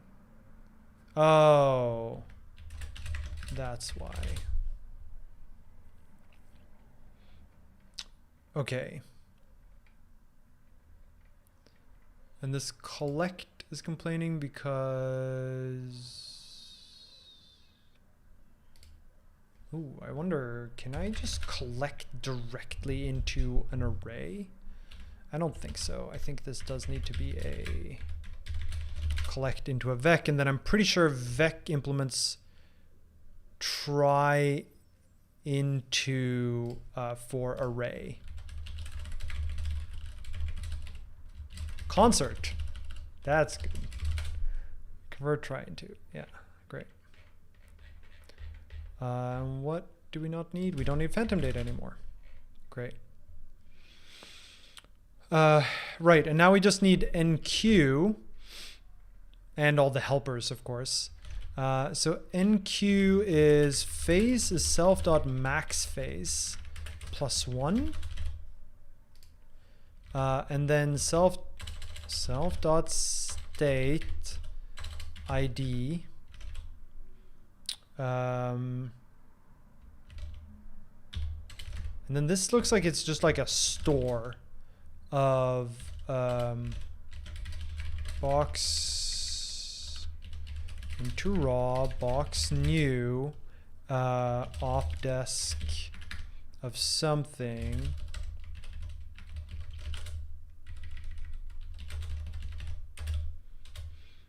Where the phase is that, where pending is true, where enqueue is true, and where node is new node of this, I guess should be value of value and of value and tid, which is ID. And this should be sum. And this should be sum. And ID should be iSize. Feels wrong for ID to be iSize here. Feels like this should really just be Phase should be an option U64. U32 is probably fine, but U64. Let's not make this silly. Enc ID should be an option usize. So this should be an option usize. This is where it might be nice to make node an actual enum, because otherwise you get into this business of like every field has to be an option. But it just feels nicer to use an actual none here, to use an actual none here, and to use a sum here. Really what we should do is say sentinel, which returns a self, and that is just going to be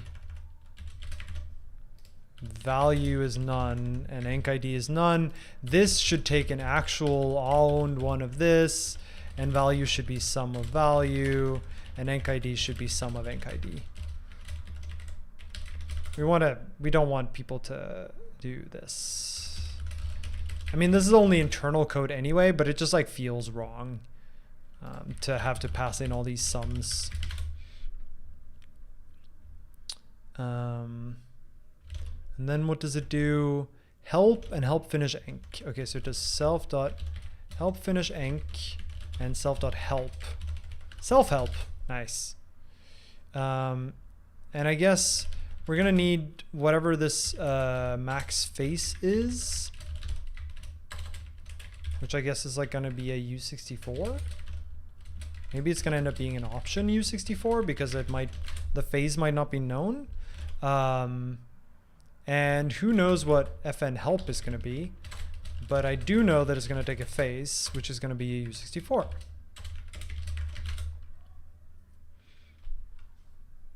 And this is going to be a to-do. And where did I mess up? Cannot add integer. So this is going to be an unwrap or.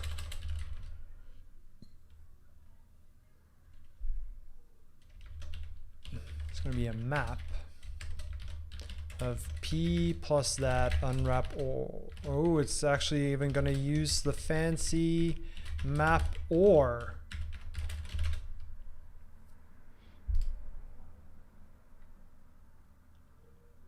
What?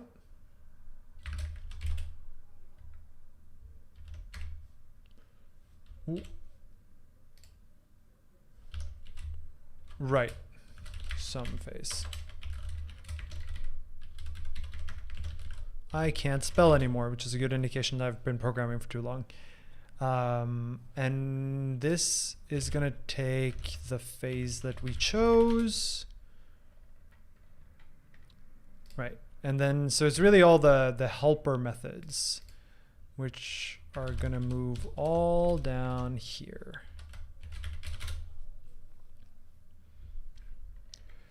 Whew.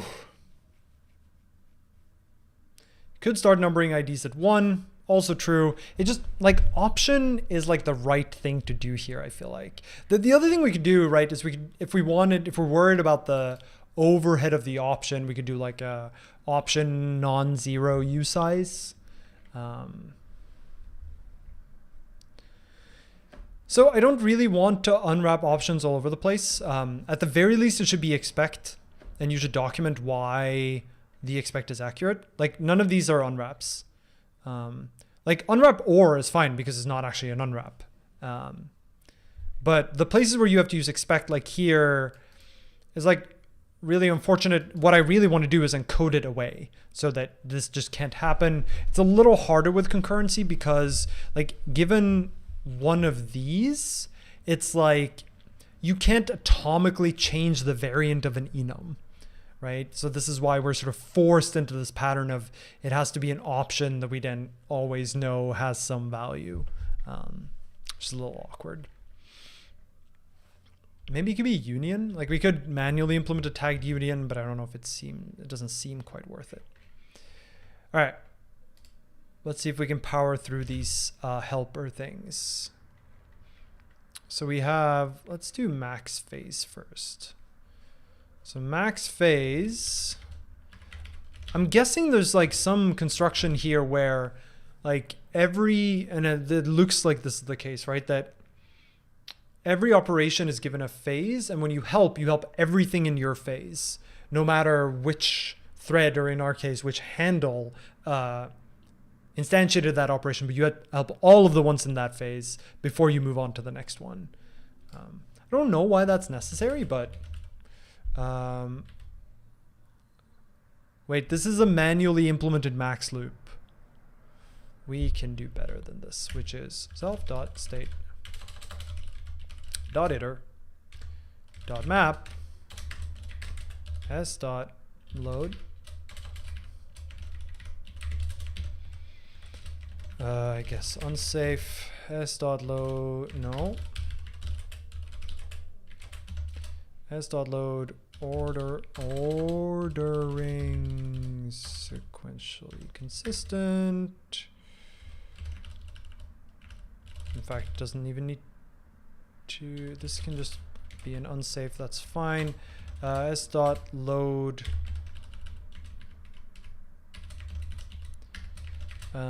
dot phase dot max.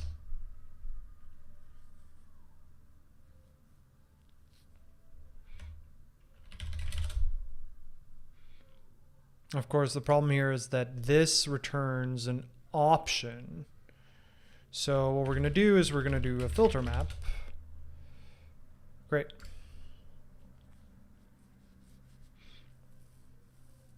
So that way any op desk that hasn't been given a phase yet is just going to be ignored. We're going to take the max. If all of them don't have one set yet, then max will be none as well. The iterator will be empty.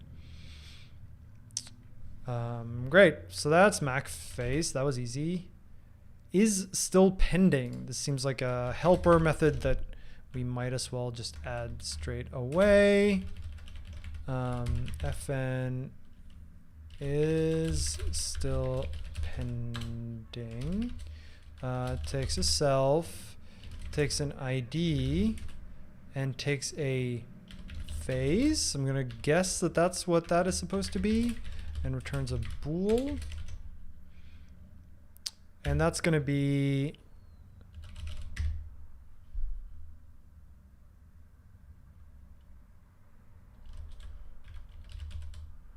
why does that not need to do a load?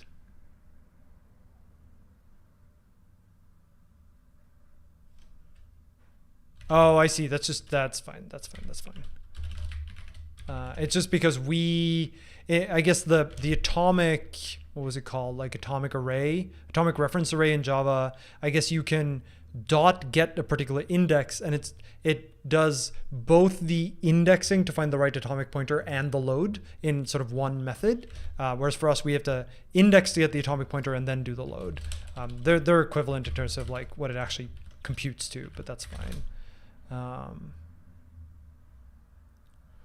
But why does it do two loads? That seems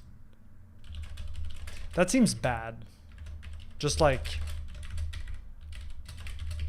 it's doing the load twice, which seems problematic.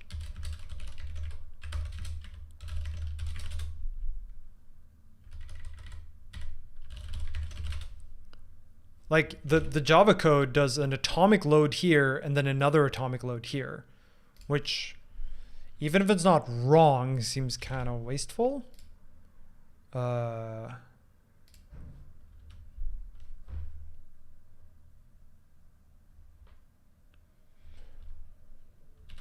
Unwrap or 0.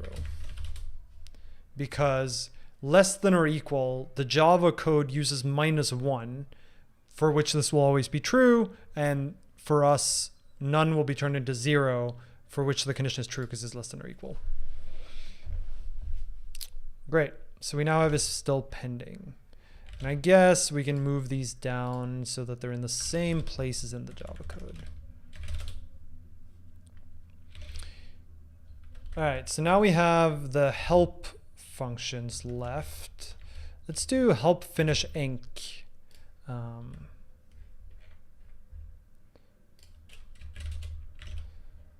So help finish enc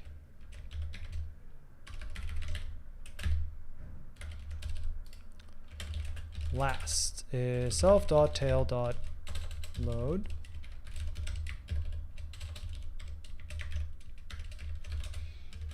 Next is, am I gonna have to do anything with last? This is last pointer.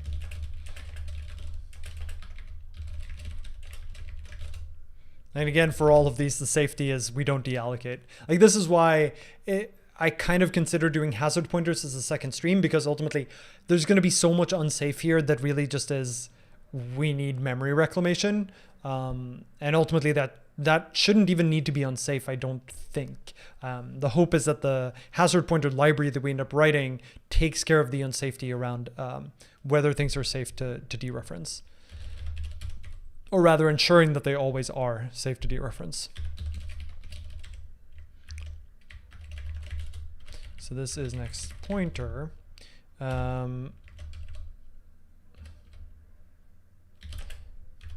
there's like a, if it's not equal to null, then indent this whole block, and we're just going to do if it is null, then return. Because that seems nicer. So now we're going to do let ID is, I guess, let next is unsafe next pointer. Next dot inc ID. And I think here we next is never the sentinel. So we know that this inc ID must be set. It must be some. And then we get, I guess, curdesk is state.get of ID, which is really state ID dot load.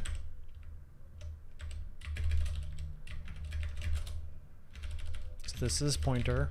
The reason I'm splitting pointer and not pointer here is because sometimes we'll want to refer specifically to the pointer even after we've dereferenced it. This matters things like compare and swap, where you actually need to give the raw pointer argument rather than the reference that we end up producing.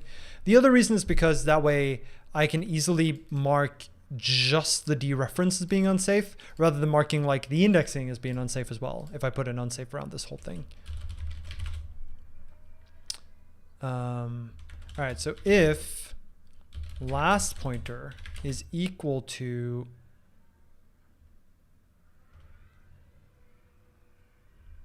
why does it load the tail again here? If the last pointer is still the same and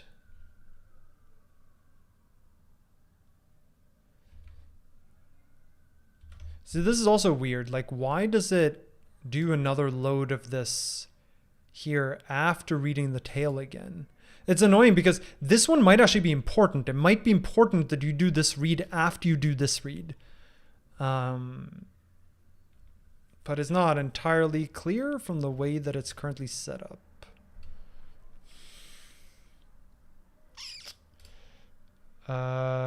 Like, this could be curdesk.node, but instead each of these is a separate load, which is a little worrying.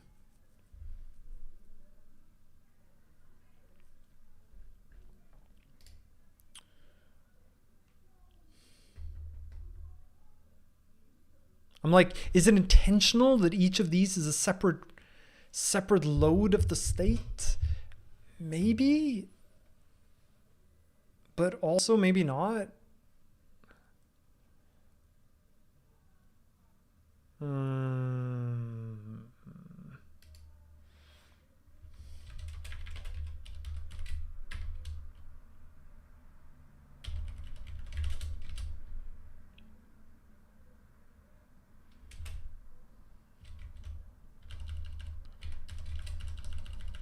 Here too, we can like invert it to avoid the indentation.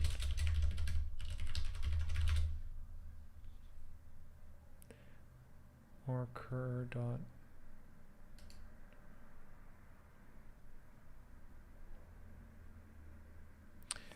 Well, what does this, I want to try to understand what this code actually does. So it like, okay, first of all, let's get proper indentation by not having the Java code in here. So what does this actually do? It looks at the tail pointer. It looks at what comes after the tail pointer.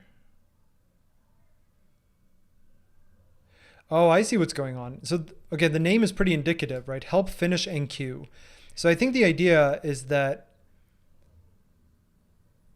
the actual enqueue is probably just setting the next pointer of whatever the tail is. But then something has to update the tail pointer as well. And that's what this help finish enc is updating the tail pointer. So if the tail pointer, so the tail points somewhere. If the next of that node is null, then the tail pointer is already correct and there's nothing to help. So this is tail pointer is already correct. So nothing to do. Already, let's go with up to date. So then it reads what is the next pointer, looks up the current operation of the thread that enqueued the thing that is after where the tail pointer is pointing. Right, so the tail pointer points to something that isn't the tail. So we look at the next of that node, and then we look at what is the thread that enqueued that next doing. That's what curdesk is. And if the last pointer has already been updated, so I guess this can be like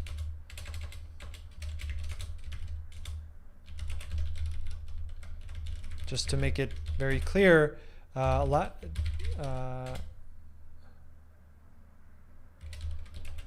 tail pointer has already been updated. And then this is if the owner of the next node is now working on a subsequent operation, the enqueue must have finished. I'll fix that in a second. Right, so the observation here is that if the tail has already been updated, we're done. This is, we're looking up basically the current operational state of the node that added the thing after the tail. If that node is currently working on something that isn't the next node, then its enqueue must have completed for it to do something else instead, which means that its call to help finish enqueue must have completed, which means that the tail must be up to date. I think that's what it's going for here. curdesk.node. I think this curdesk.node is actually just a raw pointer, maybe. Like maybe this shouldn't be a node.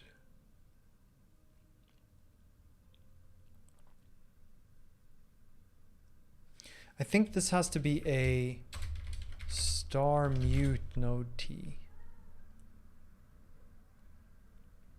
Because this is sort of like, this is the pointer I'm trying to put into the data structure, which is going to be a a raw pointer because we've already turned it into a raw pointer. We don't really have the node. Nodes are only ever represented it as raw pointers. So I think this is going to be like box into raw box new. In fact, I think node new should return a star mute to self, honestly.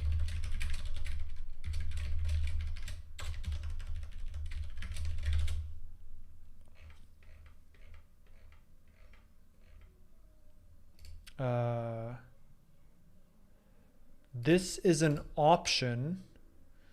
Why is it an option? It's an option because of the Sentinel, because initially Opdesk won't be modifying a node.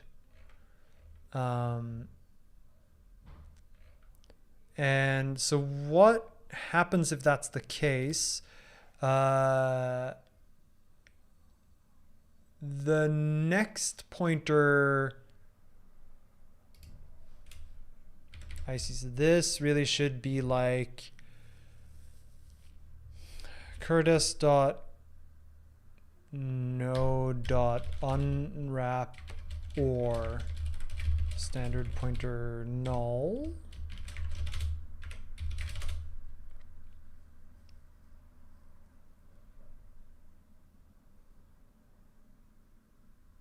Unwrap or else.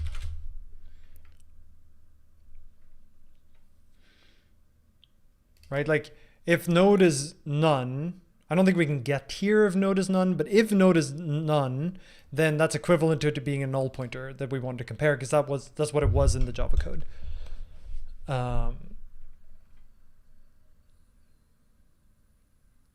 Great.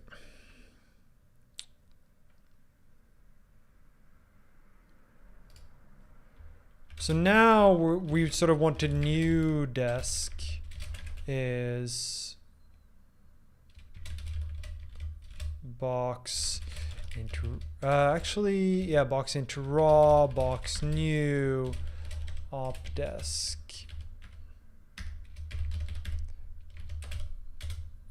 Phase is going to be, see, this is another place where like presumably the phase isn't changing just because we made progress on the enqueue. Nothing changes the phase. There's no increment to the phase except by the owning thread. It's like this is, but yeah, I guess you see like now the operation is no longer pending because it completed. And this is now some next pointer.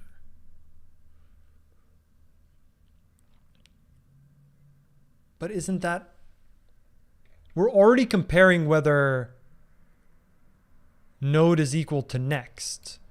So this is just the same as it was. Like this is just curdesk.next. Otherwise we wouldn't get in here in the first place. Dot node.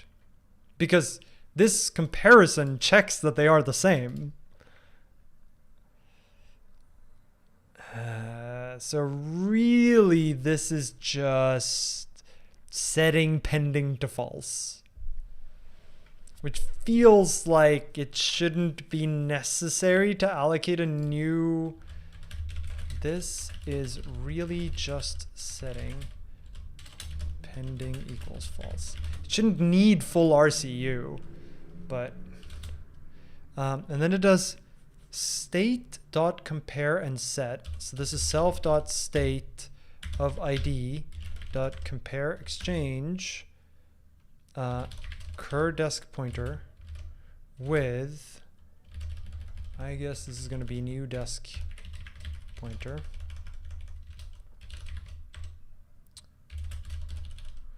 Like this sort of feels like it could maybe just be an atomic bool.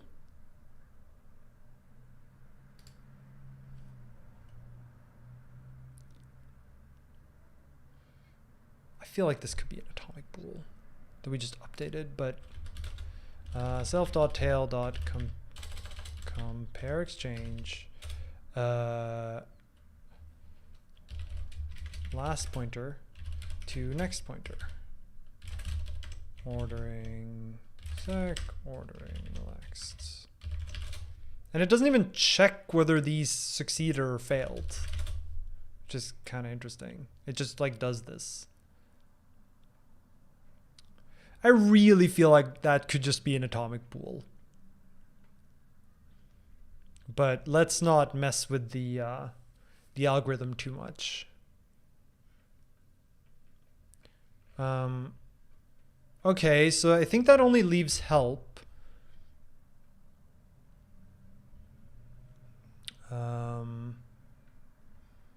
So this help and this help inc. So I guess let's do help inc.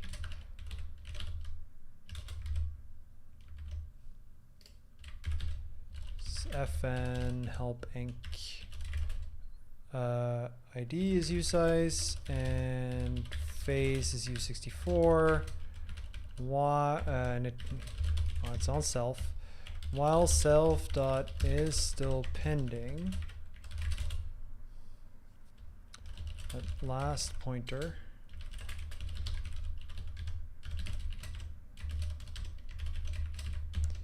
And next pointer.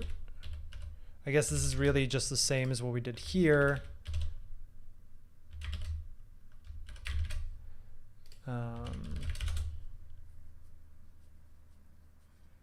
Right? And if last is equal to, see, I see. So it has to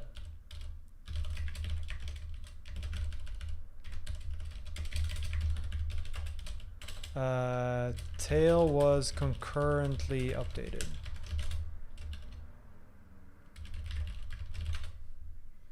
This just seems like a huge waste, right? Like here, you read the updated pointer, so why not use that the second time around the loop? Like we're reading the tail pointer, then we're reading its next pointer, then we're reading the tail pointer again to see that it didn't change. Okay, that's reasonable. So you want to make sure that you actually got the next pointer you got actually corresponds to that tail. So that's fine. But now the next time around the loop, you could save yourself a load. But let's just leave it the way it is for now. That's fine. If next pointer is null, then do something. Otherwise, self.help finish inc. So this is tail is not up to date. Help make it, help update it.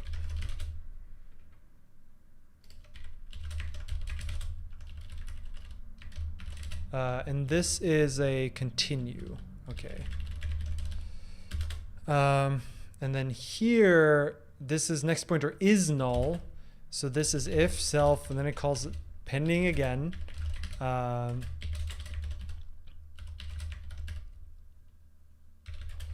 Phase is already over.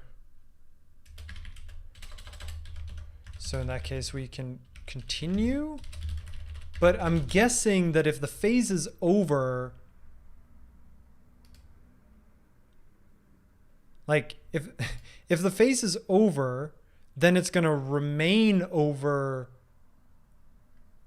I would think. So I think this can just be a return. I mean, it's just going to end up checking twice, which is fine. But I guess like to do, can this just return? So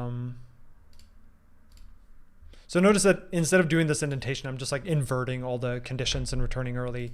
I find it leads to slightly easier to read code, but each to their own.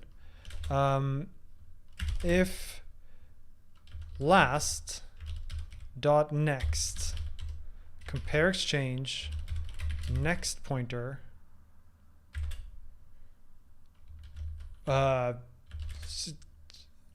node is self.state ID load. This is a very involved protocol, and like I'm not explaining why it's safe because I don't necessarily know. Like wait-free algorithms are super complicated, so I'm sort of taking this on blind faith that the implementation that's provided is like correct. So this is going to be like curdesk pointer. Curdesk is unsafely dereference that. Compare exchange this with curdesk.node. And I guess this will be an unwrap or else pointer null mute.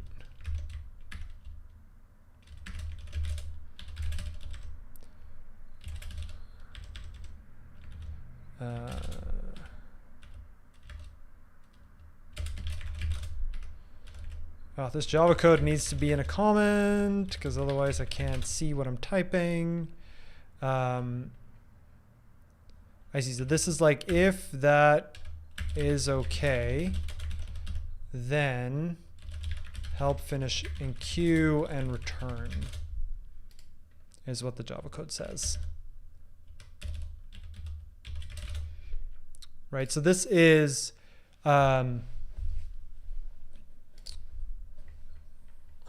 so what is this doing? This is helping enqueue a thing. So while the phase is still pending, so this means there's still some operations that some threads have to complete in this phase, then try to make sure that we know what the tail is. Like the tail, this is basically us checking that we have a tail and a next pointer for that tail that we know are like both up to date. That's what this is doing up to here. So here we know we have a valid tail.next pair, a consistent, if you will, pair, and that it needs, likely still needs to be updated. So let's try to actually execute the enqueue. Right, that's where we're at here. And we do that by looking up the enqueue from the enqueuing threads descriptor. The to be enqueued node from the enqueuing threads descriptor. Right, so we look up the descriptor for the enqueue operation for that thread, and then we try to update the tail pointers, or the last node's next pointer, to point to the node that is to be inserted. And in fact, I think this can even just be an expect.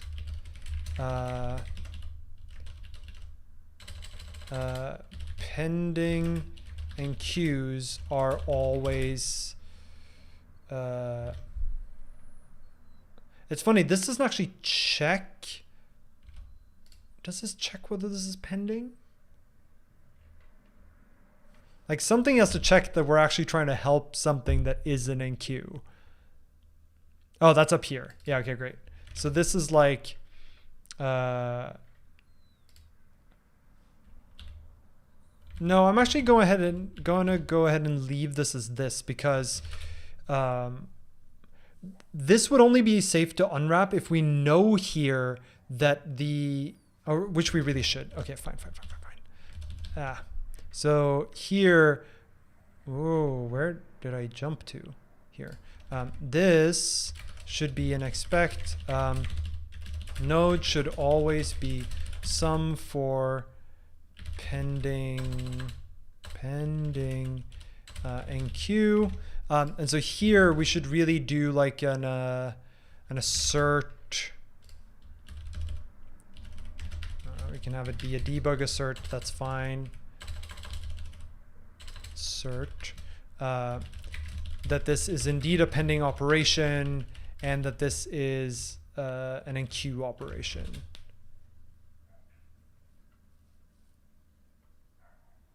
And in fact,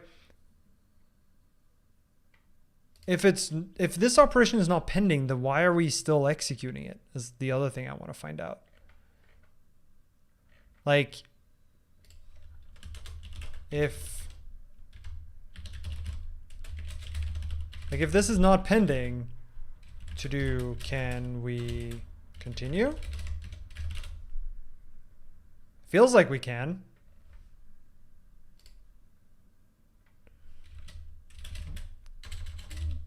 Can we assert this is still pending? Like, it feels like we probably can assert something about this. We should certainly debug assert that this is indeed an enqueue operation, because you shouldn't be calling help enqueue if that thread doesn't have an enqueue operation anymore. I feel like we can probably assert here that it is still pending, but I'm not confident enough to make that an assertion. This needs to be ID. And then I guess help is all that's left. And what's nice is that we should be able to write a unit test specifically for the help queue. Like, this is definitely something that I want us to write, because this is like really gnarly code. And even just for the single threaded variant, like, it doesn't need to concurrency even. I just want to see that we wrote code that was correct. Of course, it's going to leak all sorts of memory, but that's fine as long as we check that the logic is actually correct. This is for I. In fact, it doesn't even need that. It's just for.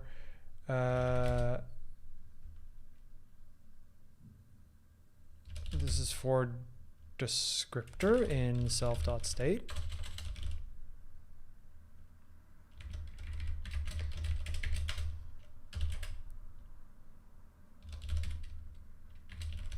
Pointer is desk.load.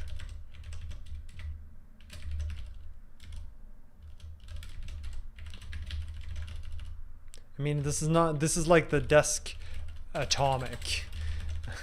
And then this is the, ooh, that's not what I meant to do. This is the desk pointer. This is the desk. The desk pointer. And then if desk.pending and desk.face is less than or equal to face. And then there's an additional if, which could sort of be collapsed. But really what this means is this operation needs help. And then if desk.enqueue, which is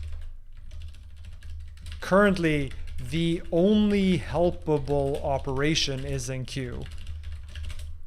Right, so this feels like it could probably be simplified a decent amount. My guess is what they did was they started with a wait-free implementation that supported other operations, but then they sort of stripped it down to only the things they needed for the wait-free simulation stuff, which is basically like you need peek, try remove front, and enqueue. And as long as you have those three, like probably a bunch of the other operations just went away. And so therefore here, they probably used to be like if desk.delete or something, right? Then help in some other way. But in this case, there are only enqueue operations to help. And so that's just the only one that's left. Why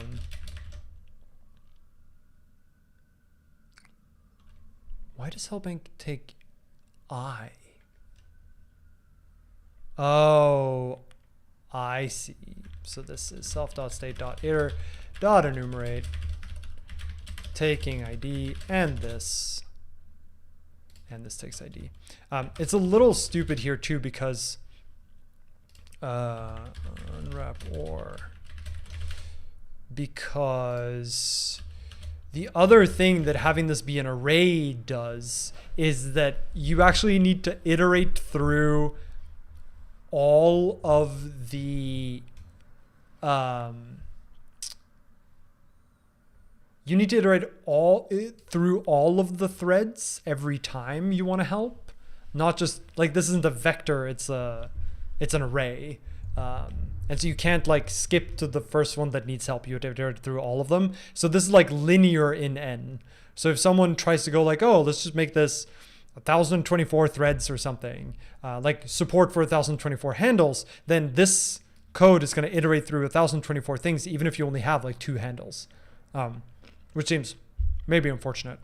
But, you know, maybe we should document that somewhere.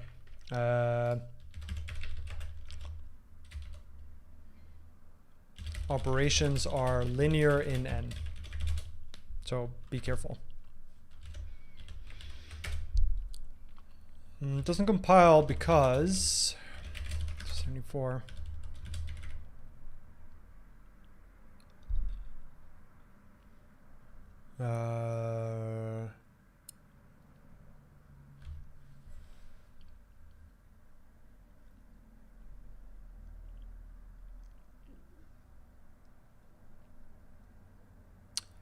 That's not right.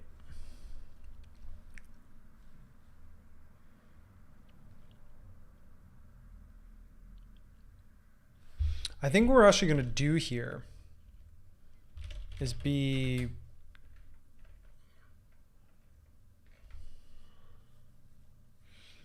I see what's going on. The way we're going to use this help queue is actually going to store pointers. So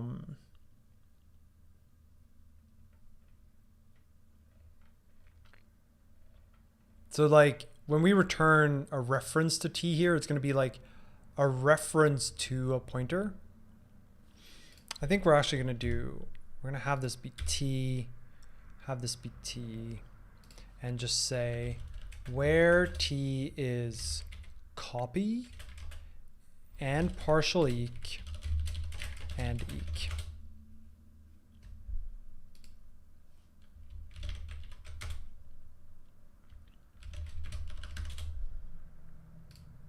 And then now this is no longer that.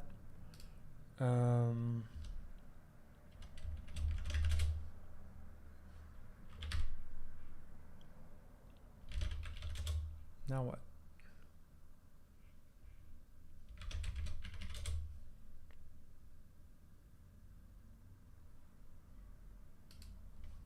That's fine. That can just now be an expect. Where's the other place I used as ref? Because this is copy, this can now just be that. So that's nice. Ooh, only warnings? No, something's wrong. Oh, private type. Oh, right, because we made this be a type alias, which means that this type now actually is the one we're really using, which means it also needs to be pub crate, which is a little dumb, but it means that we get to it means we don't have to implement all like these forwarding functions here, which is a little unnecessary. It also means I can get rid of this. And here we specifically don't care about the result of this compare exchange, which like is a little weird, but I feel like maybe we like should we assert on these? I think the answer is no. I think the answer is that if they fail, we're just going to continue helping anyway. So I think we're just going to not do that. Unused import, that's good. That makes me happy.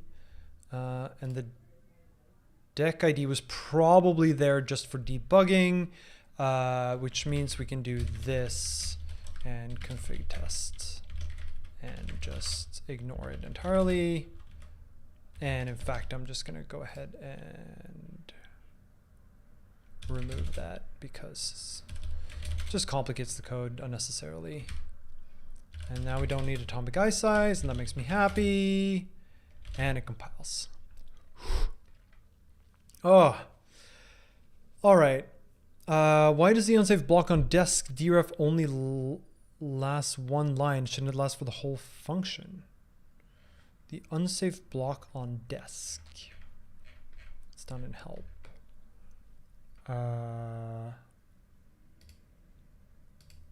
What unsafe block? I'm not sure I follow. Oh yeah, so all of these unsafes are like because we never deallocate is the answer why all of the unsafes are safe.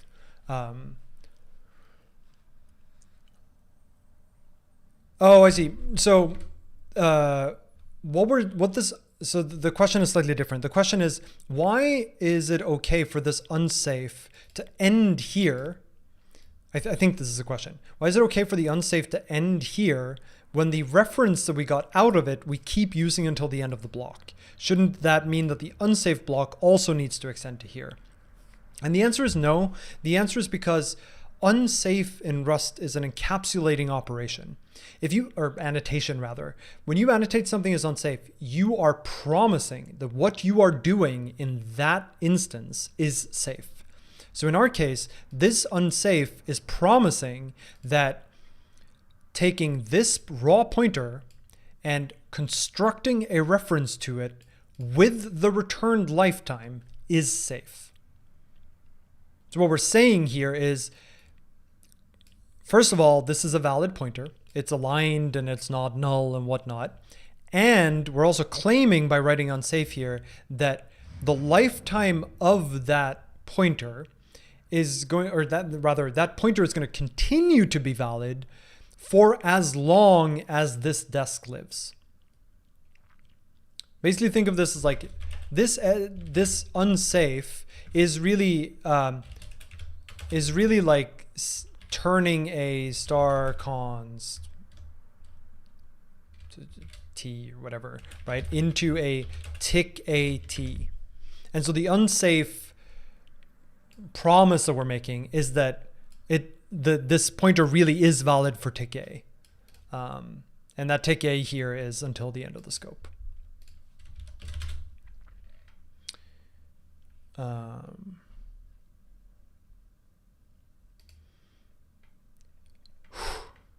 Okay, we're at the 5 and a bit mark, so I think we're probably going to end here. At least now we have what in theory is a complete implementation. We have the wait-free queue, we have all of the simulation stuff, and so what's left now is testing, obviously. In particular, I want to test the help queue because like that's some super gnarly low-level code. But we need to like write a data structure that uses this as well, and then test the overall simulation. And then separately, we now have all these issues around memory reclamation, right? Like all the stuff that's currently unsafe is only safe because we never deallocate, and that's not good enough. We need to deallocate memory. And in order to do that, we need to implement something like hazard pointers, or now that we're sort of forced to have this, where did it go? Now that we're forced to have this like handle approach where it's not just like you can share a single wait-free simulator, you need to like fork it for each thread that needs it. Now that we have that, it might be that we can just go with like Crossbeam Epic or something that already has a guard primitive that we might be able to use for the memory reclamation here. I'm not quite decided either way. I kind of want to port the hazard pointer stuff anyway, because hazard pointers are cool and neat in their own way. But that's like an obvious shortcoming of this implementation now too. So I think from here, there's sort of a branching point where we could either go let's just test it and not worry about memory reclamation now, or we could go let's fix memory reclamation and then test it. I'll see which one I feel more like. My guess is the next stream will be in like 3 weeks roughly been doing like a 3-week schedule lately, and I'll try to sort of stick to that. So yeah, I think now that it all compiles and we have code, I don't think we have any like big to-dos now. That's fine. That's fine. That's fine. That's fine. I don't think we have any actual like to-do macros. So I think we wrote all the code, or we wrote a first try at all the code at least. So I think I'm happy to sort of end it off there. Before I do though, are there any questions about what we did today? I know that's the large question, but like things where you're still like, I'm a little fuzzy on how this piece fit into what we did with like the handles, like anything I can clear up so that you don't have lingering questions until like 3 weeks from now or 6 points from now or something. Sort of at the tail end. What would point in favor testing last? Would be good to see whether it actually works before memory reclamation gets implemented. So my concern with testing first is that the code may end up having to be re-architected a bit to do memory reclamation. So the testing that we do may not buy us that much confidence. That said, like if we run the tests and they all pass, that's great. That's obviously a big sort of point of value. But my concern is we add memory reclamation, a bunch of the code ends up shifting around. So even if the tests pass, that doesn't give us any indication of whether the new implementation is correct. So we may end up having to like redo most of the tests. I don't think that'll be true, but I think these are really fairly orthogonal. Like implementing memory reclamation is just like the first stream on memory reclamation will be a new library that just exposes memory reclamation. And then there'll sort of be a third stream that brings that into what we've done here. So what we might do, right, is implement hazard pointers just for a like breath of fresh air, actually, breath of fresh air, and then do a stream of writing tests for the non-memory reclaimed one, and then do one that we bring it together. Does the wait-free queue require a wait-free queue to be considered wait-free? How does contention get resolved for this queue? So this queue that we just wrote is itself wait-free. This queue. It is itself it's wait-free. There's no inner queue in this one as well. The simulation we wrote depends on a wait-free queue, but this wait-free queue is sort of wait-free in and of itself. And if there's contention, basically what happens here is that every enqueue operation, so every peak, right, is obviously wait-free. There's nothing that waits in here. Every try remove front never waits. It does call help finish, but help finish is guaranteed to make progress. So, and in a finite number of steps, so it's wait-free. The complicated one is enqueue, and what makes enqueue wait-free is that it always just immediately stores that it wants help, and then it tries to help everyone in its phase. So if I enqueue, I must help others that are stuck before me in order for my thing to make progress, and therefore everything makes progress in these phases. All right. Yeah, I'll push this code to GitHub as well and include that in the video description when I ultimately upload it, so that you have a place to actually see it. Yeah, there's still some way to go. My guess is another 2 or 3 streams.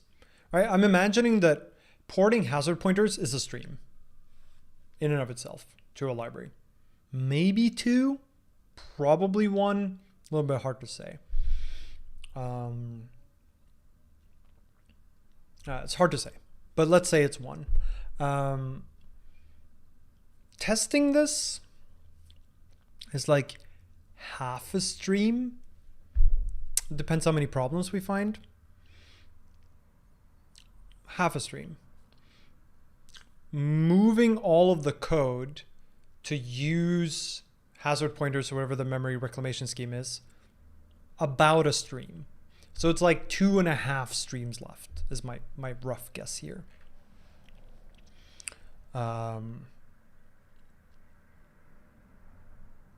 If getting a fork is not weight free, why does it not affect the weight freeness of the queue? It's a good question. So the idea here is that every thread is going to have its own handle. So once all the threads have handles, all operations are weight free. Getting a handle is not weight free. And the two it's important to keep them distinct, because in general, getting a handle is something you'll do very early on. Like it's sort of setup almost. It is initialization. But in the main running of your code, you won't be forking. You won't be forking the process, but you won't be forking your handles either. You won't be cloning the handles all over the place. At least you shouldn't be.